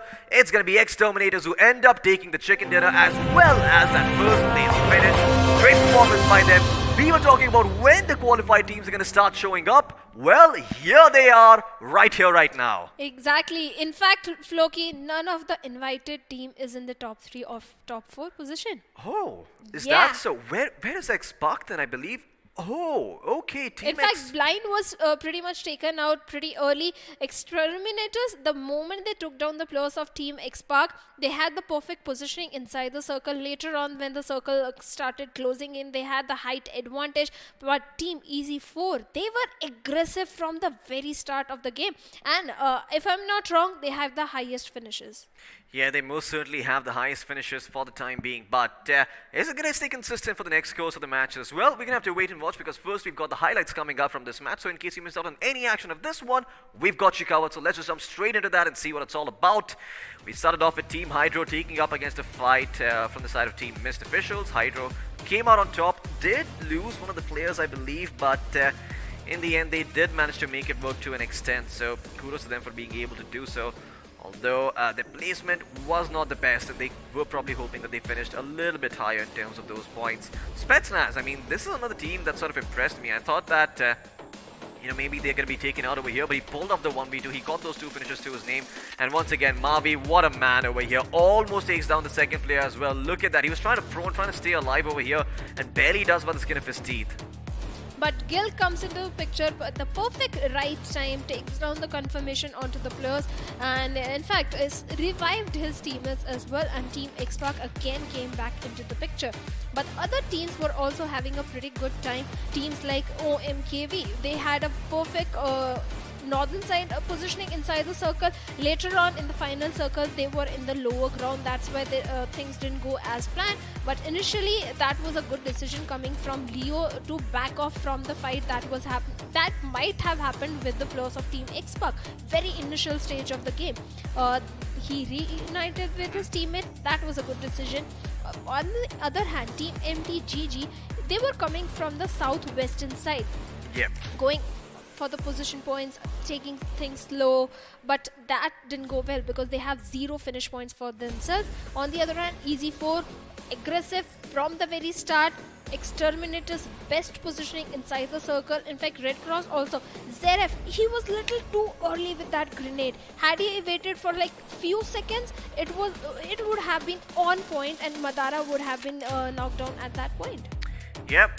But, at this point, everything we say is just, going to be speculation, right? It's all, you could have done that, you should have done that, you would have done that, but at the end of the day, there's only so much these players can do. The pressure, of course, mounting up over here, and we can clearly see that for even the top-tier teams that have been invited, X-Pac and Blind both really bearing the brunt of this lobby in the first match over here.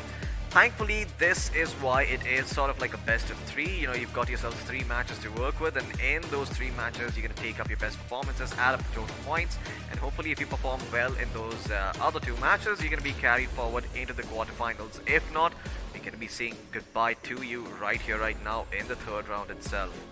Team Exterminator, though, I mean, I have to say, we have been keeping an eye on them since the very first day, since the very first round. They have not been disappointing. Well, they have not been disappointing at all. Round 1 dominating, round 2 also they were dominating. In fact, I'm very happy to see the way this lobby is taking head-on fights with the invited teams, and mind you, winning those fights. Yeah, not winning just those fights. Taking the fights, winning also. They are giving invited teams a run for their money the way they are playing, and that is super impressive. And that always makes me happy when the rising teams are actually rising, proving their mettle. And let's see Exterminators better perform similarly in match 2 and match 3. Yeah, well, let's hope that Exterminators are able to keep up their performance for the 2nd and 3rd match as well. Make sure that, they give the underdogs some credit as well, right? Because, well, like we talked about earlier, today really hasn't been the day of the underdogs. After those first 3 matches, I mean, TSM pretty much dominated the leaderboard to start things off.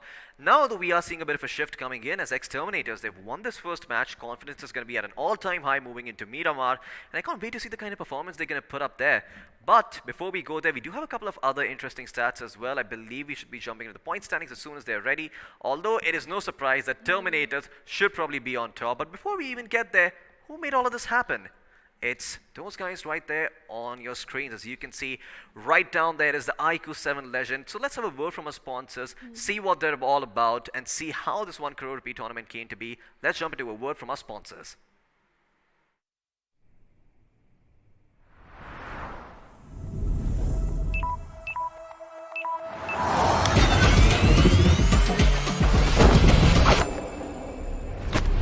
Are you ready for this?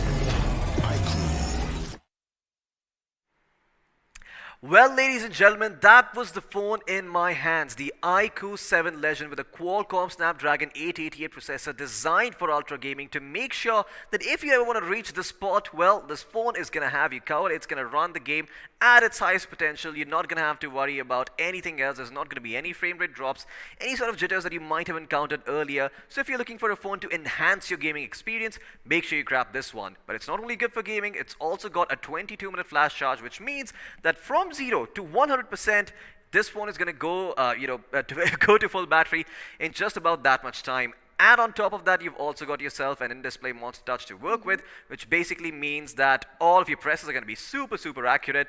But you know what? Enough about the phone, more about the game. Let's jump into the point standings and see where these teams are. Well, Team Exterminators at the top with 8 finish points and a chicken dinner, total 23 points. But Team Easy4 having 10 finish points, second highest, I guess.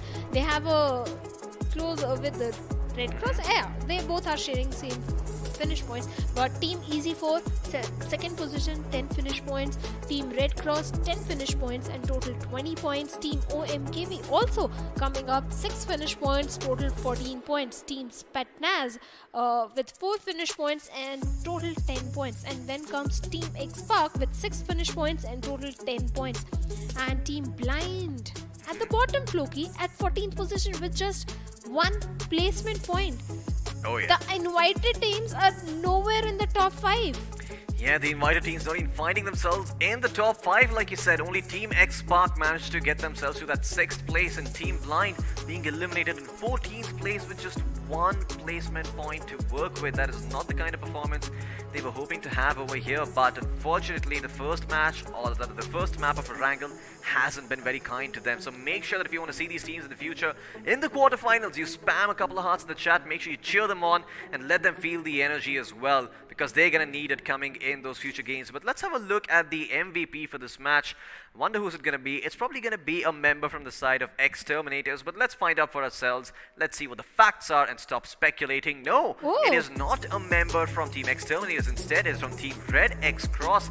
It's going to be Nikhil OP. In fact, from 10 finishes, Nikhil OP has got 5 finish points for his team.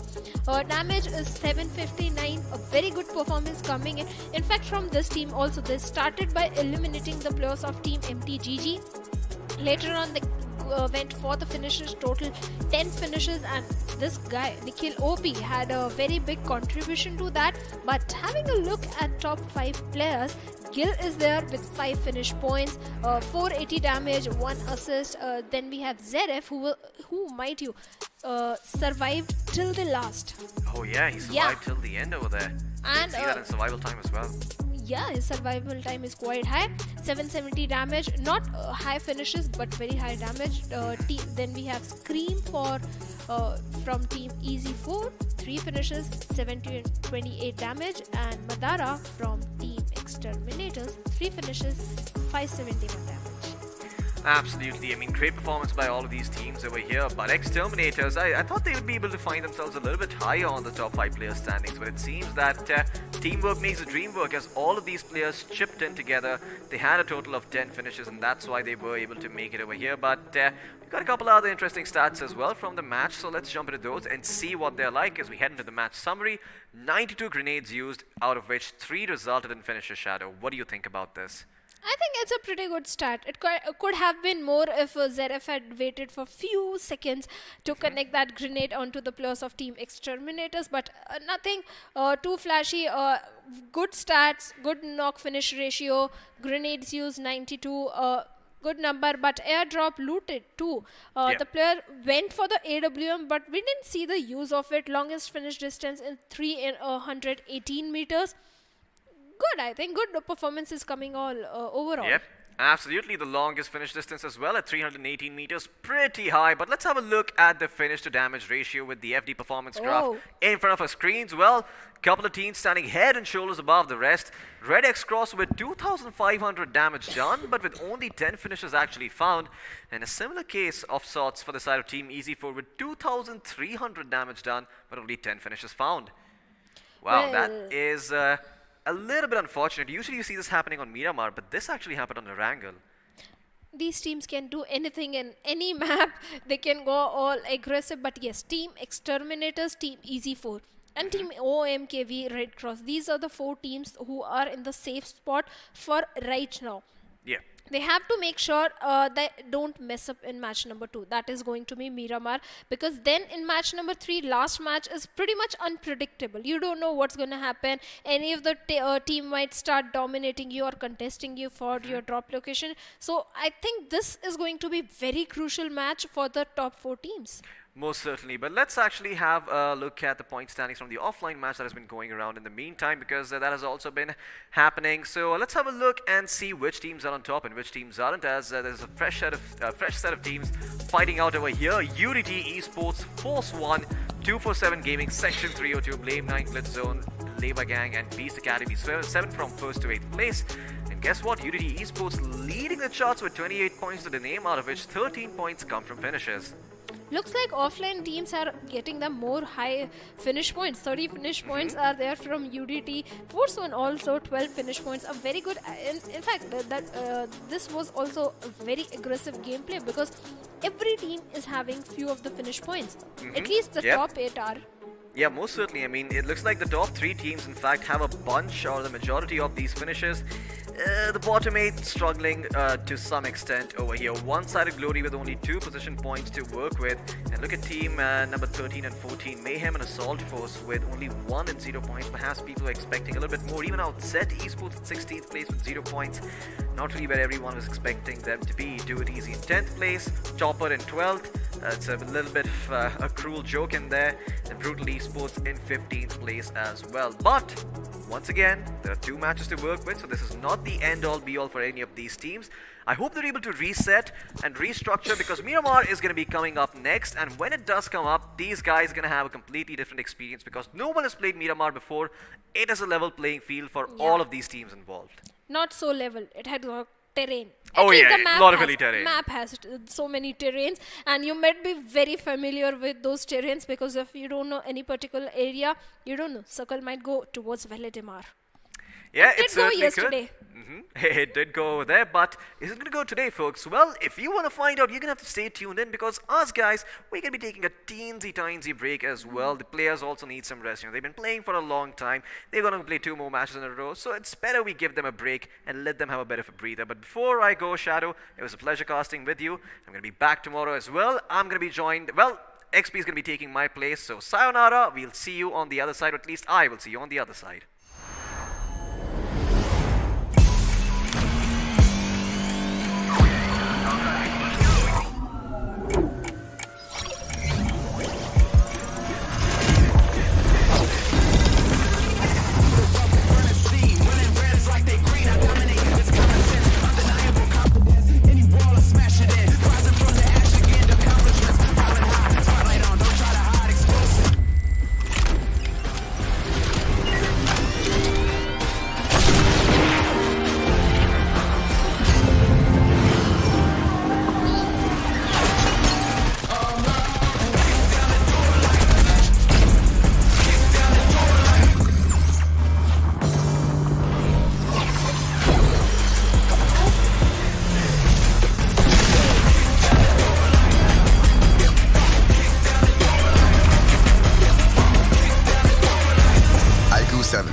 chip monster. One for performance, one for display.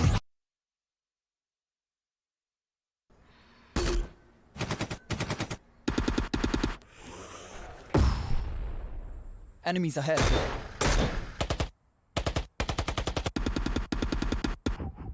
No more non-stop gaming. Introducing Battlegrounds Mobile India with OTP control, 3-hour limit, and other gaming checks. Battlegrounds Mobile India. Game responsibly.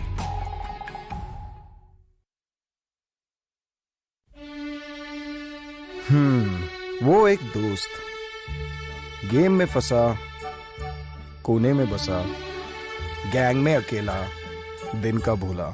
Time आ गया है for them to look up. रुक रुक रुक, pizza है यार. हाँ, ये better है. ध्यान से.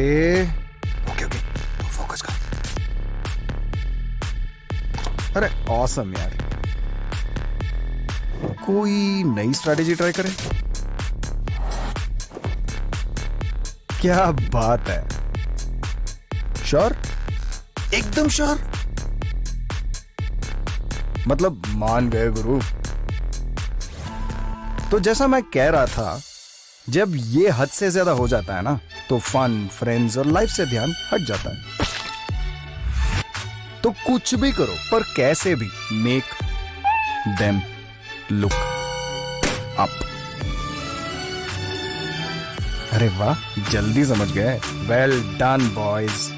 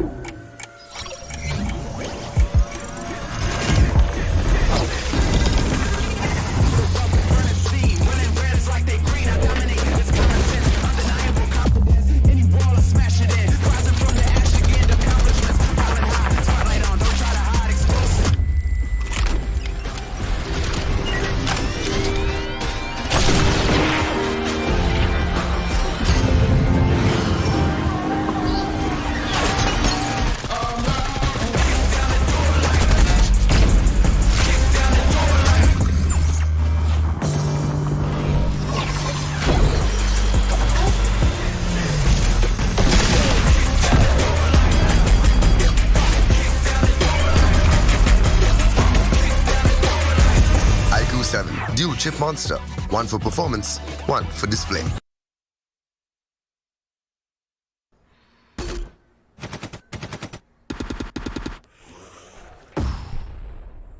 Enemies ahead.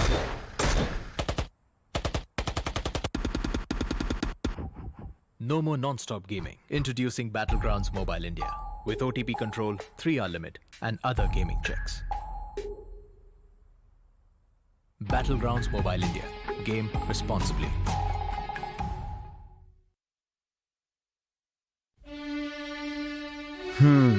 वो एक दोस्त गेम में फंसा, कोने में बसा, गैंग में अकेला, दिन का भूला. टाइम आ गया है for them to look up. रुक रुक रुक, पिज्जा है यार. हाँ, ये बेटर है. ध्यान से. ओके ओके, फोकस कर. अरे ऑसम यार. कोई नई स्ट्रैटेजी ट्राई करें? क्या बात है. श्योर? एकदम श्योर? मतलब मान गए गुरु. तो जैसा मैं कह रहा था, जब ये हद से ज्यादा हो जाता है ना, तो फन, फ्रेंड्स और लाइफ से ध्यान हट जाता है. तो कुछ भी करो, पर कैसे भी मेक देम लुक अप. अरे वाह, जल्दी समझ गए. Well done boys.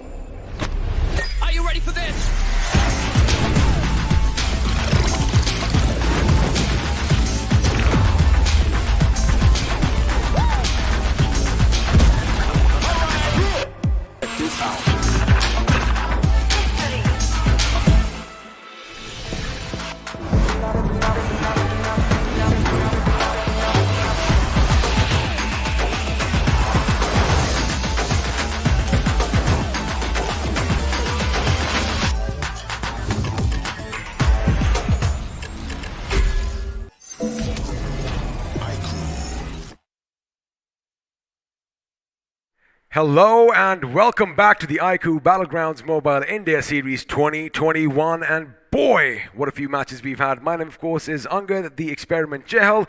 Joining me is the tactical maestro herself. It's Bhavna Shado Shukeen. Bhavna, let's just come to the point at hand. Now, of course, TSM did something. They came, they saw, they conquered, and boy, oh boy, have they broken all records. Now, on the other hand, the pressure is going to mount on the teams in Group 9 because, well, all the pressure is going to be on Blind and Team Xbox now. Well, most definitely, but this lobby is more confident to the previous lobby. They are not shying away from the fights. The moment they see the name Blind or Team Xbox, they are not shying away from the fight. They are taking head-on fights. In fact, Team Blind, that was a quite disappointment for the fans, I'll say. I'll be a little harsh on them because we have expectations, the fans have expectations, but I'm very happy the rising teams are rising. Well, she's happy that the rising teams are rising, and just to make sure you all know who's going to be playing the next couple of games, well, it is going to be Group 9, which consists of ex-Terminator Esports, the winners of the last game, and I do believe they're going to be joined by MTGG Esports Official, quite a mouthful, OMKV Official, Team Hydro, JSR Esports, Team EZ4, Spetsnaz Officials, and of course Dios, which I do believe it's the Spanish word for God. I'll take your word for that because your knowledge is definitely a lot more than me. But we have Team Unknowns, Team Red Cross. They had a good outing. They were in the top 4 spot. Thunder Emperors, Team Mist Officials, Team WSP for Rival, Team Extraction. Even Team Extraction had a good outing in the previous round. This time they were kind of missing. Then we have Team Blind Esports and Team Xpark. Invited teams, not even in top 5. Not even in the top 5, and looks like, well, we're blinded by all the blood I can see in that logo. And for a quick second, WSP4 Rival kind of sounded like WSP Arrival because it kind of looks and sounds similar. But now, again, that is the teams that are going to be battling it out on the battlegrounds down below. And of course, the action this time is going to shift back to the deserts of Miramar. Now, before we jump into any of the fighting, I've got to say one thing, like you did mention, the invited teams not quite making the cut so far, but they still have 2 games in hand, and I'm pretty sure Scout and the boys are strategizing, trying to come up with something new. Question is, are they going to have the right game plan for Miramar? They better be having. Change the drop location. I'll say, because right now the teams might want to take you out early in the game because their chances of qualifying in the next round is going to increase. So change your drop location, change your rotation, do something new. I must say though, just regarding Team Xbox, Gil put up quite a fight over here. I do believe he had 5 finishes to his name, while the team in the entirety had 6. So he is packing quite a punch, and even up until the end, it kind of looked like everything was going in their favor. However, once they had Exterminators at one end, they just started getting sandwiched because more and more teams just piled up on them. And, well, teamwork does make the dream work, but looks like everybody else teamed up against them. Yeah, exactly. In fact, at that point, Gil was a little far away from his teammates, but one of the player already got down. I think it was Scout or Ultron. One of them went down. Gil came for the rescue, but it was too late for that time.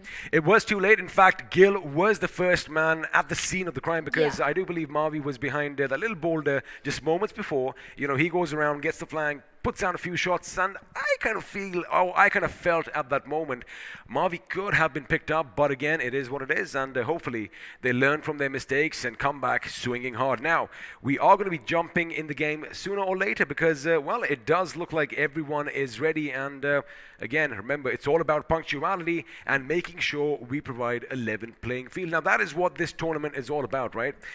iQOO has basically set up a pedestal. They are going to be shining the spotlight down on teams, and it's all on the teams whether they make it or break it because again, I am going to be beating around that same bush.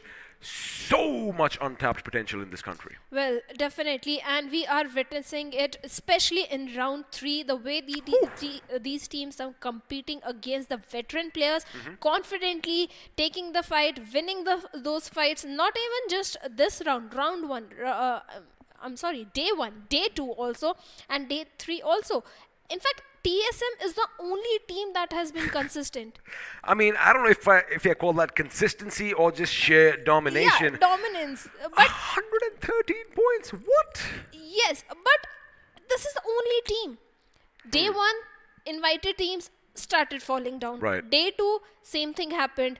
Day 3 also, this match, not even in the top 5. Well, see, again, so what happens is, this is what we were discussing backstage earlier. So, if Team Xbox did watch TSM games, oh boy, that was a mistake because, they are going to mount themselves with pressure because, again, we talk about fans, all you lovely viewers out there, we talk about expectations, right? And you want to make sure your teams are going to make it till the end. And like I said, the bigger they are, the more expectations that are going to be weighing them down. So, Xbox, what they have to do now is basically forget anything that happened, right? Put the blinders on and just focus at the game in hand. And again, it is Miramar somewhat a speciality of theirs. Well, they have the speciality. In fact, they can go zone by zone because we know they have the gunpowder. They are the perfect assaulters, perfect flankers, and everything they have. They have the game knowledge. Everything is there. They just need to enter into the zone, hold their position. If they reaches towards the fifth or the sixth circle, in fact, if they manage to reach towards the fourth circle, I think they are in a pretty safe spot. I do have a little bit of a question because, you know, we have been following all these gentlemen for quite some months now, ever since BGMI took the country by storm. But I wonder if there's ever a miscommunication or a communication gap, because I did see one thing, you know, when Mavi was done and dusted with, Gil still held the high ground while Scout was down below. Then what happened is the circle shifted, the buildings that Scout was in was on the periphery, and I would have said that, you know, maybe Gil's position was better. Higher ground, you have a little lay of the land, you can see a bit further. He came down, and then literally 10 seconds later, the team comes back up again. So I wonder if, you know, minor things like this cause some hiccups along the way. Maybe it is possible, little miscommunication, or maybe you are just trying to be safe because of the things that happened in day 1 and day 2. Because the moment they dropped in fact, directly going towards the water city, they kind of scouted the area. This time they were in a 2v2 split. They made sure there is no another team present in the water city area. That's when they dropped them. In fact, the rotations also, Scout just saw one player of team OMKV, that was Leo. The moment he saw Leo over there, instant call was made to the rest of the players that there is a player present in my side. He didn't fire a single shot. He was just holding on to his ground. Right. The moment backup came in, that's when they started taking the fight. But this time, not with OMG, Spetsnaz. They became the victim this time. Well, when the specialists from Russia come in, the Spetsnaz are going to be a hard unit to deal with, but deal with them they did. Now again, you know, everything did kind of seem like it was going in their favor up until the end, but again, you know, things do happen over here in this game, and well, it is part and parcel of the game, as I said. Now the thing is, you know, before we do start the next game, again, just to let you know, everything is tickety-boo, and all the players are going to be pretty much starting the thing. The thing is, again, you know, it's all about this one moment, this one opportunity. Whether you grab it or whether you let it slip through your fingers is entirely on you. And guess what? You know, this is where legends are made of. And again, talking about the iQOO 7 Legend, the official smartphone sponsors for BGIS 2021, the best thing is that they have given this opportunity. Now, it's all on the teams whether they want to grab it. But again, speaking of legends and monsters inside, let's just have a quick word from our sponsors, the iQOO 7 Legend.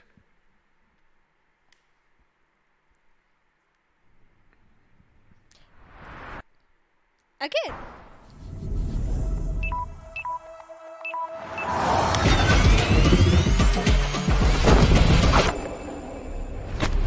Are you ready for this?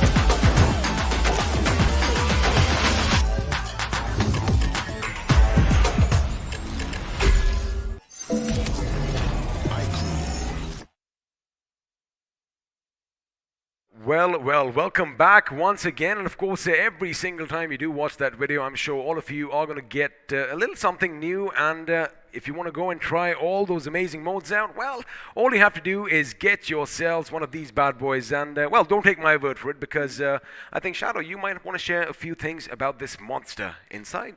Well, it has got Qualcomm Snapdragon 888. It has got 66-watt flash charge. That means 22 minutes and 0 to 100 just 22 minutes, and it has got in-display Monster Touch, so that you never have to complain about the touch issues or anything when you're playing a game like BGMI. Also, you know, for people like me who have those short, fat, podgy fingers, it makes a lot of sense, because normally you are hitting two buttons at once, but with this device, that is never ever going to be an issue, but of course you can see it all for yourselves as the stats are on your screens. But now, with iQOO 7 Legend out of the way, we are going to focus back on the game at hand. Now, again, we've only seen all these teams perform in one game, and expectations are high, and everybody wants their favorite teams to win. The underdogs, or the teams that qualified, through the ringer, they've been impressing me as well. Well, they have been impressive in this particular game, especially match 1, and I'm very sure match 2 they are going to replicate the similar performance. But this match is very crucial for all the teams, all the 16 teams, because if you are not going to perform in this particular game, coming back in the last match is going to be very difficult. Added pressure. It's going to be added pressure, and it is going to be a monumental uphill task indeed. But again, it depends on how game 2 is going to unfold, because Miramar is massive, right?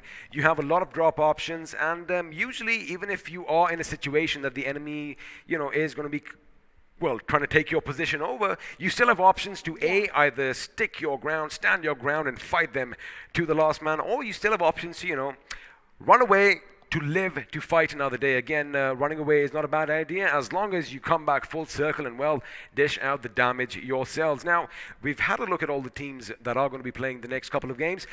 Let's just focus on a couple. I know that everybody wants to talk about Blind, everybody wants to talk about Team Xbox, so let's give the viewers what they want. What is their strategy going to be this time around? Just not be the victim of a third party, because if two teams are attacking you, they are going to make sure they get the knock and the confirmation both onto you, because they want to eliminate the top dogs out of the race so that the next stage becomes a little easier. They have to prove themselves that we are the new teams that are going to be dominating. But it is. But again, we have a little bit of a thing. What we're going to do is take a quick little breather, and we're going to see you on the other side of this very short break.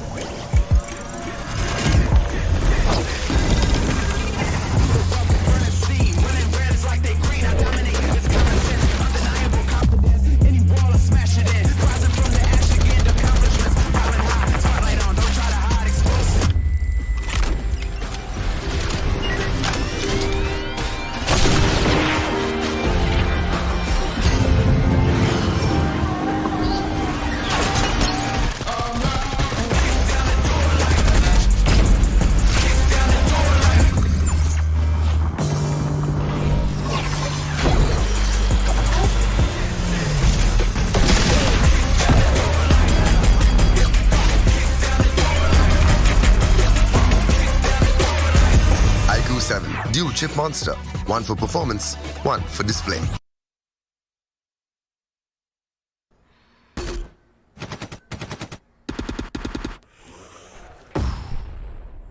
Enemies ahead.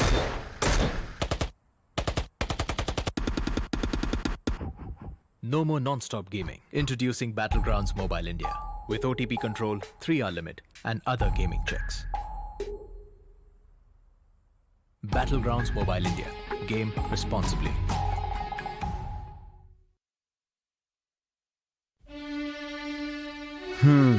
वो एक दोस्त game में फंसा, कोने में बसा, gang में अकेला, दिन का भूला. टाइम आ गया है for them to look up.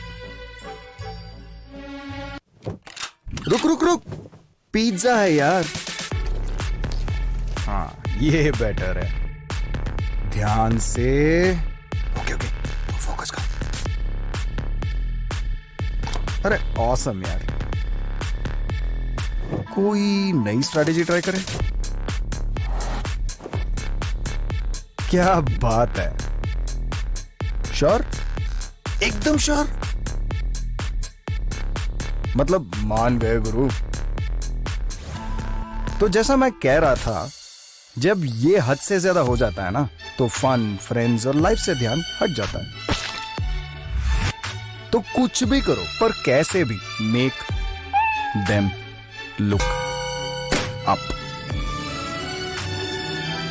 अरे वाह, जल्दी समझ गए. Well done boys.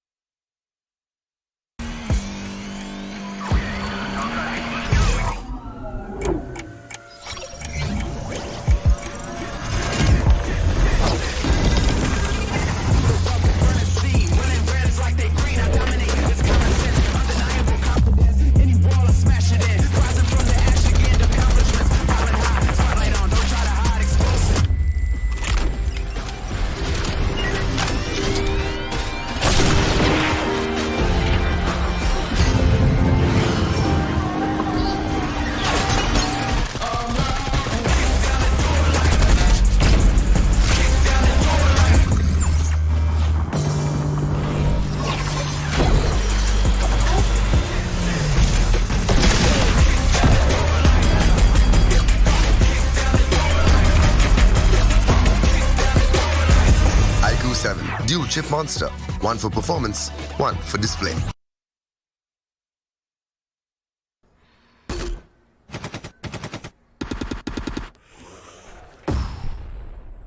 Enemies ahead.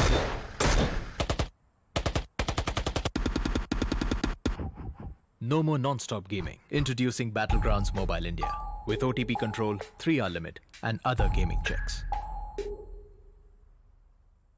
Battlegrounds Mobile India. Game responsibly.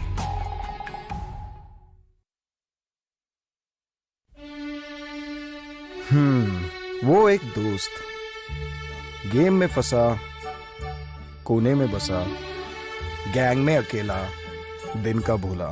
Time आ गया है for them to look up. रुक रुक रुक, पिज्जा है यार. हाँ, ये बेटर है. ध्यान से.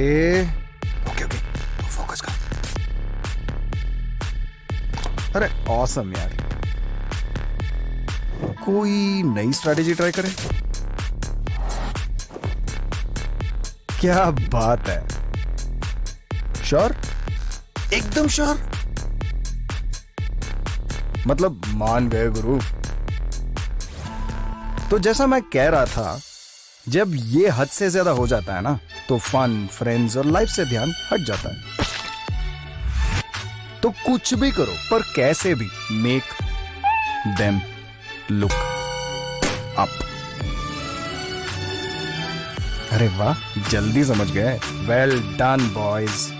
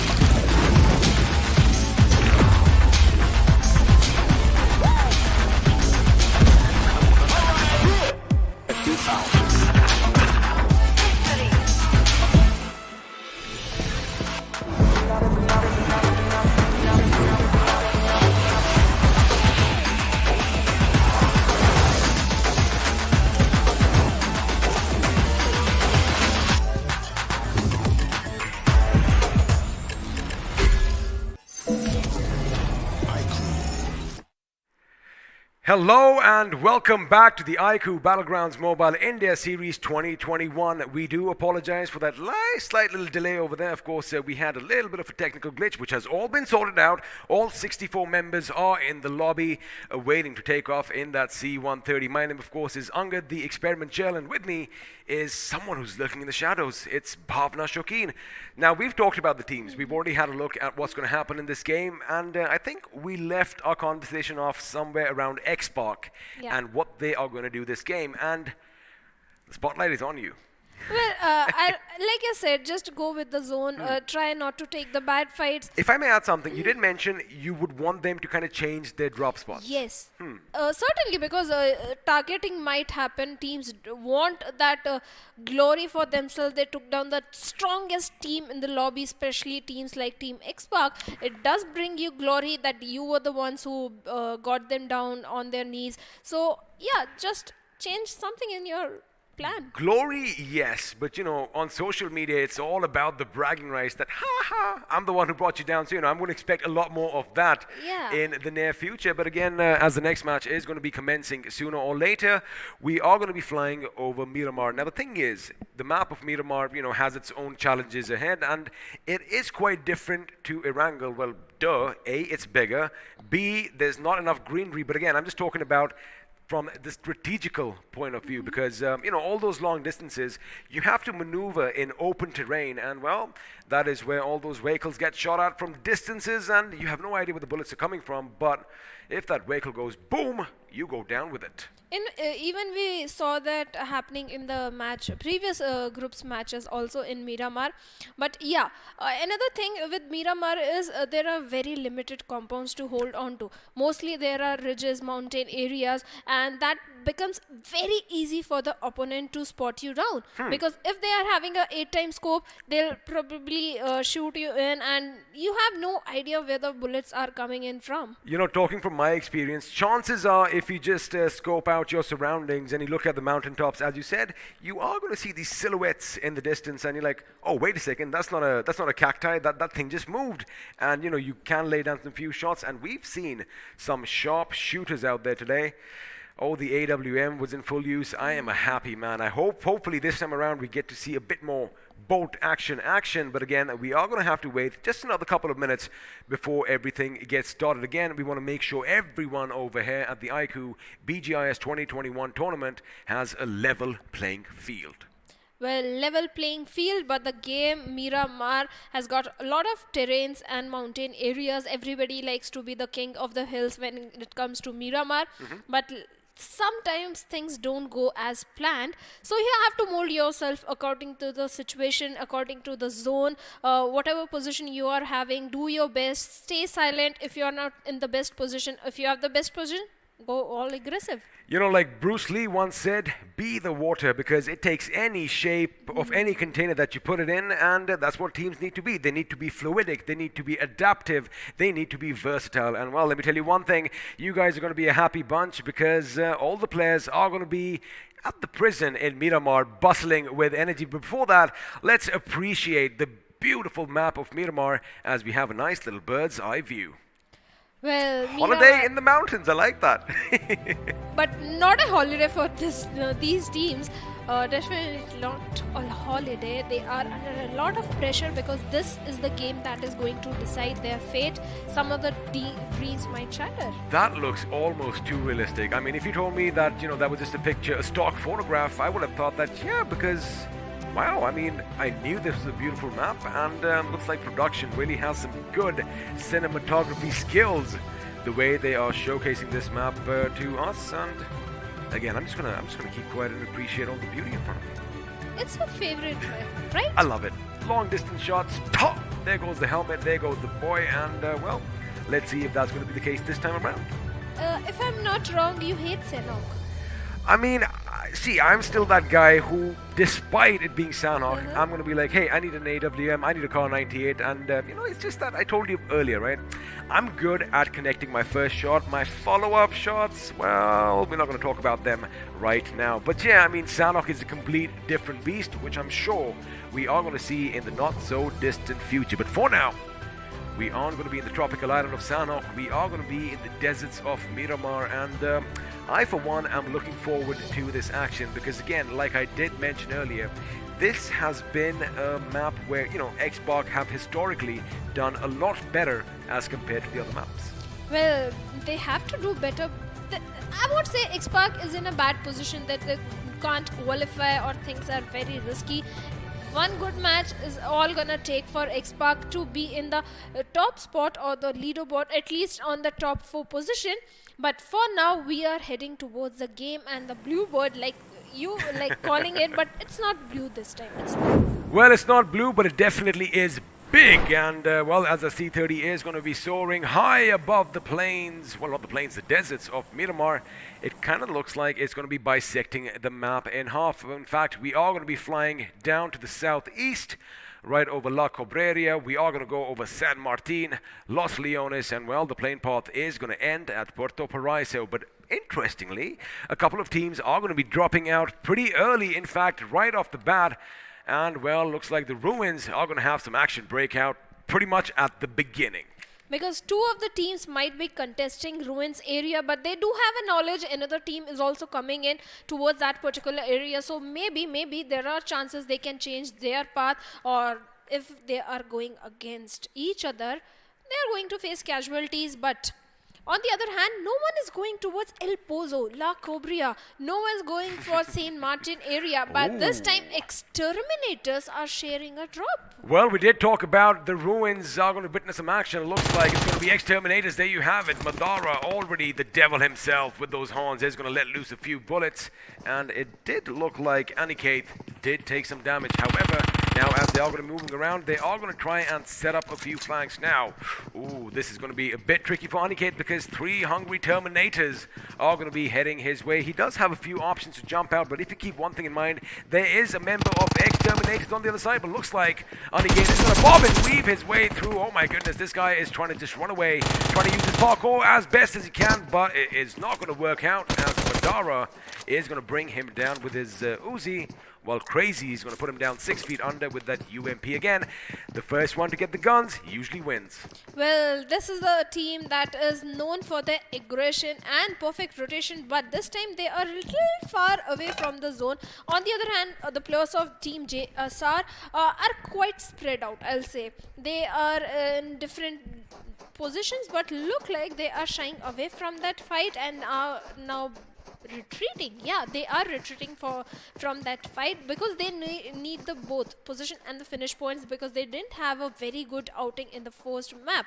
But talking about the circle, most of the teams are outside, but Team X-Park, the team that has the attention of every viewer out there. Well, right now, everyone's eyes are going to be glued to their monitors, to their devices, to their phones, or whatever else you used to watch this amazing BGIS 2021 tournament. And yeah, speaking of X-Park, again, a lot of weight on their shoulders, but have a look at that little curveball coming in from the circle. Again, something similar to what we saw just moments ago in the map of Miramar.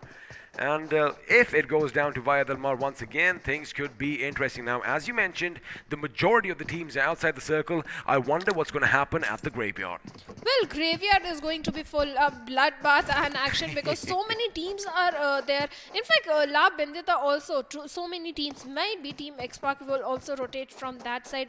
WSP is already present over there.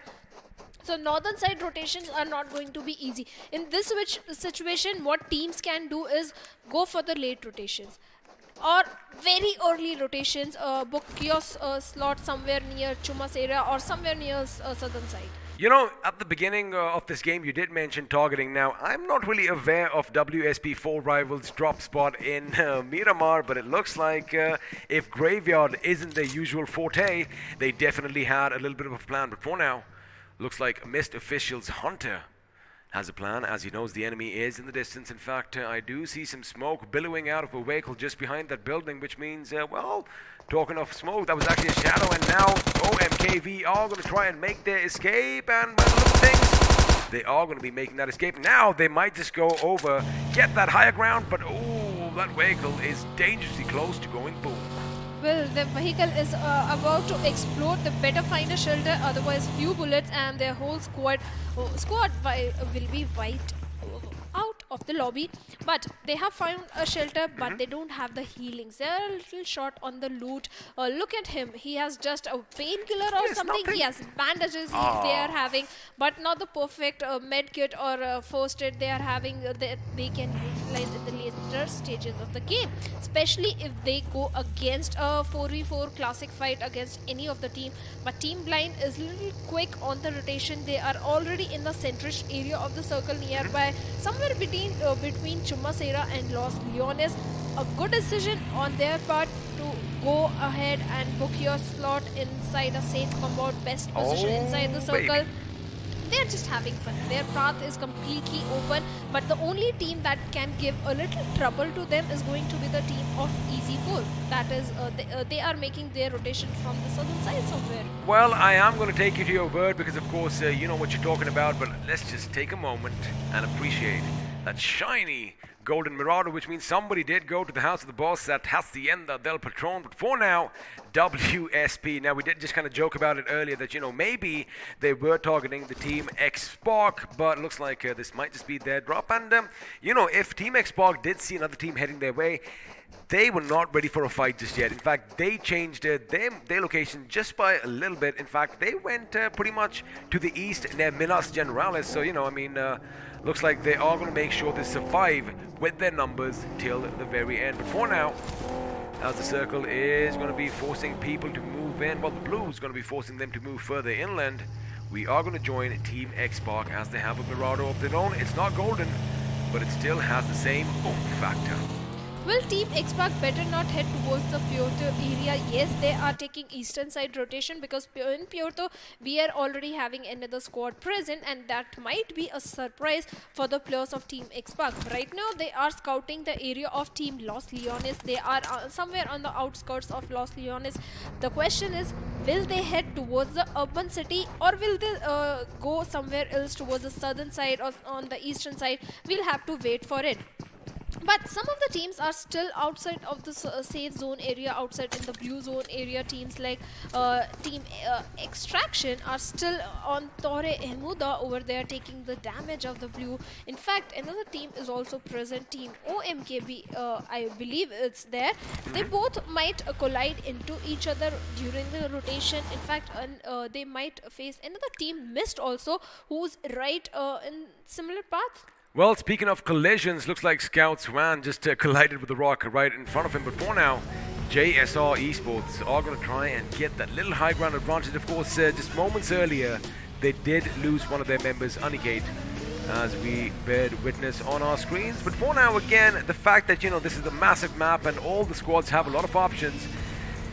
No action thus far, but by the look of things, teams are going to be coming up against one another as Team X-Spark have spotted a convoy moving in the distance, and well, it is going to be WSP who are going to come under fire. Now, let's see if they are going to get a little bit of retaliation in, or whether they are just going to drive by, because again, you want to make sure you get a nice little fortified position for yourselves in the next circle, and this being the first circle, there is a lot of real estate up for grabs. Well, there are many compounds that you can hold on to, but most of the majority of the team are still at the periphery, be at the northern eastern side or towards the western side. In fact, western side we have only 2 teams, but on the other hand, Team Extraction player goes down. Looks like a fight is going to break out, and he is going to be run over. That is going to hurt as his bones go crunch under the wheels of that pickup truck. But Rambo, he did kind of stop over here because, you know, of course, you want to help your teammate. He better patch himself up before he's on the move, because if the blue isn't going to get him down, I'm sure a stray bullet from one of the teams that is going to be in front of him could spell trouble. But for now, I think he does realize what he needs to do. Gets out of his vehicle while his teammate is again just defying physics, and there you have it. The first aid is going to come in. Question is, where is the circle going to go? And wow, it's I mean, did you ask for this? Because this is what happened yesterday as well, Shadow. You asked for Via Del Mar, and well, looks like we are going to be heading down to the southwest. Now, Chumacera is going to be the place to watch out for, because again, yes, this is an open desert, but you know, all that concrete just provides a little better cover. My concern is how many first aid Team Thunder Emperors 0 and Team OMKB are having. They are like so far away from the circle, dealing with the damage of the blue, and teams are already present in the La Bendita area also. Also, looks like action might just break out just north of Los Leones as Team X-Spark is driving dangerously close to a couple of teams. Now, of course, we do have Spetsnaz official on our screens, but keep an eye on your kill feed, ladies and gentlemen, because any second something could happen, and there you have it. The gods are going to come under fire. Adonis, the handsome man, is going to be taken out as Apollo, the sun, is brought down in a fiery explosion as well, which means, well, the gods are going to be reduced to 2 men. Let's see if Zeus and Hades himself, or Hades itself, could produce a miracle over here. Elsewhere, MTGG are going to be moving into the circle as well with a bit of a staggered formation.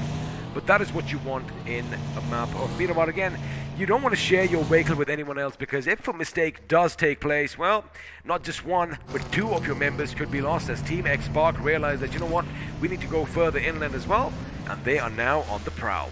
Well, they are being careful. Look at the rotation that are coming in. Most of the teams have already rotated inside the circle, and they have completely scouted the area. They had the intel information of the teams because they had the higher ground at that particular point. Now they are already inside the circle, and mind you, they are on the periphery, not in the centrish area nearby the Chummes area where I think Team Blind is present. Team Blind, not a good position. Well, we're going to see if that position is going to come to bite them later on, but you were talking about high grounds, and it looks like ex-Terminator Esports had the high ground as Spetsnaz official. We're trying to climb uphill as well. Before now, Khan is going to be spotted out at distance. Craggy over here needs to make sure the shots are going to land, because if he goes over the other side of that summit, well, that is all she wrote. But no, Khan is giving them another chance. But the thing is, at this distance, you know, usually the players, they kind of render out. The vehicles still remain elsewhere. You were talking about Team Blind. Well, their position is going to be contested as, oh my goodness, Hidden is going to be not hidden at all. He is going to be exposed as he's taken down. Again, you need to make sure you do your scouting. Maybe they should have stopped where his teammates were, and, you know, it would have been a different story. But for now, Hidden is going to be out in the open as grenades are going to go off, as Nick is going to make sure he just keeps the enemy at bay. Keep an eye on Alex here, Shadow. If Alex manages to get to that little right flank, it could be problematic to Blind. But just as I say that, have a look at that movement by Williams. I think they're already anticipating that move.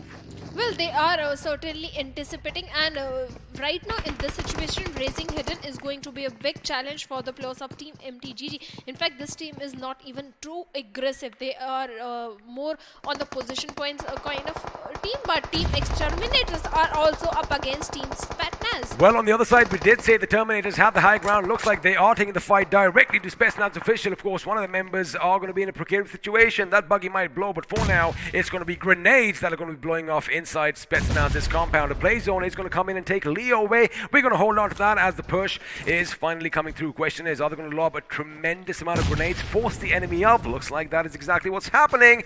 And you know what I want? I want two of their members to start going in, and we might just see that happen while one of them lobs down, well, rains down death and destruction from afar. But it looks like it is going to be RD, he has a grenade. I think it's cooked a bit too long. Oh, this could be devastating for Trish. In fact, Trish is going to be brought down by RR over here as RRD, I beg your pardon, as the Spetsnaz too close to contact. You need your weapons out over here. Lucky for Fraggy, his teammates were on hand. The Terminators are going to be playing the tight unit. There you have it. Spetsnaz are going to lose another member. They are down to just one man, and well, that one man is a bit too far away to be of any help to his teammates. Ex-Terminators, the winners of the last game, opening things up with 4 finishes to their names. Well, they are definitely having a good start. In fact, in this situation, Crazy's position was also very good because he was a little far away, providing too much intel. But another fight is breaking out between the players of Team MTGG and Team Extraction. Team Extraction is still not able to find a knock onto the players of Team MTGG. One player was down, but he's again back on his feet. Looks like Vampire is going for a flank angle.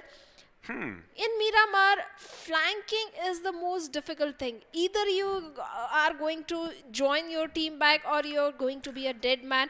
There is no other way. There is no other way. Again, you just got to keep one thing in mind, that as you are flanking the enemy, you're exposing yourself to, you know, angles you never even thought of. I mean, someone from the distant could see you, and we did kind of bring this up.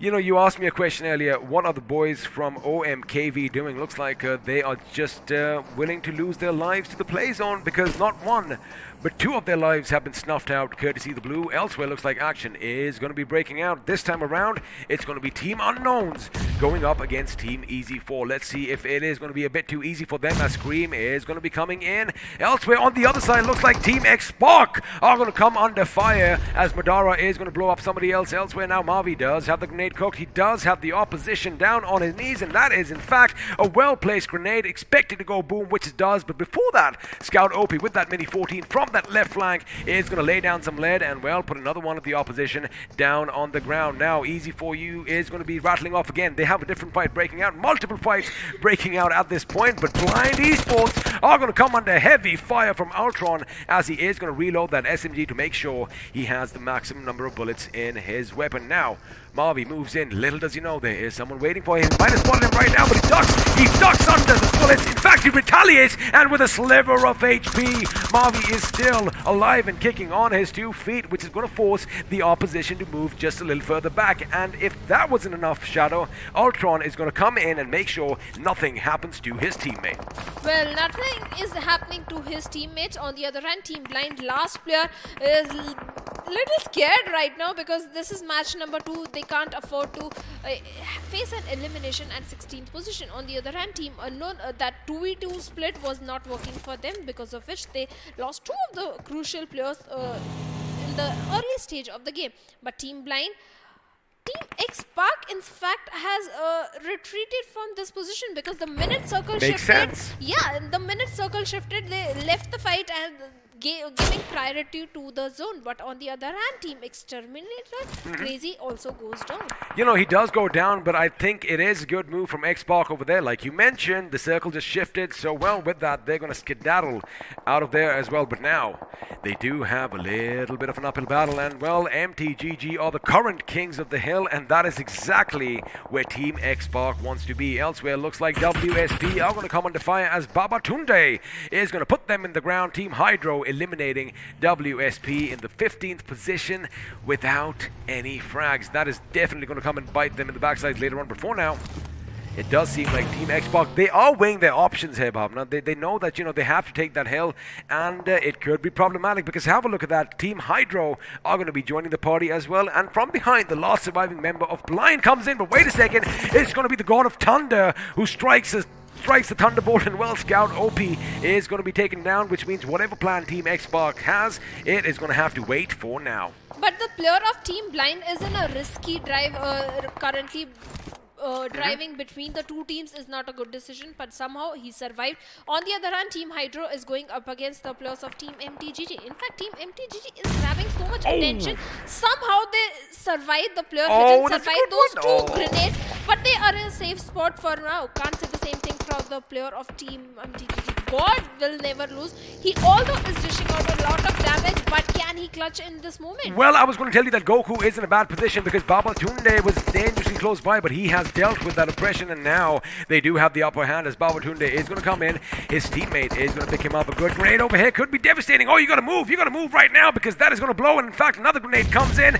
He does throw his nade, but it's going to be taken down by the M249 instead as Fame Cloud goes down. Now Tug, he is still alive with his teammate. Can the duo over here pull off a miracle, as they are going to be taking on the Kings of the Hills elsewhere? Remember, Team X-Spark is going to be down below as well, which means, well, Scout OP might just be up on his feet. They are still a 4-man unit. The question is, are they going to come in and spoil the party for their teams? Because for now, there is a temporary truce, and looks like Ultron did get my memo.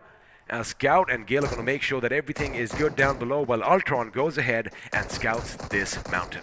Well, they were hearing so much commotion. They were in the mood of third party, and yes, Ultron is scouting the areas, trying to spot. Yeah, he's going to be on the top hill, get as much intel as much possible out of the players of Team Hydro and Team MTGG as well. Ultron, perfect position, but OMKV has been eliminated. OMKV has been eliminated as well. Team X-Spark are going to be maneuvering around the terrain, hoping to find a little bit of sunshine in this eternal darkness. Before now, Team MTGG, they are going to make a little bit of a retreat because, well, looks like Team Hydro are going to be back up on their feet, and the fighting shall continue. For now, Team X-Spark are going to have to make a move as Goku is going to be brought down by Team Exterminators. That is going to be a bit of a problem for him, and looks like if this grenade does find its mark, that is all she wrote for the opposition. Well, the grenades is going to find its mark, but it's going to be Marvy's bullet that do all the knocking, as Sanju Zod is going to be brought down from MTGG, which means now MTGG just have that one man alive. I guess it's safe to say King of the Hills no more, but it's Scout who's going to go up against him. But Alex is going to get the better of Scout. Is he going to finish him off? Is he going to get a little bit of an, adding insult to injury over here? Because Gil is going to be at hand. Gil is going to shoot a few shots. In fact, Ultron is joining him on the right. Question is, does Alex know he's right next to him because shots are being fired and Ultron's SMG is going to get the better of the opposition. And well, Scout OP is back up on his feet, Shadow. In fact, Team X-Pac is performing really good. They have a good position right now inside the circle, but there is so much congestion on their side. There are so many teams that are rotating from the northern side. In fact, Team Hydra is also one of them. But Team X-Pac has to move inside the circle. Two of the players, Mavi is already secured a spot somewhere on the periphery of the circle. But on the other hand, Team Dios has been eliminated by Easy4 at the 12th position. Mavi has definitely spotted down the players of Team Extraction, and Team Extraction is busy with the players of Team Hydro. Well, as we say, sayonara to the boys from Dios. Looks like Team 14 are going to be taking the fight right to Team Hydro. Now, of course, the Team Extraction, I wonder if this is the right play for them, because again, this is at the edge of the northern circle, and I do not want to be caught in a little bit of a downslope, because A, the team from above could rain down death, and well, teams from afar could be a thorn in the side as well. But have a look at that circle. It is pretty much, there's only one major mansion, and that of course is Minas del Valle, which is going to be pretty much in the center, and well, that is going to be under control of Mist Official. But for now, it does seem like Team Extraction do have one of the members locked out. It looks like Team Hydro are making a pull for it. They are, in fact, circling the enemy. That was a wonderful move up there. In fact, that smoke helps him out. Now the M49 could do a lot of damage. But no, it's Babatunde who comes in and lays down all the lead. In fact, he's going to make sure he gets a couple of knocks. And, well, the finishes are coming in as well. As now they're just firing on their own teammates. Looks like another squad wipe is going to come in pretty early. And let me tell you one thing, Team Hydro, Shadow, are looking good. But for now, it's going to be Team Mavi. He comes in, X-Pac, they are hungry. They want some blood, and in the blink of an eye, well, teamwork makes the dream work. They are going to get 9 finishes to their names. Again, Team X-Pac looking good with all 4 members alive and kicking. And 9 finish points as well. They are in a good position. They can easily rotate inside the circle from the northern side. But on the other hand, the players of Team Mist are falling down. Gil has spotted down the players of Team Easy4 and are shooting in their direction. Let's see if they can find a pick on Easy4. One of the players is already down. On the other hand, Spetsnaz has been eliminated by JSR Esports. A PSA, a public service announcement over here. Always make sure you check your magazines before you start firing, because Gil only had 4 in the magazine, and well, it was problematic, but it's not going to be problematic for Scout, who at range, well, he is one who came up with the M466, and looks like he is pretty handy dandy with that weapon, as he does get a knock. And looks like he is going to swap the last man standing. Green, if he goes down, it could be problematic for the boys from Team Easy4. Elsewhere, Ultron does spot the enemy in the little bit of Valley of Death situation, as Mist Official finally, they come out of their little soft spot, and now they are in an onslaught, because have a look at that. Surrounding them, we have high ground, and they are going to be shot at from every which direction.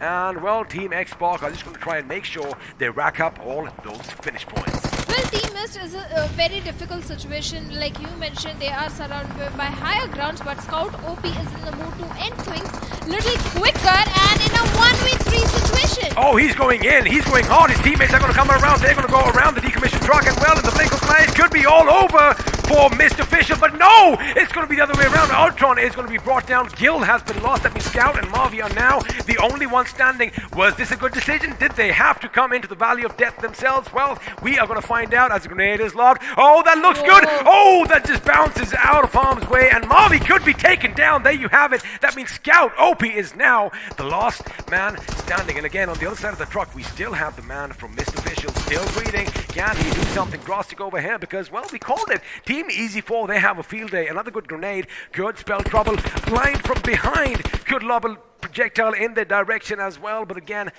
whew, that little gamble has paid off. I thought all was lost for Team X-Pac over here, but against all odds, Scout and one of his teammates, who is of course Ultron himself, are still alive. But the question is, Shadow, for how much longer? Because the players of Team 2 Easy4 have already spotted down the players, and they have grabbed so much attention, and Easy4 is already on the higher ground. The moment they are going to give open spot, they are going to be shooting in that action. But for now, Exterminator Esports have also spotted down the players of Team EZ4 and Team Exterminators have a complete control of the zone. Now have a look at this. Now it does look like Team EZ4, they do have the advantage. Oh my god, and Marlix is going to be right next to him. He does lay down a few shots, gets a knock with his Crore. Now Beast is coming in, saving his opponent. But again, it's going to be just too much for him, as from the distance, Madara is going to lay down some heavy shots, switching now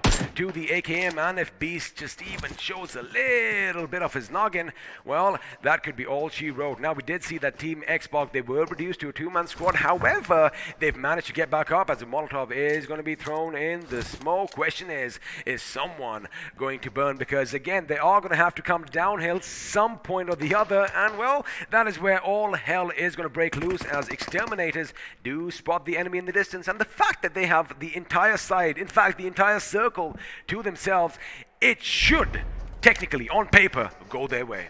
Well, it should go with their way, but like you mentioned, they are covering the complete circle. They have a good positioning, and the moment teams will start coming down from uphill, things will go better for them. But no, things are going south, because one of the player, Madara, has been taken down, but the player is going for the race. On the other hand, Team Xpark has spotted down the players of Team XTR, and Ultron has his eyes set already on Fraggy over there. Fraggy, courtesy to that smoke, he has revealed his position. But look at the last player of Team Blind. He is still surviving for the position points. Again, Blind Esports were under assault right from the beginning, but Bearded Baba is still in this game, and well, he could just surprise Scout. OP, in fact, he spots him, but he did give his sound, and now Scout has the sound, and he's going to shoot. Scout is taken out. There you have it. Ultron is going to fall at one end, while Bearded Baba is going to get the better of Scout. That means, well, Blind, they are going to come out on top as far as Team Xpark is concerned. This is just brilliant. Again, the fact that Madara went down early was the only reason Xpark could actually, rotate around them. But ladies and gentlemen, it is going to be a 3-on-1 affair for now. Abhijit gets up, spots RRD, lays down some shots, but looks like the grenade. Madara goes in, he shoots, he gets taken down. Of course, Abhijit has that M249, but the thing is, you can only do so much for so long as well. The Exterminator Esports, boy oh boy, we were joking about whether they're going to be back. Looks like they were back in this game as well, and they snatched that chicken dinner, back-to-back chicken dinners. What's happening today?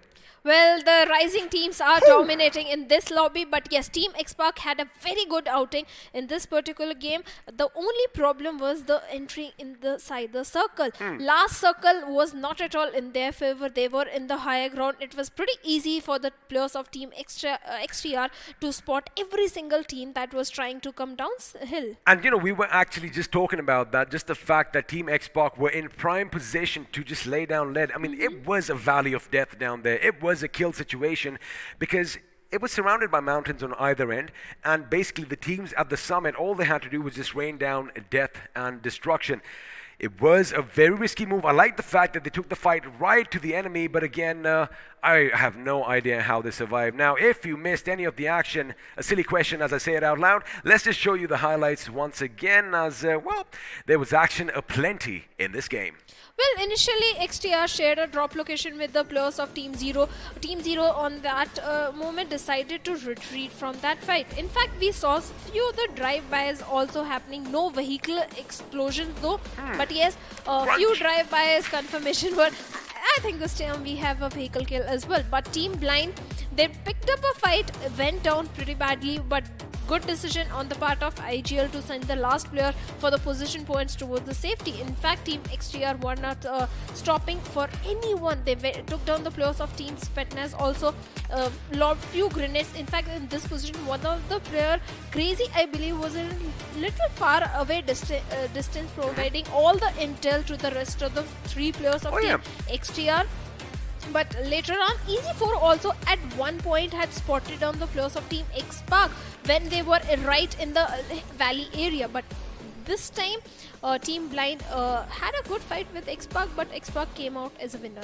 They did come out the winners, and there you have it. Team Blind, they did go up against Xpark at the end, but it's only poetic that the Bearded Baba was the final man to, just lob that knife and just, stab it deep between Scout's scapula as well. That is all she wrote as they were taken out. And of course, Blind are going to come out on top just by way of position points. Now, this little fight was instrumental as well, because we did see MTGG, they held that high ground for quite a long time, and well, a lot of teams wanted to be crowned King of the Hill, and that is when all hell broke loose. And well, although Scout was taken down, Ultron is going to come in and make quite a spectacular save for his team. And have a look at that. Gil is going to be down below as Ultron comes in from the right flank, and well, make sure that Scout OP lives to fight for just a few moments longer. But this is going to be problematic. Again, a good game for Team Xbox, a good game for Team Hydro.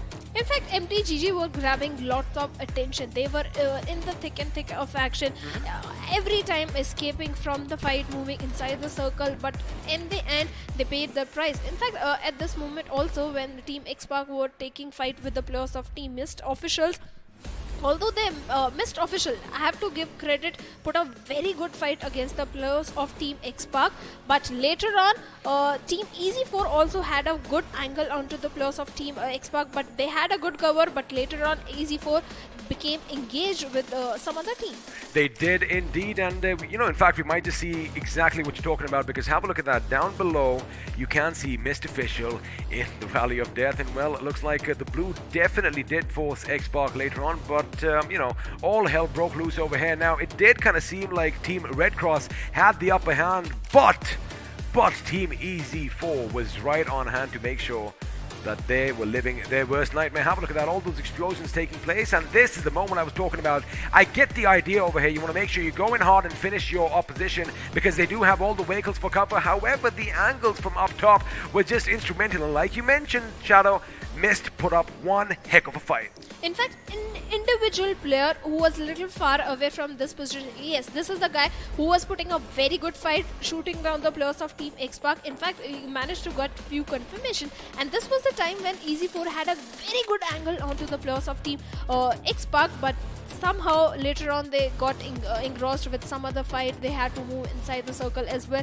They spotted down the players of Team JSR, eliminated them, but all the teams that were on the uphill, Xbox, JSR, Easy4, had a lot of trouble coming downhill because their XTR was present. As expected, and of course, you know, I do have to give credit where credit is due. Yeah. Easy4, I mean, I do believe, Shadow, correct me if I'm wrong, they did end this game with 13 finishes, and so did Team Xbox. You know, I mean, same caliber coming in. I mean, both these teams went head to head, and unfortunately, only one can win the game, while all others must fall. But overall, I just had a good time in this game, and maybe there were a few mistakes that were made, a few indecisions that we did witness, but again, that's all going to come aside later on. Let's have a look and see how all the teams did in this game as we have a look at the point standings coming up on your screens now. Well, the only first let's talk about Exterminators. A very good finish, 12-point finish, chicken dinner, back-to-back chicken dinner, I'll say. But Team Xbox, a very good outing, 13 finish points and 21 total points. We kind of expected this kind of a comeback from this team, but difference between Xbox and Easy4, the only is they both have the same position points, finish points. The position point difference is there, but Easy4 has match number 1 also to back them up. They had a very good outing. I believe 10 finish points they had somewhere.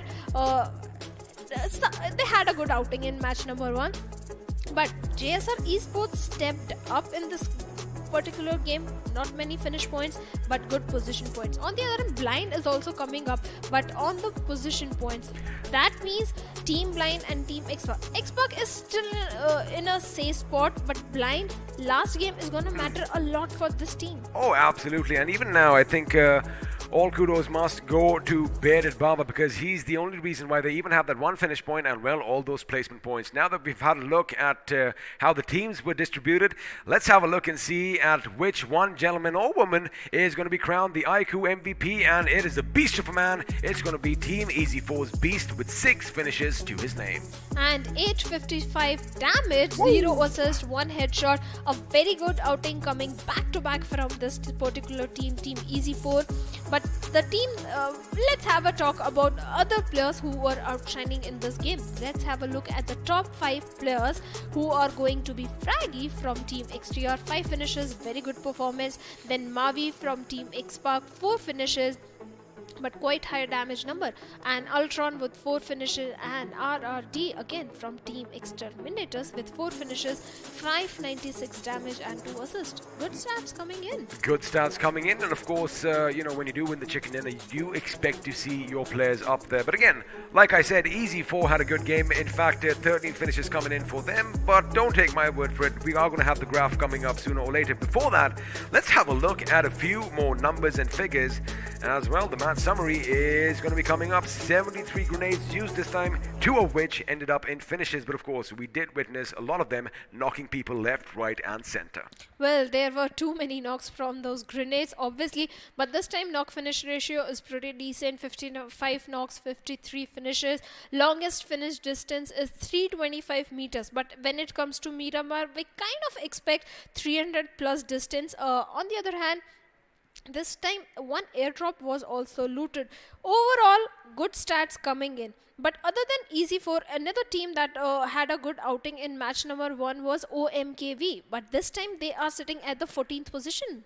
Speaking of the airdrop that was looted, I do believe it was Scout who had that Grotza, but unfortunately he couldn't make her sing. Let's see if that's going to change in the next game, because for now we're going to have a look at some figures, because the finish to damage performance ratio is going to be up on our screens, and well, looks like we already know who the top 4 squads are going to be, judging just by the finishes and the damage. Exactly, I'll agree. This time it is not balanced. Only 4 teams are shining in.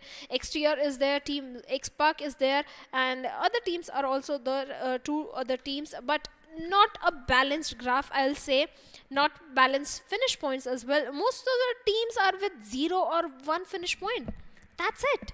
I mean, in fact, 1, 2, 3... Only 4 teams are there with good finish points. Otherwise, everyone is having 0, 1 or 3.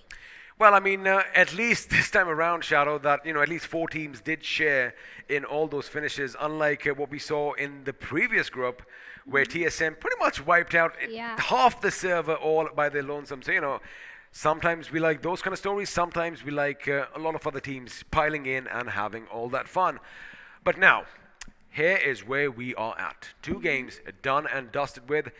I am going to pick a few names now. I do believe, Team Xpark did have a good game as far as finishes are concerned. And of course, we did have a look at their overall points. Yes. It's all going to come down to what's going to happen in the next game. But before that, let's just have a look and see what was happening in the world of the offline events, because the Group 14-point standings are now going to be coming up on our screens. And let's see who walked away with the chicken dinner. And well, there you have it. 247 Gaming. Well, if you do game 24/7, chances are you are going to be good at the game. They get the podium position with the chicken dinner and 10 finish points to their name. And Brutal Esports with second position, total 20 points, good finish points, that is 10 finish points. Liba Gang, although they were second, because of low finish points, they are sitting at the 3rd position. In fact, One-Sided Glory, previous game they were on the second half of the page, but this time they are at the 5th position. A good outing coming in from this team as well. Team Outset Esports also, previous match, they didn't have a very good finish, but this time 6 finish points, total 8 points. When you have a name like Section 302, which for those of you who don't know does involve murder, you do expect a lot more finish points coming in as compared to position points, but I'm sure they are going to be happy at their slot for now. Meanwhile, on the other side of this table, a few unhappy teams. Especially like Team Mayhem. That is quite surprising. Yeah, last time also they were on the bottom half of the page. This time also they are in the bottom half of the page. I don't know if they can qualify, but another team, Team Forceman, last match they were in the 2nd spot or 3rd spot somewhere, but this time they were also on the 2nd page of the leaderboard. Well, I mean, again, it all comes down to the final game, which, let's be honest, that's just the way we love it, because that is where all the drama is, and we always love all our competition to be razor thin. But now, as I do have a look at the screen just offside, the teams are getting ready. Everyone is going to be gearing up for that final match in Erangel. But oh boy, now let's just quickly talk about Blind. Do you think they have any chance of making it to the next round? Be honest. I don't think so. You don't think so? Yeah. Unless they do something like TSM did. Exactly. You know, get a 30 pop chicken dinner win. They could do something if they walk away with 40 plus points. But for now, it does look a bit problematic. And in case you missed any of the action, let me just remind you as to which all teams are going to be battling it out in the battlegrounds down below, because it is going to be Group 9, which comprises of Exterminator Esports. Again, back-to-back chicken dinner winners, followed by MTGG Esports Official, OMKV Official, Team Hydro, who, if I'm being quite honest, they had a good game in Miramar. Of course, they are going to be joined by JSR Esports, Team Easy4, again, a good game for them, Spetsnaz Official, and, well, the gods themselves, Dios Esports. Well, Dios is not having a good day today, but Team OMKV, a very good performance in match 1. Match number 2 at the bottom, JSR Esports, they stepped up in match number 2. I believe they got good position points in Miramar, but Team Extraction, followed by we have Team Unknown, Red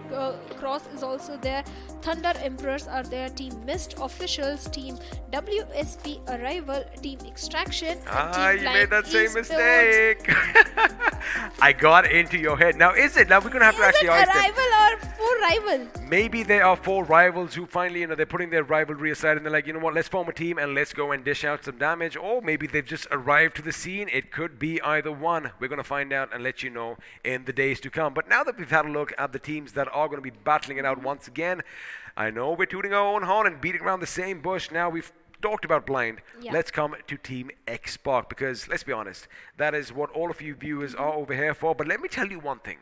All this is going to be changing in the not so distant future, because, well, once upon a time, these teams, these players were also diamonds in the rough, and that is what this event is all about, making sure we grab all that untapped potential from every corner of India. And you never know, you might just be chanting different names, like I said, in the not so distant future. But for now, in the present, Team Xbox, what do they have to do? Play their normal gameplay. Avoid being targeted. Team Xbox is having a very high chance of qualifying for the next round. I think they can do it. If I may, I'm going to add another question to that. How do you think they did in Miramar, considering the fact, A, their drop spot was contested, and B, they did adapt to the situation. Did you think they did enough in Miramar? They did more than enough, I think. They got a second position, good finish points, double-digit finish points. I think that's a very good performance that was coming in. In fact, the rotations were also on point. They scouted the area. They made sure there is no this other. Time they did. They had intel. In fact, so many times they had intel. They had the higher ground. They saw the teams rotating, but they didn't fire in their direction because they had to make their own rotation. In fact, with Team Blind also this thing happened. They were taking a fight, circle shifted, immediately call was given, give priority to the zone and move out. And that actually did work out for them, except that even though they did find themselves in that Kill Valley situation, they did manage to come out of it with 2 members alive. Had they had maybe another one, the tables could have turned. But again, a good game for them. Let's see if they can come in game number 3 with that same momentum, because if, again, this is an if. We love our ifs and buts and coulda, shoulda, woulda. But if they have a little bit of an onslaught early on, if they lose 1 or 2 members early on, man, their chances are going to dwindle.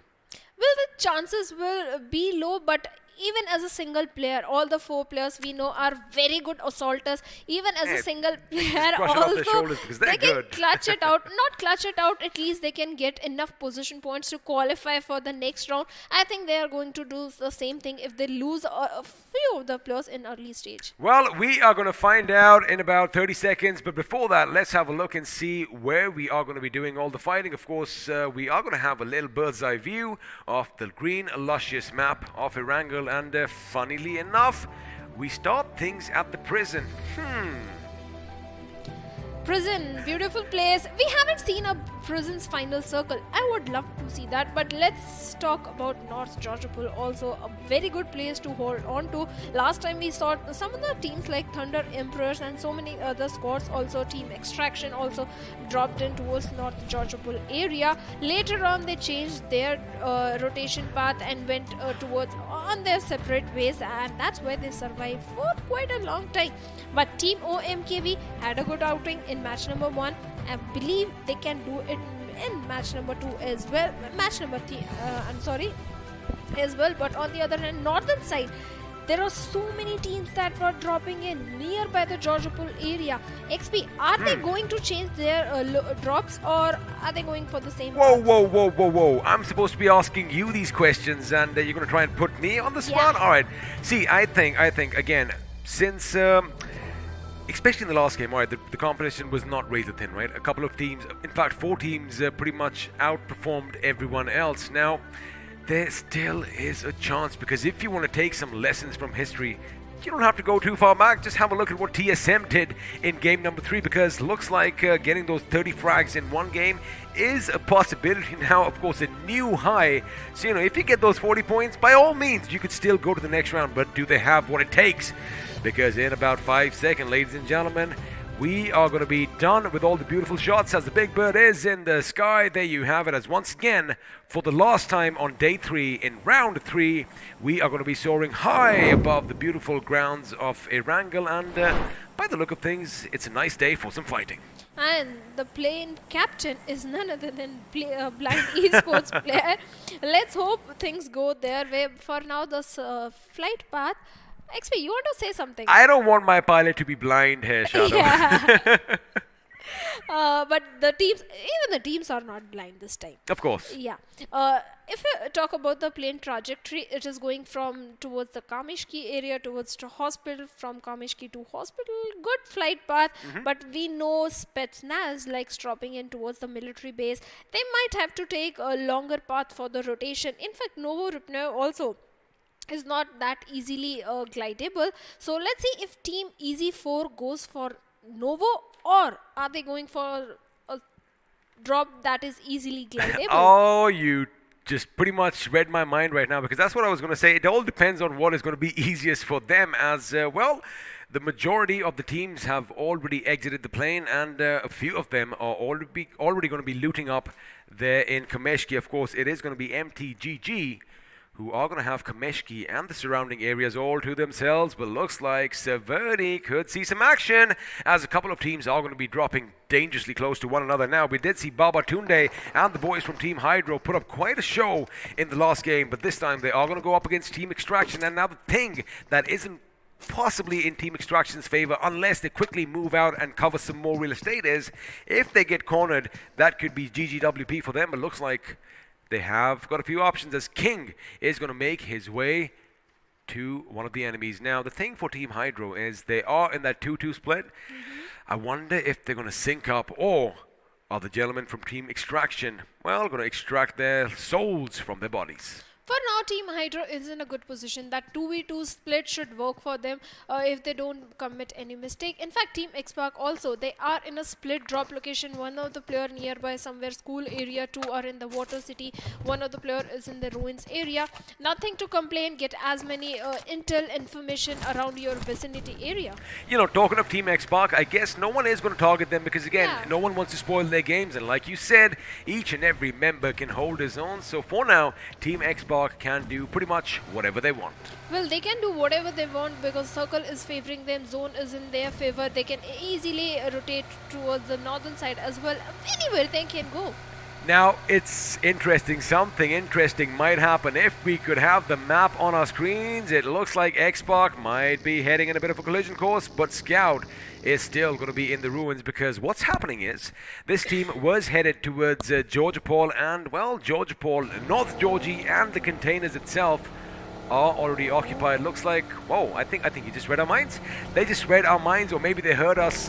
We have to check something. Maybe my voice is leaking on to their radios over here, but they have made a quick U-turn, and, well, I guess all that excitement is going to be ending up in nothing. But for now, it seems like the tables could be turned, as Team Extraction, they still have a couple of their members in the same building that they landed. I wonder what they have at hand, because if they do have weapons, by all means, wait for the enemy to make a few mistakes. But if you just have, well, a pan and a shoddy in your hands, maybe you want to traverse around and go and do a bit more. But looks like Thug is going to be opening things up, as Ninja is going to be brought down to his knees. But there you have it. From the other side, Team Extraction is going to put a few lead in the backs of their enemies, and the first pick is going to come for Blade YT. Well, Team Extraction is retaliating in a good way, the way they are spread out, making best use of their position. But look at the position of Bamla Boy. He is also in a good spot if the rotations are coming in from the players right in front of him, especially King OP. The moment he's going to come out of that shack area, he's going to get spotted on and Bamla Boy will shoot in his direction. But on the other hand, one of the player far away from his teammates is also in a bit of problem, but another fight is also breaking. Well, on the other side, it looks like Team Easy4 are going to be opening up the enemy, and the enemy is none other than WSP4 Rival, and there you have it. They are hungry. They are going to come in. I do believe they've already lost one of their members, and now, that skull is going to be crushed under the wheels of that buggy, which means, well, Easy4, I beg your pardon, they do have 2 finishes to their names, but that's not going to be good for WSP4 Rival, who are now reduced to a 2-man squad again. Surya, all he can do, actually, at this point, without any helmet, is just let the enemy go by and, not make a single peek. But WSP has been reduced to 2-man squad. Like you mentioned, just go away from this position, just fight for the position points. But that's not going to be so easy. They don't have a vehicle and it's an open field. Anyhow, the players of Easy4 are going to spot them down any minute. If they have a scope, things are going to be much more easier for the players of Team Easy4. All they can do is stay silent because Easy4 is already hunting for them, searching for the last 2 players of WSP over there. And they are also in a good position also. They are pretty much fighting as a pack. On the other hand, stalemate situation in Sivorni. Well, the white flags are being flooded from the rooftops as we've pretty much left them in the same position we saw them earlier. Not a lot of movement over here in Sivorni. And again, the easy thing is the circle, by the way, ladies and gentlemen, is going to be a bit to the north. In fact, Sivorni is in the center of the circle. Not the center, is going to be in the circle. But for now, Ninja is going to spot the enemy and looks like one of them is going to go down. And well, it's going to be Hydro Bamla Boy, who is going to be brought down to his knees again. King is making a lot of noise as far as Team Extraction is concerned, which of course is going to be relayed on to Cloud. Now Cloud, well, all he can do is just pretty much hold his position because target's going to come under fire elsewhere. Looks like they are finally making a move, and now Cloud is going to get the better of Vampire. He does take out quite a bit of his HP.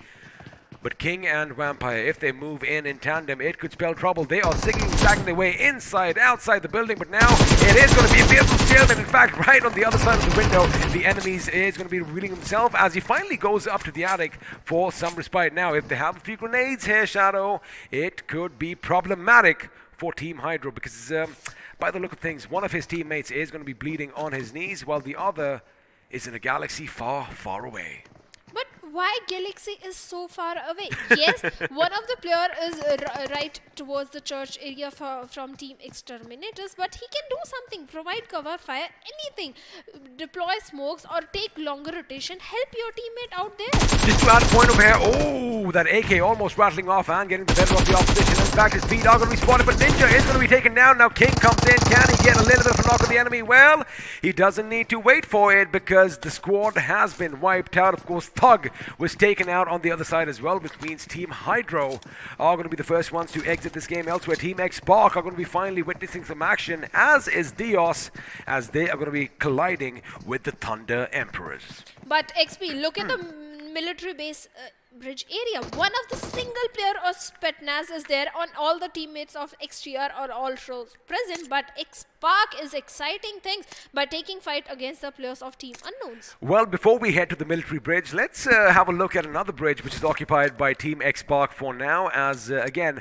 this is an area where they are comfortable with, right? I mean, how many times have we seen them drop at the Water City and the surrounding area? So, they should know every single nook and cranny, and well, they should definitely know the lay of the land. But for now, the problem is they are going up against an unknown team, well, with the name Team Unknowns as well. And again, when you don't have enough information on the enemy, I beg your pardon, and you don't have all that homework, it could be a bit problematic. Let's see if the Unknowns are going to come out on top, or whether the Old Guard is going to weather yet another fight. Well, it's a stalemate situation. Team Xpark can't blindly rush into the compound. Yeah, Team Unknown, if they commit a mistake over peak, the knock will come in, and then that is the moment where the rush will come in. But look at the northwestern side. So many teams are rotating from that particular area. That means fights are breaking in, and we can already see over there. One grenade that is all required. Well, Dios is going to go on the side. It's going to be Hades who is going to actually get the better of the opposition with a bit of help from the Lord of Thunder, as well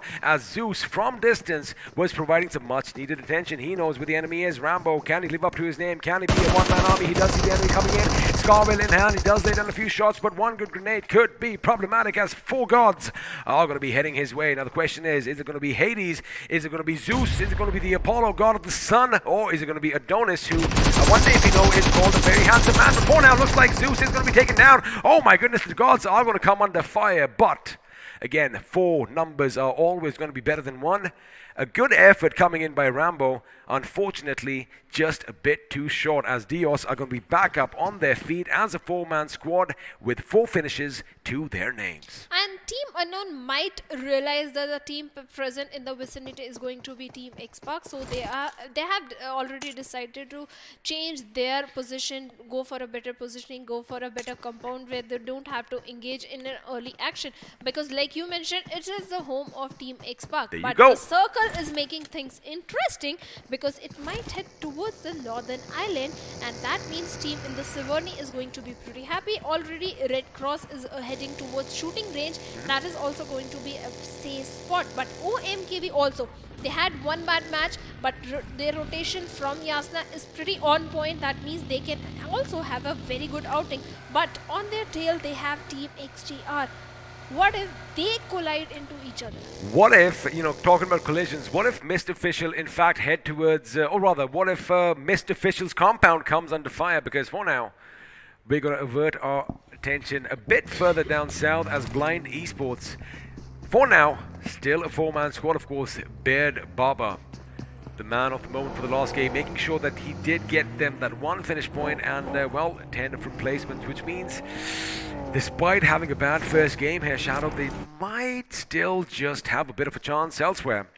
Team Xpark getting ready for some trench warfare. On the other hand, Team Easy4 is also taking things pretty easy, I'll say. They are still in the blues, so far away from the safe zone area. They gotta live up to their name, Shadow. Yeah, but they have consistent performance. They have to play safe in this game because look at that. All the 14 teams, 54 plus, are still in the lobby. But Team MTGG, not a good position. They are somewhere, I'll say, towards southeastern side of Severny.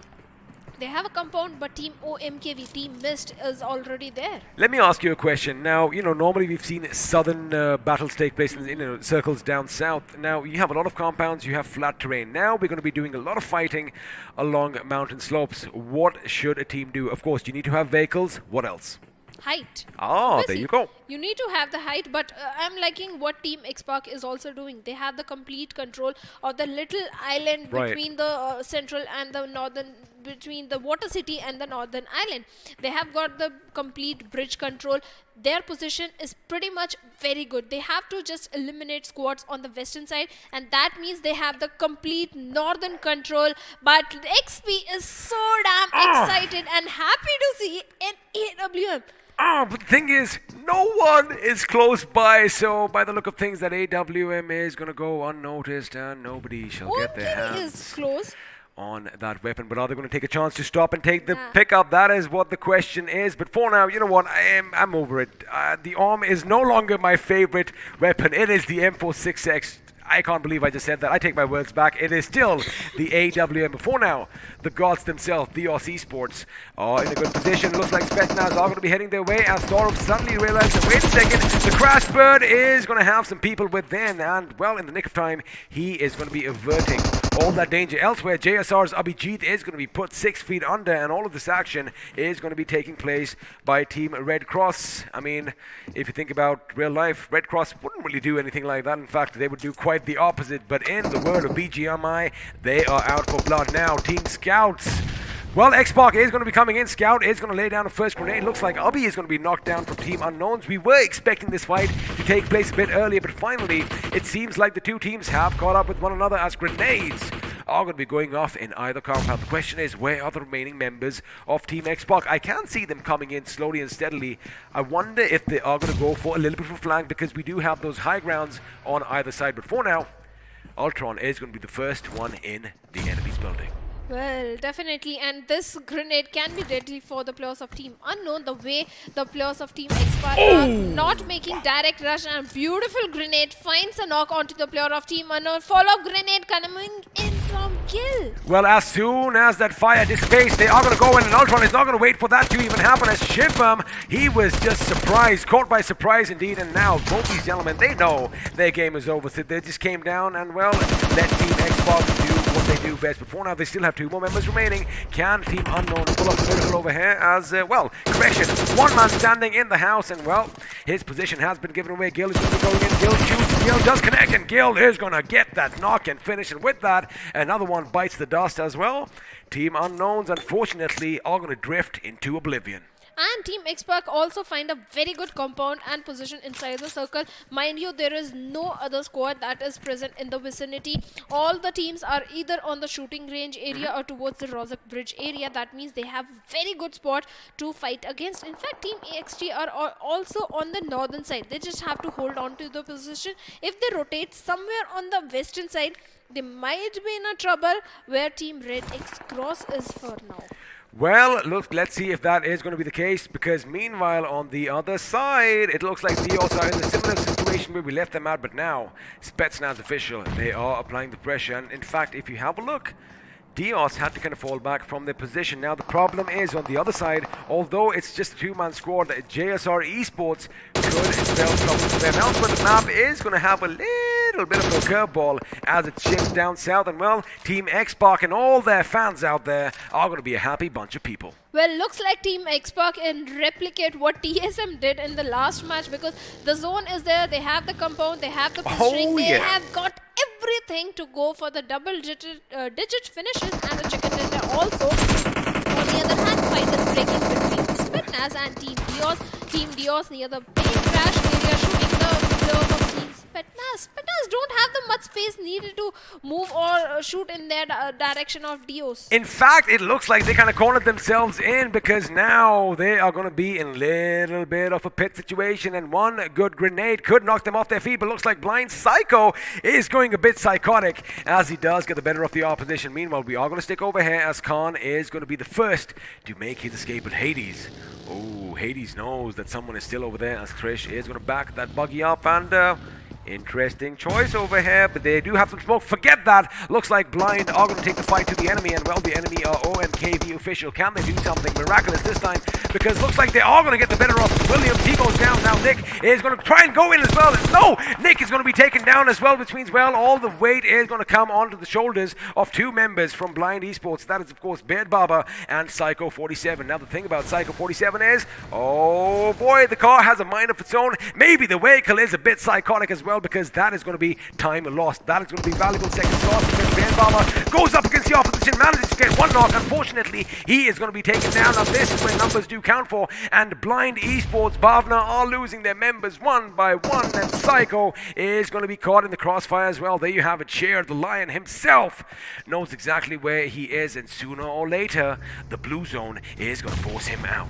Well, the blue zone is going to deal with him, and the players of OMKV do realize that, because they are giving priority to the circle right now. Another fight is breaking between the players of Dios and Team X-Pac. Ultron is already down in his team. Oh my goodness, looks like Spetsnaz, although they were eliminated by Team Red Cross, there's another one lurking behind them, and I wonder if Dios Zeus knows what's happening, because looks like he doesn't. Hades is going to be brought down, and there you have it. The respite is coming in. Team X-Pac are going to be hitting them with everything that they have, and looks like the revive is going to come on in. Now, good move by Ultron here for making sure he did not make a single peek. That is what teamwork is, ladies and gentlemen, as Dios are going to be exiting in the 12th position with 4 finishes to their name, and well, Team Xbox, they are definitely firing on all cylinders. Well, they certainly are. Scout, although having the complete control of that compound area, other players are on the periphery of the circle. They are in a 1v3 split situation, but that is still working for them because they can't afford to lose the control of the compound area. They can't give it away to any other enemy, but Team Mist officials are also in a quite trouble because they are falling down. Two of the players are already down and Team XTR is already shooting on. Great transfer. Great Cross also joins the party, doing third party onto the players of Team Mist official. On the other hand, Blind has been eliminated at 11th position. Well, talking about joining the party, I want to jump at the game as well, but for now, Zeref knows where the enemy is. Can Hunter pull off a miracle here? Because, well, although his buggy is going to be shrouded in some smoke, getting to it could be tricky as grenades are going to be flung in his direction. Elsewhere, you got to keep one thing in mind. Exterminator Esports now, they are going to be without one man. Nope, just as I say that, they do get their fallen comrade back up on their feet, which means once again, they are going to be, for now, a 3-man squad. But the question is, are they going to be back for yet another chicken dinner? We are going to have to wait and find out, as now the zone is going to be shifting further up north. And like you said, Team X Spark are in prime position to rack up heck of a lot of finishes and maybe go for a few more records. But for now, it is going to be Team Red Cross laying down all the damage in Mist official direction. In fact, Red Cross is also in a best position to get as many finish points as possible because the players of Team Mist are quite in the open area. XTR is also not in the best of the best position. In fact, Mist is at the receiving end of the shots. It's a matter of time. Mist is going to fall apart. And XTR. That's it. Yeah, they were in a very bad position. They were in a terrible position indeed, and looks like they aren't going to be back for this chicken dinner. But right now, Otto is going to be making sure that Mist lose yet another member, as Pavan is going to be put 6 feet under now. Otto knows that one of the enemies is coming through. Oh, that was a big mistake. In fact, Zeref, his teammate, gets that knock. Can he finish what his teammate started? And short answer is yes, because, well, Zeref is a one-man army all by himself as he eliminates Mist official out of the 7th position. But now, OMKV, they did have a good outing just moments ago. They are going to come under heavy fire as JSR's man is going to be brought down as well. Team Xbox, again, we mentioned this, 11 finishes to their names already, and all they have to do is hold their heads and keep calm under pressure because, well, a lot of teams are going to be heading their way, and if they play smart here, Shadow, they could rack up a few kills. But for now, I do not like how OMKV are stacked up. They are staggered. They are pretty much just clumped together, and we've seen in the past one good grenade could be devastating. And talking about Team Xbox, you know what? They're like, forget it. We don't want the compound. We are going to go out further and make sure nobody even dares come our way, as JSR are finding out. Now the last man standing, Marty goes around. He shoots, he hits, he connects, and there you have it. Another one bites the dust as, well, Team Xbox have amassed 13 finishes for themselves. In fact, the split is also working. Scout not leaving the compound area. Gil along with Ultron keeping an eye on the periphery. Other player is right at the center area. They have the most of the control of the zone. On the other hand, EZ4 is not in a good position, but OMKV right now is at the receiving end. One of them going for the flank angle with that vehicle, but Sher is deploying grenades in the direction of EZ4. Let's see if he can find a connection. Can he find a knock? No, it was a little ahead. Can he get second time lucky? That is the main question. But Mavi is going for the rotations, and those rotations are going to be very crucial. Well, all this is doing is making sure that Team Xbox know exactly where the enemy is, and now finally the circle is going to shift away from them. Question is, can they survive that onslaught? Because like you mentioned, you know, Scout is going to be a bit far away as Mavi. Oh boy, he is going head on with the enemy. He does have his teammate for backup, which is of course something that you want, as Ultron is going to pick a fight with the enemy himself, and there you have it. Cher, the lion itself, is going to be brought down as they are going to make a little bit of a hasty retreat elsewhere. Now this is where Scout's position comes in handy, because as teams are going to be driving past with his pinpoint accuracy, he might just bring someone down. Team MTGG could be in a world of trouble, but against all odds, they managed to survive the 4-man squad for now. And just as I say that, Gil with the massive left flank is going to be laying down some lead as well. Mavi making sure he batches himself up as EZ4 Screen gets the better of AK from another team, and well, Looks like bodies are going to be dropping sooner or later. Teams are going to be toppling as Easy Scream does what the enemy. In fact, it is going to be a drive-by. No, the drive was taken out, and now Scream was lucky to be on hand. And well, he still is going to make sure his team is in this game as Xbox Ultron comes under fire, and he makes it to safety. Well, he's certainly making it to safety, but a very good coordination coming in from the players of Team X-Park. The way they are split up, yet having the most control and well calculated split, I'll say, and a very tactical split coming in from Mavi especially. But MTGG, they are at the receiving end of the grenades coming in from Red Cross, but it is going to be the players of Team Red Cross that are falling apart. But Scout having the information, all the information onto the players of Team Red Cross, has spotted them down. Is he going to fire the shots? Because they have to move inside the circle also. Well, someone who is firing shots, in fact, rattling off bullets left, right and center is Gil from Team X-Park. As one after the other, he is going to be dwindling the numbers of the opposition, and smokes are going to be deployed, making sure they obscure their vision. Now, Hidden is going to be hidden behind a smoke plume over there, which means he does have a few options. Ultron coming under fire as Alex is going to be taken down instead. Now, Sanju Zord behind the rock, he sees something, he definitely hears something. The question is, where is all that noise coming from? There you have it, visual confirmation coming in. Gil under fire. Oh, a few precise shots could have spelled trouble, but now this is where that grenade could be lobbed, and let's see if Sanju is better at the grenade. Well, it is going to be a little Molotov coming in, definitely making sure that they have to go in for that revive once again, and there you have it. The grenade is going to come on the left as Gil might just get that revive here, Shadow. Well, he is definitely going for the revive. Even Team MTGG, they have the numbers advantage, but they have to be careful of Red Cross also, who are making rotation. Mind you, Scout OP is still in that compound, still outside the circle again. That is going to be that unexpected position that no one is going to be like, wait a second, why is there someone behind him? Have a look at that atop the roof. It is not Santa, it is not the Fiddler, it is going to be Scout OP from Team X-Park, and from that position, oh baby, he could lay down some hurt on the enemies as final 3 teams are still alive.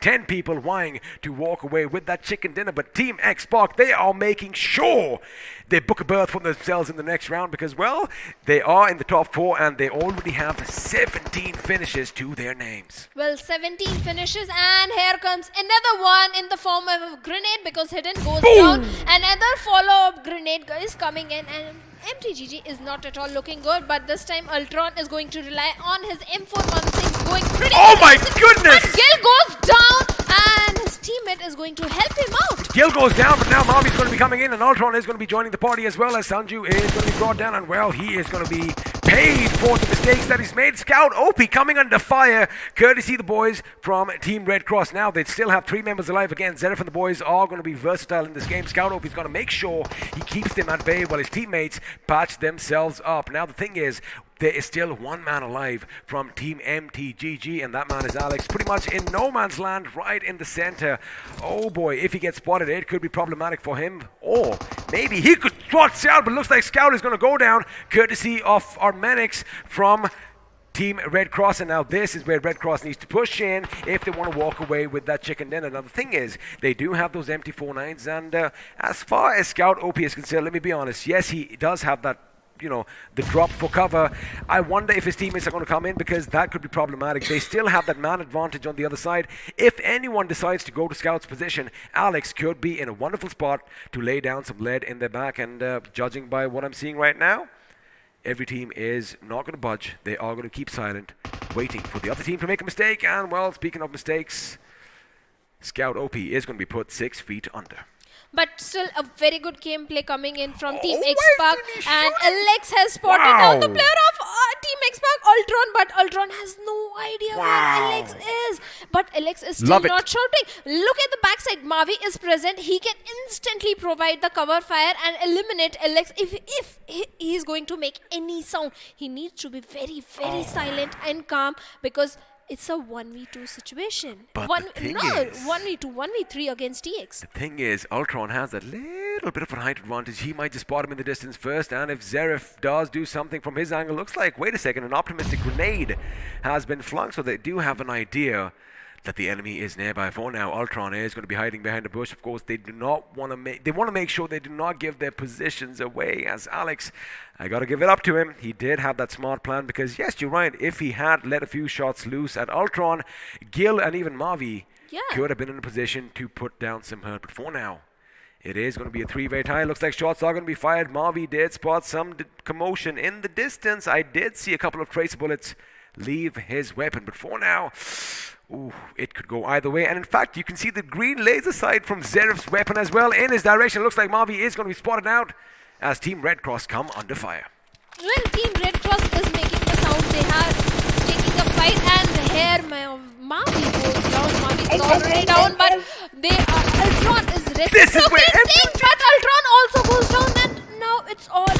Are you kidding me? It's going to be all coming down to this one-man Gil going up against the opposition, and well, when the enemy is hungry, they are going to be coming out on top. We were not expecting this as well. Again, TX, they let it a bit too late, and with Scout going down on the other side, we were thinking, should the three remaining members do something at their end? Well, the answer is yes, but a lovely, lovely game for Team Xbox. I do believe 19, maybe 20 finish points for them, but the winner chicken dinner is going to go Red Cross's way. What an amazing game here, Shadow. Well, amazing gameplay, and in fact, I'll have to say, if you have to learn about coordination, synergy, and rotation, learn something from Team Xbox, what they did in this game. Scout was present in the compound. He made sure no team was coming in the vicinity of the compound area. He was providing all the intel to Ultron and Mavi over there, who were picking most of the fights and winning over there. And Gil was right in the center to provide backup to the Scout or towards the Ultron if needed. You said it. I mean, Ultron, of course, thrives on information, if you catch my drift. So I guess that was the right setup. Again, every single man in Team Xbox had a job, and they did their job to perfection. But kudos to the boys, Zerif and the boys from Team Red Cross, because, again, I wouldn't say they had a quiet game because they have racked up quite a few finishes. But if by any chance you missed any of the action, well, we got you covered with the highlights right about now. Well, things started in Severny between the players of Team Extraction and Team Hydra. Team Hydra initially looked good, but they failed to coordinate or provide cover fire or rotate to help their teammate. That's why they paid the price. Few drive-bys also coming into the picture. Easy4, again, a very good head start. Consistent performance in all three games coming in from Easy4.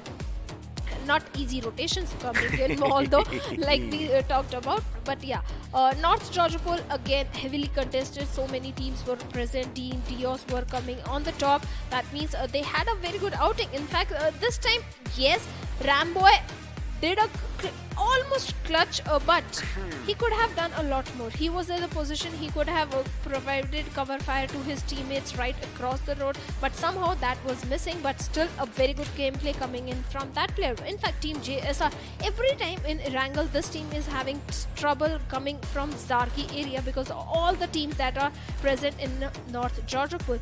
In fact, Team Xbox, this is the moment they got complete control of the squad house.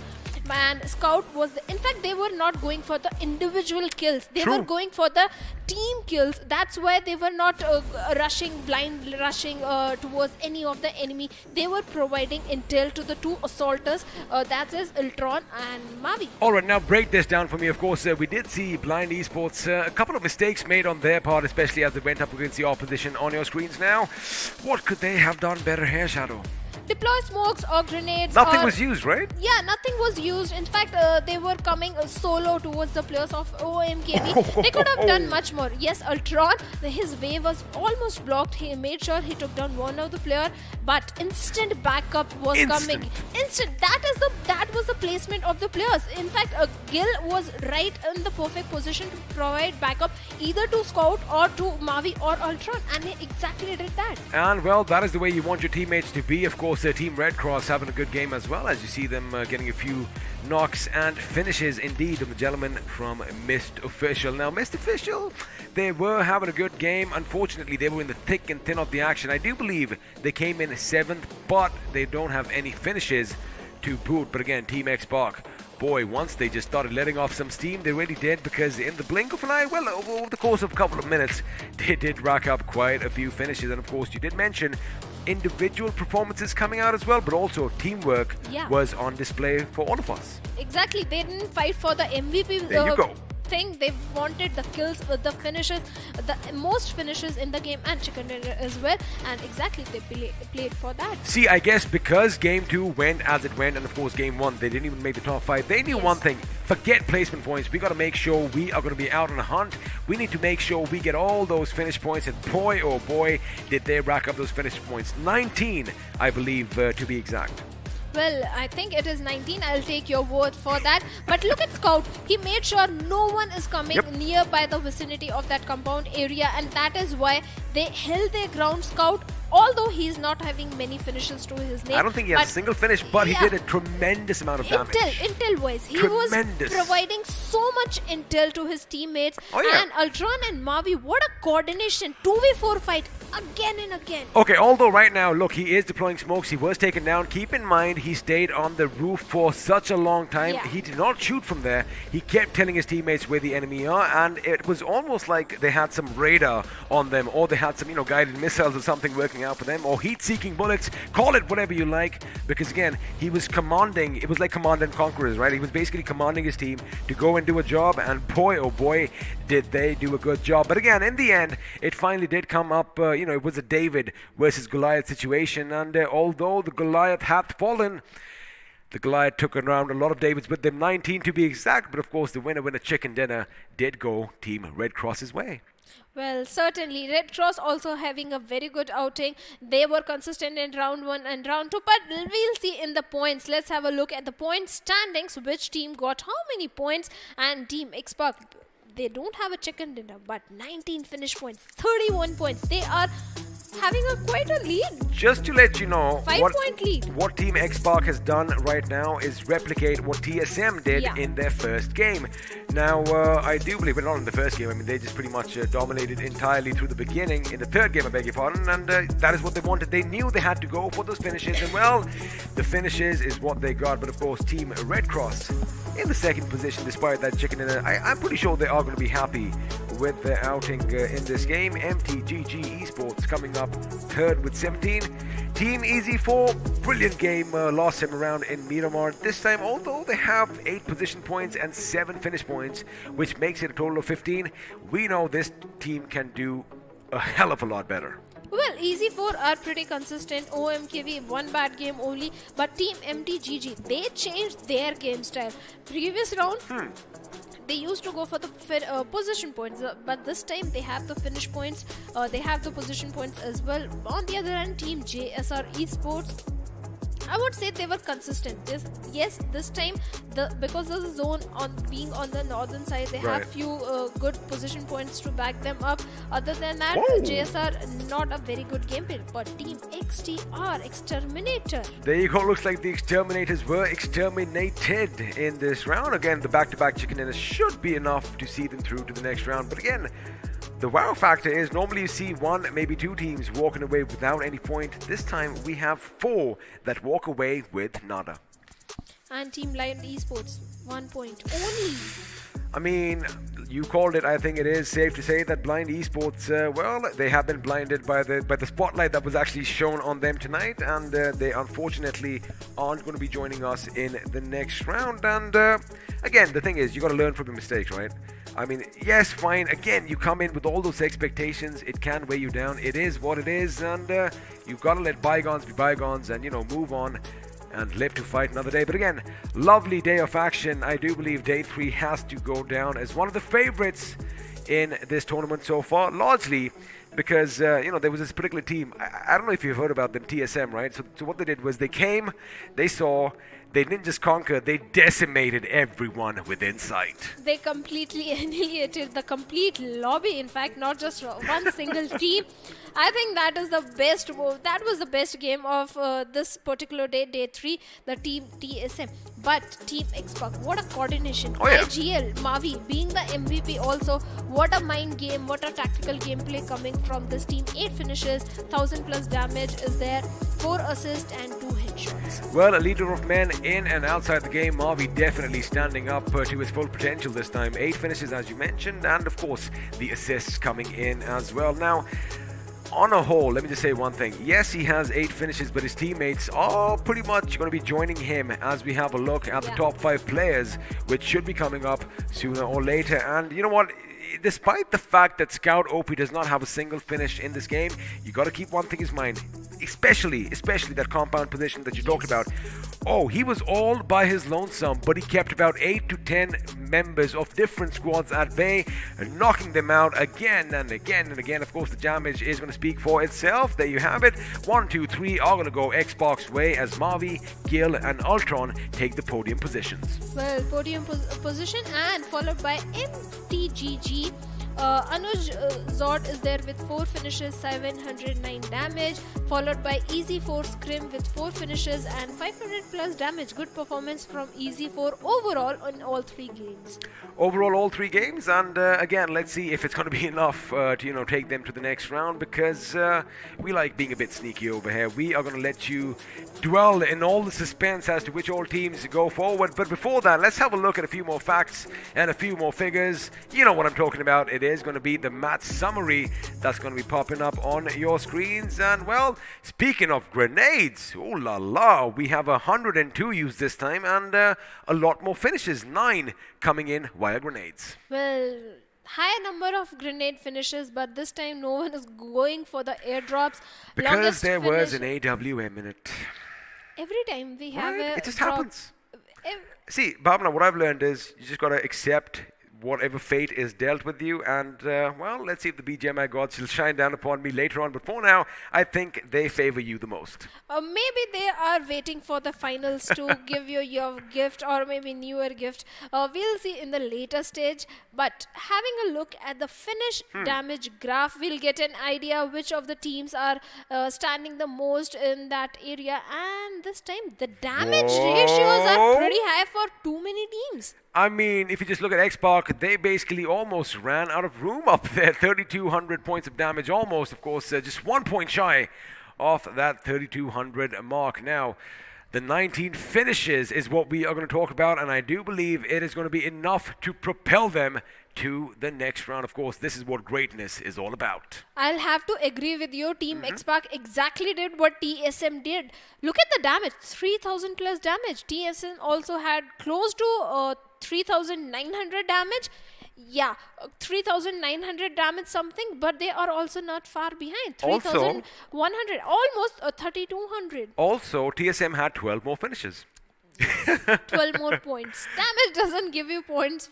I mean, Finishes give you- imagine if you did get, damage points for every 500 damage points, you get a point. Maybe we could see something like that in the future. But for now, this is how the points are going to be distributed. And well, that is all she wrote. Now, although this is an end to the action online over here, we are going to have a few more stats come up for you in regards to the offline matches. Because again, I'm sure a lot of you are waiting with bated breath to see if your favorite team is going to be making it to the next round. But again, before that, lovely game coming in from quite a few teams over here. And, the thing is, only 4 from each group are going to be moving forward. So, over the course of time, we kind of have some of these players, they kind of steal our hearts, right? I mean, they kind of steal our hearts, and we are talking about them. Unfortunately, they don't make it to the next round. But this is what the iQOO Battlegrounds Mobile India series is all about. You get the opportunity, better go and grab it. But again, anything that we're taking away from today, except TSM just wreaking havoc all around.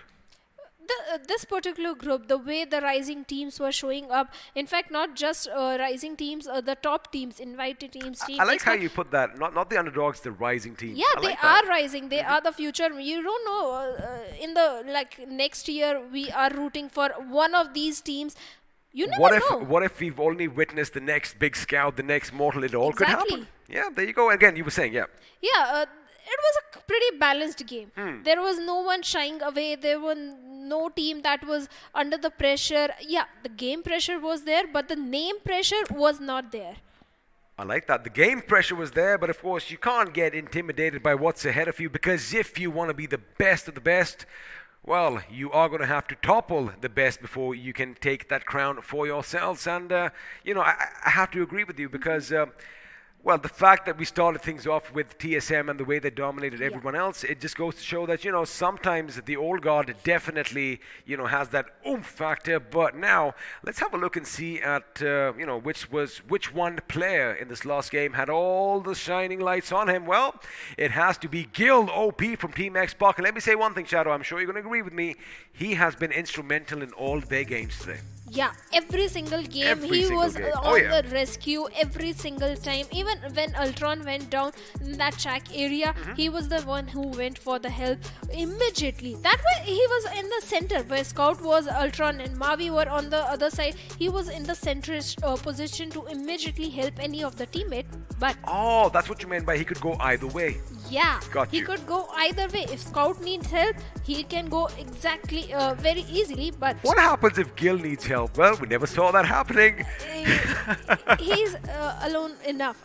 The way he pops grenades, he has got golden hands. with He's a one-man grenades. army, Yeah. and of course he is a Punjabi lad, which makes it just a little bit extra. Now, let's have a look and see which squad we are going to be putting the spotlight on. And of course, when you have an amazing performance like that after a few upside downs, well, Team Xbox are going to have all the lights shining bright upon them. 19 finishes, almost 3,200 points of damage. And 8 assists. That is and ridiculous. Yeah, their stats are ridiculous, almost matching to TSM. But apart from Team Xbox, Team Exterminators had a very good outing. Back-to-back 2 chicken dinners in a lobby where one of the old veterans, Team Xbox, is present. Then you are not even in a fight, they took down the players of Team Xbox also in match number 1. Goes to show that, it doesn't matter about the game. You don't have to care about the names, as you said early on. And even though, they would pop up on your kill feed, if you get intimidated by them in that position, well, what are you doing here in the first place, right? Because you are here to try and make a name for yourselves. But of course, this is the squad that everyone is going to be talking about after TSM, and well, they rightly deserve all this spotlight shining bright on them. And just quickly talking about it, we are going to see maybe just a little bit of a head-to-head come out, because it did seem like they did have a couple of teams that put up some good competition. Well, they were putting good competition, be it Exterminators, be it OMKV, be it Easy4. They were not shying away from any single fight, even if it was with the players of Team Blind or Xbox. The name didn't matter at all. But in the previous lobby, I felt the players were shying away from the fights. Especially the players of Team 7 Mosquitoes. They had a good outing in round 1, round 2, but they were pretty much off today. Well, because TSM was in that lobby, and what can you really do? But now let's have a look and see, as we are going to pit 2 squads against one another just to, see who is going to come out on top. Well, although it was Team Red Cross that did win that chicken dinner, they ended things with 11 finishes again. Nothing to laugh about. That is no small amount, but Xbox, they just outdid them with 19 to their name. In fact, Red Cross were also pretty consistent. They had a good outing. I think 10 finishes in the first Erangel. Match number 2, Miramar, also somewhere close to 10 finishes, if I'm not wrong, if my memory is correct.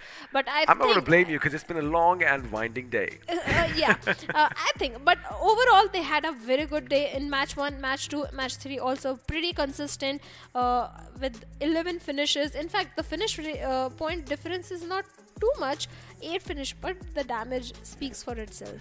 The damage does speak for itself, and well, this just goes to show that what lies ahead in store for all of us. In fact, at this stage, yes, we are over here casting these games, but we are viewers as well. I mean, we get all the information in real time, just as you lot do, sitting back in the comfort of your homes. But oh boy, I want to see Team Xbox go up against TSM so bad. When will that happen, Shadow?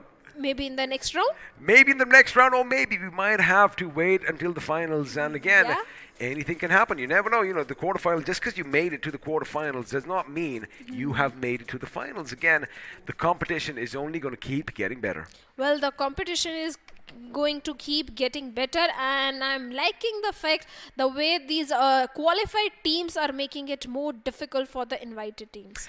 They are indeed. And again, well, you would expect that at round 3, right? Because, yeah, all right, maybe the creme de la creme is going to be coming through in these rounds, but of course that is still going to be shortened and the numbers are going to dwindle as we go to the qualifiers, because let me just remind you, this whole affair started with, well, thousands and thousands of teams registering for the online qualifiers, from which 1,024 teams did come through to the stages. Now, round 3 is almost at an end, and I do believe, how many teams are going to go forward, just remind me?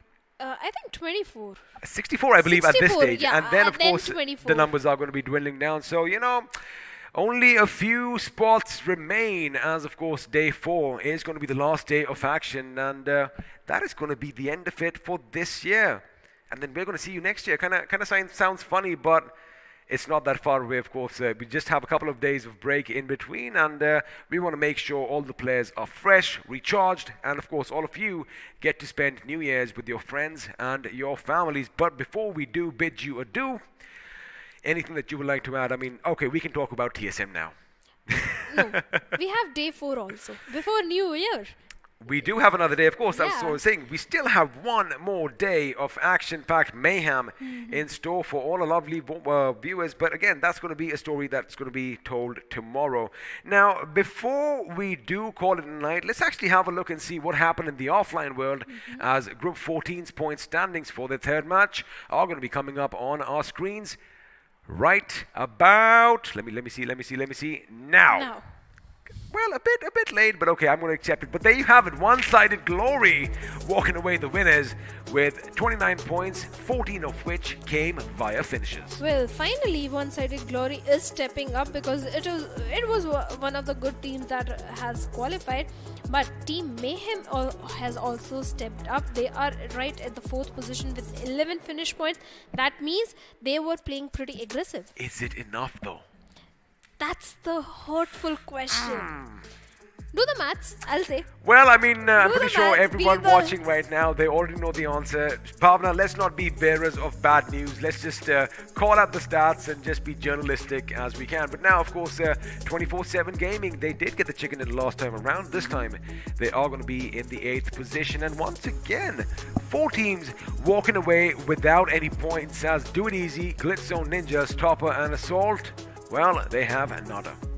In fact, Force One also, they started the day with very good performance, being in the top 4 position, match 2, match 3, continuously at the bottom or on the second page of the leaderboard. I don't think they can qualify. But Section 302, same story. Previous game, they had a good outing, but this time again in the bottom half. See, that's the thing. I mean, at the end of the day, yeah, it is going to be about that little balance that, you and I are just yapping about day in and day out. But it's all about the balance, and, you got to get the placement points. But it's also about the momentum. Like we said earlier, you can't just have good games. Well, you can have good games back to back, as TSM did show. But again, TSM is an entirely different beast, because they have been together for a few months now. Like I said, ever since BGIS took India by storm, you've all known about this particular squad. And when you are a tight-knit unit, it becomes easier to perform, even though you are doing it under immense pressure. That is something that all these new teams, or the rising teams, as you like calling them, can take notes from. Well, exactly, but I don't think they need any notes, because the way Red Cross and XTR played in this particular game, I think they are already prepared for the next round. They are prepared for the next round. Again, before that happens, as we were talking about earlier, this is an opportunity that is literally gifted to all these teams that have made it thus far. iQOO Battlegrounds Mobile India series has been a tremendous, affair over here. And before we do go, let me just remind you of what we're talking about, because, well, this bad boy in my hand has a monster inside. Let's have a look and see what lies beneath it.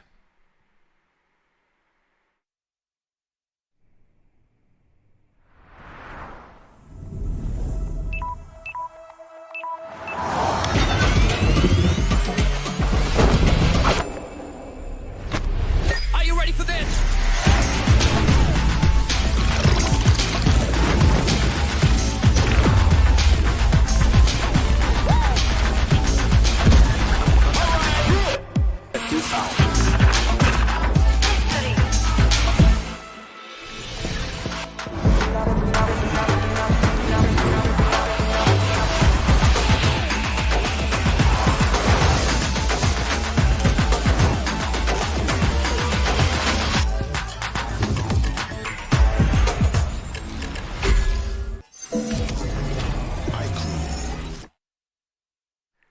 Well, you've seen it time in and time out. You've seen it once more. And again, we are just trying to make sure we imprint on your brains. If you want to be at this stage, as all these players are, you need to have something like this. You need to have this monster inside if you want to make sure all your gaming needs are met. Now, again, we've been talking about this. An amazing day of action unfurled just before our eyes moments ago. And I do believe, Team X-Pac, against all odds, they did kind of leave it just a little bit too late. I'm sure a lot of you out there had their hearts pounding, the adrenaline coursing through the veins. Will they or won't they? Turns out they will make it to the next round. But again, I'm a happy camper. I'm satisfied with all the action that I've seen today. Oh, even I'm happy as long as the invited teams are performing, the qualified teams are performing. I'm happy. It's a balance. That it has to be exactly that way. I don't like a lobby where only one-sided teams are playing either the invited or the qualified teams. That usually doesn't happen. In the invited teams does perform, but yeah, it's always happy for me to see the teams that have been grinding for so long, because I have been seeing the teams grinding day and night, the players changing, looking for the lineups and everything. Then moment they get a chance, they grab it and they perform and they get the spotlight, and it's always what should I say, nostalgic or something, because after doing so much of the tier, I can say tier 2, I think. You can, of course. I mean, let's be blunt. Why hold back? I'm always happy when I see those teams performing really well. Go back to the first day you started casting. I mean, we were unknowns. I mean, we also started at the bottom, and well, now we are here. That is the same situation for all these teams. Exactly. Now, we are just going to stick around for a few moments longer. I wonder if our viewers know that, there is a pretty special interview taking place elsewhere. Let's see if you know what I'm talking about, because you might just want to visit the Hindi section for a little bit, because your boy Scout OP might have a few words to say. But those of you who do want to stick with us, we are going to show you a couple of more stats, a couple of more figures. We might just show you, I'm not promising anything. We might just show you a few overall standings as well, but don't take my word for it. I'm going to build up all that suspense. Don't leave us. We are not going to bore you. Oh, and we don't want to be left alone as well. Yeah. Come on, mate. Of course, now we're just joking around. But, before we do call it a night, anything else that we want to take away from this day of BGMI action? Teams like Blind, they have the experience. They can't crumble under the pressure. That is not acceptable. Talking of teams, you mentioned Blind. Let's put the spotlight again on a couple of more squads, as once again, we are going to shine that light bright. Question is, who are we talking about? Well, it is going to be Team Red Cross. 11 finishes to their name. Well, 11 finishes to their name. Pretty consistent performance in the previous rounds as well. Round 1, round 2, they had a very good outing. But this time also they are, I'm very sure they are qualifying for the next round. But they were also pretty much engaged in the thin and thick of the action. That's why 11 finishes are already there. 5 assists, 2 headshots. Good stats coming in from this particular team. Oh, amazing stats. In fact, this is just, the squad spotlight for the last game. Now, if we were to add up all their finishes, the number would definitely be a lot higher. But it is what it is, and we're going to work with what we are given on our screens. And, sooner or later, again, you got to keep one thing in mind. There is an entire data pool right now, because, we have all the stats, we have all the figures, and talking about players again, although we did kind of bring this up moments ago, a player spotlight is going to be shining on the team IGL again, as Mavi did walk away with 8 finishes to his name. But XP, I would ask you, if you were in the shoes of the qualified teams, what would you do? Well, I mean, thank you for putting me in that position. That was once upon a time, a long time ago, when I had my, professional gaming days. I've left them far behind. But, you got to understand one thing. For the newer teams, the mental pressure to perform on the big stage is tremendous. I mean, I remember my first time when I did go, and I saw the big stage, I saw the grand stage set up, I saw all the different seating locations, I saw the audience, I saw the bright lights. Now, one thing that is going to work for them in their favor, we don't have the audiences teams yet. We might have that next year. We don't have the bright lights yet, although as I look up, I am kind of blinded. But again, for the players, they are still playing either in the comfort of their homes, and since there are new teams, boot camps must be springing up all over the place as well. So they do have that little comfort factor coming in. But I get it, the adrenaline. It's just you finally made it, but then that's just the beginning of your journey. So you are basically constantly just pressurizing yourself, because if you want to succeed, you do have to have that little giddy feeling before anything you do, because that only goes to show that you actually care about what the outcome is going to be. Well, exactly, and you have to care about the outcome because you have to qualify for the next rounds as well. And like you mentioned, keep your calm head. But any advice for the teams that are qualifying for the next round? How should they prepare? You've made it to the next round, right? There you go. Half the battle is already done with. Half the battle is already done and dusted with. Now, the thing is, the competition, like we mentioned earlier, is only going to keep on increasing. I mean, if you thought this was easy or if you thought this was tough, oh, brother, you better watch out, because it is going to get a lot more tougher in the next few rounds. And if, suppose you make it to the next run after that, again, that means you're doing something right. Keep that in mind. Yes, you might have some good days. Yes, you might have some bad days. But again, you've made it this far. Make it count for something. But again, I mean, I was just looking at you. We just had a little bit of a moment over here. But, that's what it's all about. You've got to make everything count. But again, keep one thing in mind.